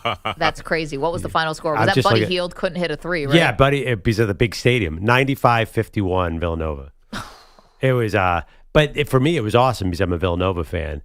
But it was the worst game. That was over somewhere. No, come on. Big Five basketball. I'm birthrighted into that. I see what you're saying. So you get 6 teams to root for then. Yeah, that's Philadelphia. Okay. Yeah, Big unless you went to one of them. Yeah. Oh, LaSalle back in the day, they were so good. Oh, sure, the Explorers. Yeah. Let's get to Bogish, but that's a good one to think about. What's the worst game? I mean, Bogues, you call these games. Hey, thanks. The last one I was I at. was thinking about the Nets. If there was, the 2 Nets games I did were good games. The Nets had good players still then. Was that right? Yeah, that was 2 years ago. So they still had Mikal Bridges and Cam Johnson. And don't you attack the Ramley? No, that I didn't even say anything about Fordham. Yeah. It's not I their thought fault. that's where you were going. It's not their fault. It was insinuation. It might be their fault. I was watching some Fordham on my TV the other day. I showed Manny a picture. Yeah, he did. Yeah. Fordham versus Lehigh. I was Bogish on the call. Great. Nice. That was me. Then changed the channel. I was like, I did change the channel pretty quick. As you should have. Hey, it's Bogish. Hey, it's anything else. The Lehigh, I'll see him in school. I'll see him at work. The Lehigh football team, the Lehigh offensive line looked like middle schoolers, and I was like, I can't do this. I'm sorry, I can't do this. And they were the better team. They were the 6-1 team. They're undefeated. They're number 7 in the country. Folks, I always feel bad when we come in and it's like, so what happened in your game? It's like, you guys have the internet, right? Like, we could look this up. We don't need you to tell us how they did. There's also you all also have ESPN Plus, so we could watch it. Right. Watch it. Yeah, right. Pay good money for that. That's the thing that hurts. Because like when I was a student, that happened too. We'd come back from road trips and they'd be like, "What happened? Who won?" I'm like, "You didn't listen to your boy call the game? Thanks, thanks, roomies." It's worse when you were a player and then someone say, "Oh, what happened?" I'm like, "You didn't come to the game. You didn't see us get beat by 50 by Rice." Yeah. If there was a hangover from those 18 innings and nearly 7 hours in Game 3, the Dodgers were feeling it last night. Cole hits it in the air out to left. Straw going back, makes the grab. The Blue Jays tie the series. One night after heartbreak, they beat the Dodgers 6-2, and it is a best of 3 now for the World Series. The Blue Jays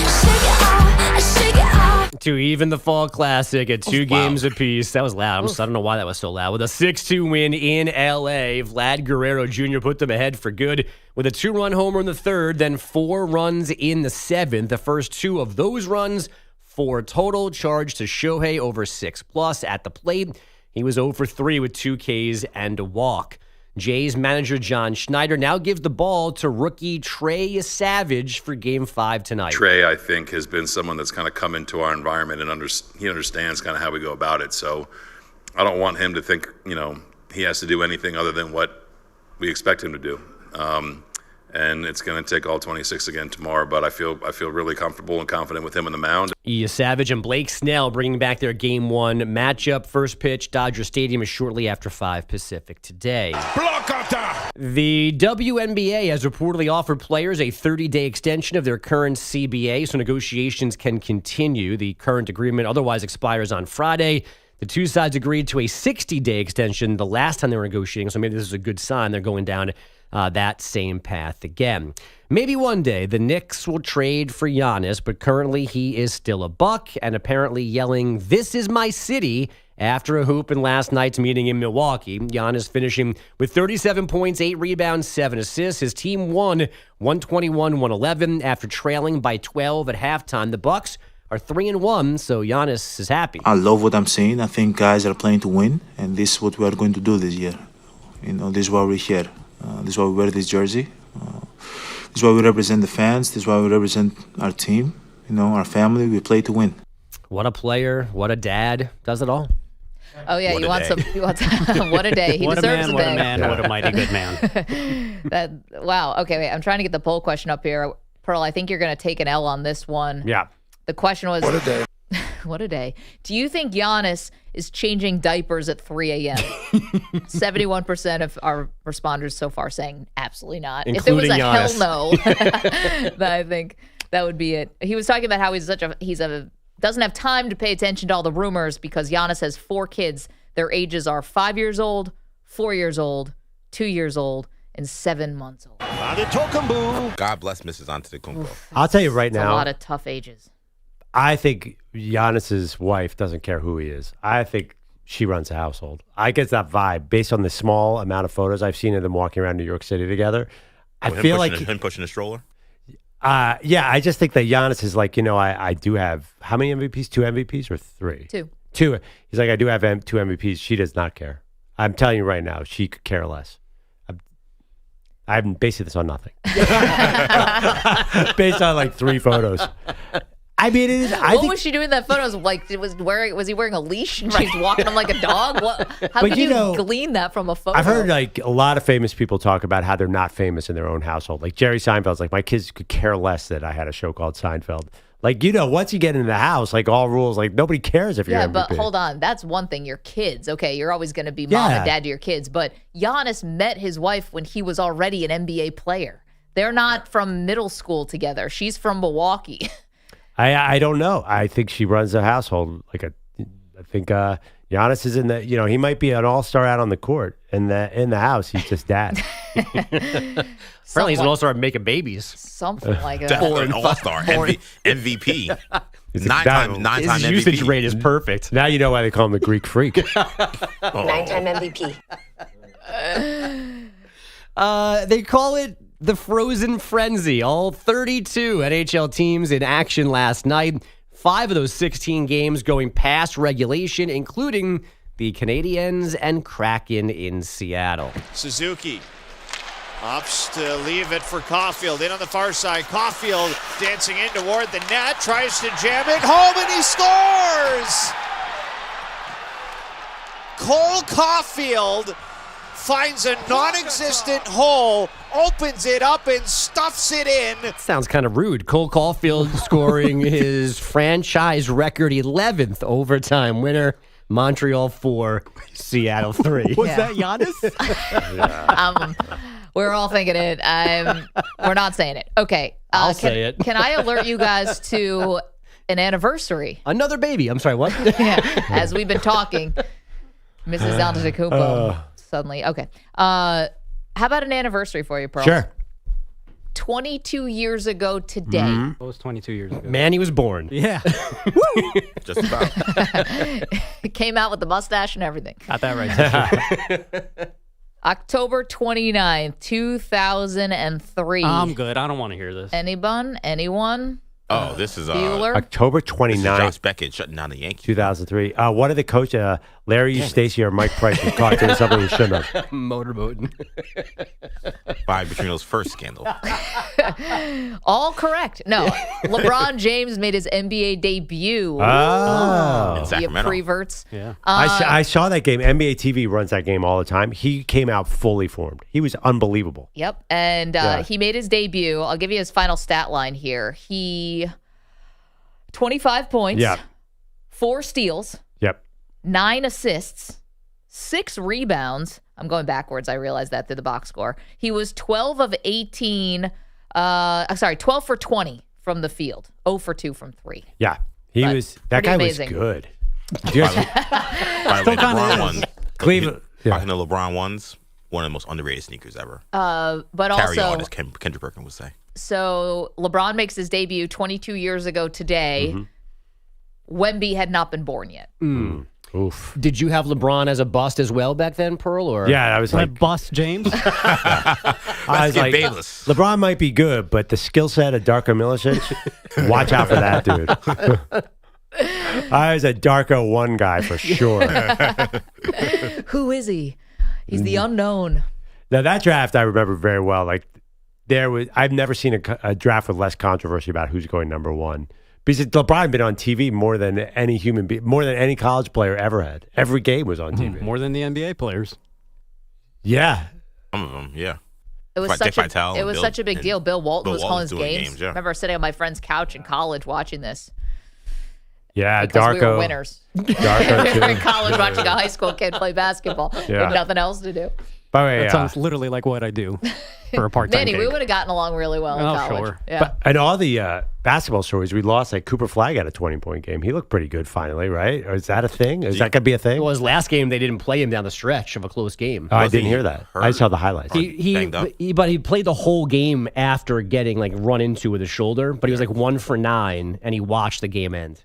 Did you guys see during the national anthem in the Dallas Mavericks? Yes. They yell flag at the part where the national anthem says flag. Oh, that's fun. Oh, look at that. As our flag was still there. Fire Nico. Don't think that's part of the singing. national anthem. Every time I think it can't get worse. We were just evaded. we're all Canadians now. Country's closed. Thanks a lot, eh? EJ sings the national anthem. We just burn our passports. Renouncing our citizenships. Kidding, EJ. Kinda. No, you're not. Kinda. Okay, let's get to quick timeout. You're welcome to continue to leave your responses for our great debate question today, which is really fun. Who is the greatest college football head coach who flopped? A hire that people loved and then it just fell right on its face. Let us know. 888-710-4ISN. We will get to our BMOC next. You're in a 5-minute break.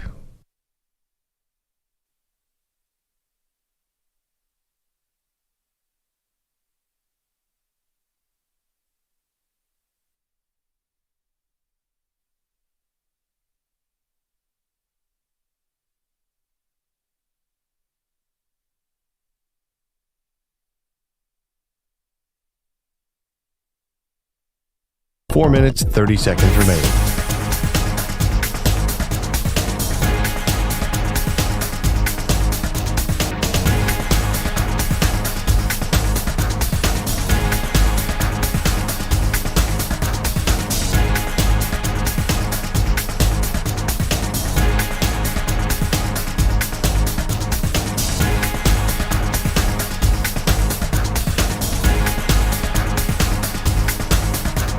Four minutes remaining.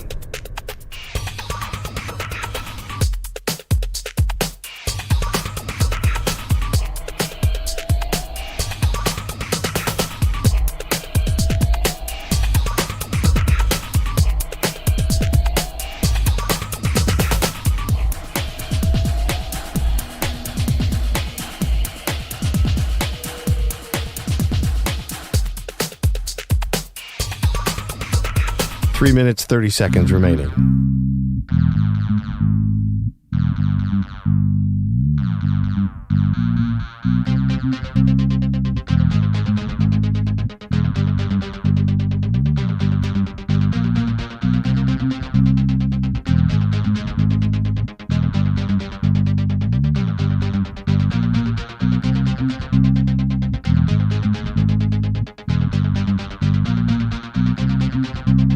Three minutes remaining.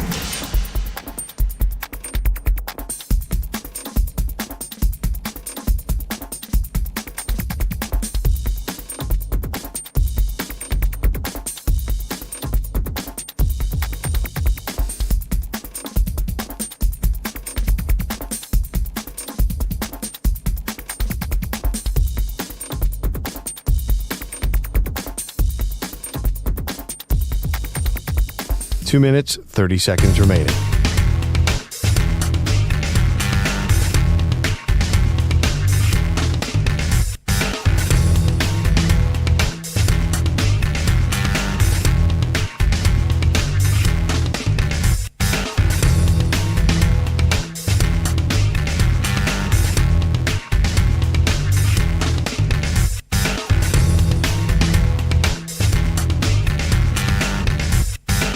Two minutes remaining.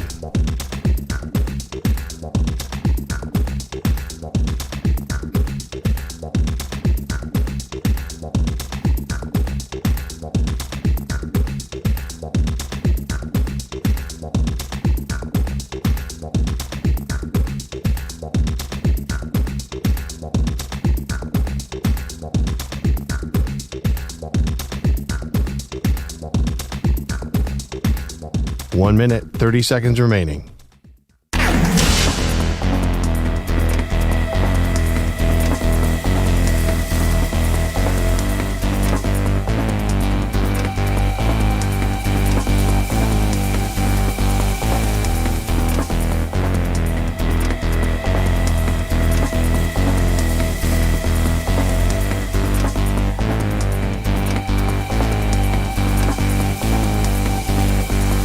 One minute remaining.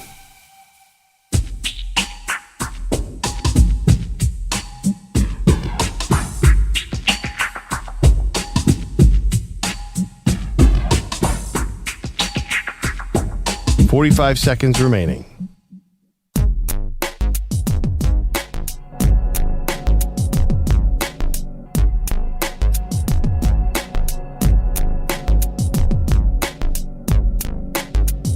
"30 seconds remaining.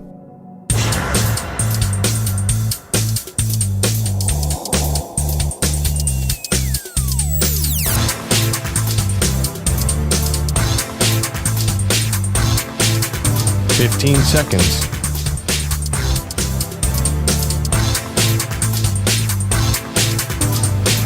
Break ends in 5 seconds.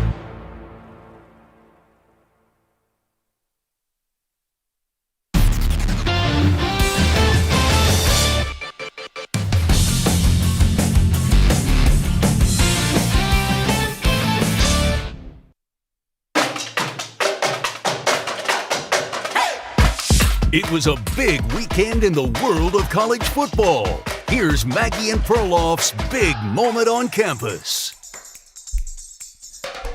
Welcome back.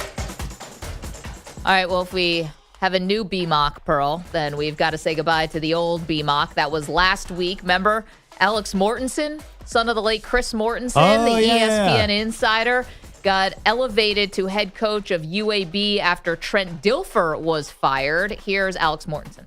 I think he would obviously be excited for our team and our program. And, at the same time, he covered football for a long time, too. So, I think, he's always sensitive to coaches losing their jobs and all that. And, so I know that he would he would understand how hard it was for what we went through this week. But I know he'd be very proud. There you go. That was Alex Mortensen talking about his late father, Chris Mortensen, who we watched on TV for so many years and so many drafts and all of that. And he was great at what he did. So that was last week's BMOC. Class act like his dad. Yep. All right. Now on to this week's Big Man on Campus. Actually, the second time that he's made an appearance here. It's who else? Lane Kiffin doing what else? Trash talking a player on the team that Ole Miss had just beaten. That's Oklahoma defensive lineman David Stone. Coach Kiffin. Quieter now than before. Oh, are you talking a little bit to Oklahoma's players? This guy yelled at me during the game 5 times how great they were, and we can't score on them. That was a coach talking about a player, and now Kiffin explaining it all. That's just me. I mean, he was talking the whole game to me, and I did a good job, I felt, of not talking back. He just kept telling me we ain't going to score and all this, so I didn't go try to find him. He was just walking by, so I just saw him. So that's just kind of me. Guy's a great player, man. I'm sure he's really enjoyable to coach. And I'm sure Lane will probably be coaching him next year when they're both at LSU. I Googled to get the story refresher. I Googled Lane Kiffin calls out, and there's a list of 9 different entities here.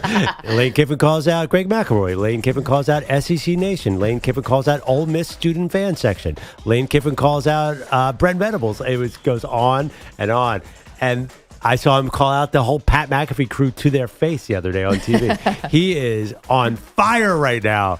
And the funny thing is, he said, that's just me. It doesn't feel too vitriolic either. He can call you out and it could be a slightly gentle call out. It's funny about this, right? Our great debate today is what's the greatest college football coaching hire that flopped, right? The one that really stands out above the rest. And it's kind of funny where Lane Kiffin could have really been a nominee in this great debate. How it ended at USC, what a flop. I mean, to get fired famously at the airport after a loss, the team lands at 3 a.m. and the athletic director's at the airport. That's never a good sign.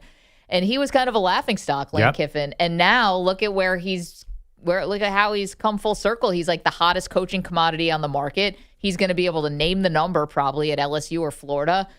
And we'll see what other job openings happen. Half the SEC may be shuffling the deck chairs when it comes to head coaches. He's in the perfect position because he's going to create such a market. I think there's a trend that colleges don't want to pay these massive buyouts. You're going to have to. You're going to have to put that in his contract because if LSU doesn't want to do it, they'll be like, well, Florida does. Florida doesn't want to do it, well, Penn State does. Or how about you want to hear about a couple more like coaching firings that we might get midseason? Does anyone think that Hugh Freeze is safe right now at Auburn? What about what's going on at Kentucky? FSU. What's that? FSU. Mike Norvell's been on the hot seat now for like 2 years. And, that happens after the disappointment of not making the college football playoff, even though they went undefeated. But you could have, as far as the SEC is concerned, think about all the coaches that either could be leaving either for positive reasons or for negative reasons and getting fired. You already have LSU in Florida. I mentioned Auburn. I mentioned Kentucky. Do we think that Clark Lee is probably getting a job if he wanted to somewhere else? Maybe he stays at Vanderbilt. Maybe not. Eli Drinkwitz at Mizzou is one of the hot names out on the market. I'm probably Arkansas obviously is open. And I'm probably forgetting a couple. Michigan, Virginia Tech? I'm saying SEC. Oh, sorry. But no, for the ACC, let's go to Virginia Tech. FSU, you mentioned. Do we think Belichick's sticking around for a second season of this debacle? Maybe. He almost beat Virginia. That was stunning.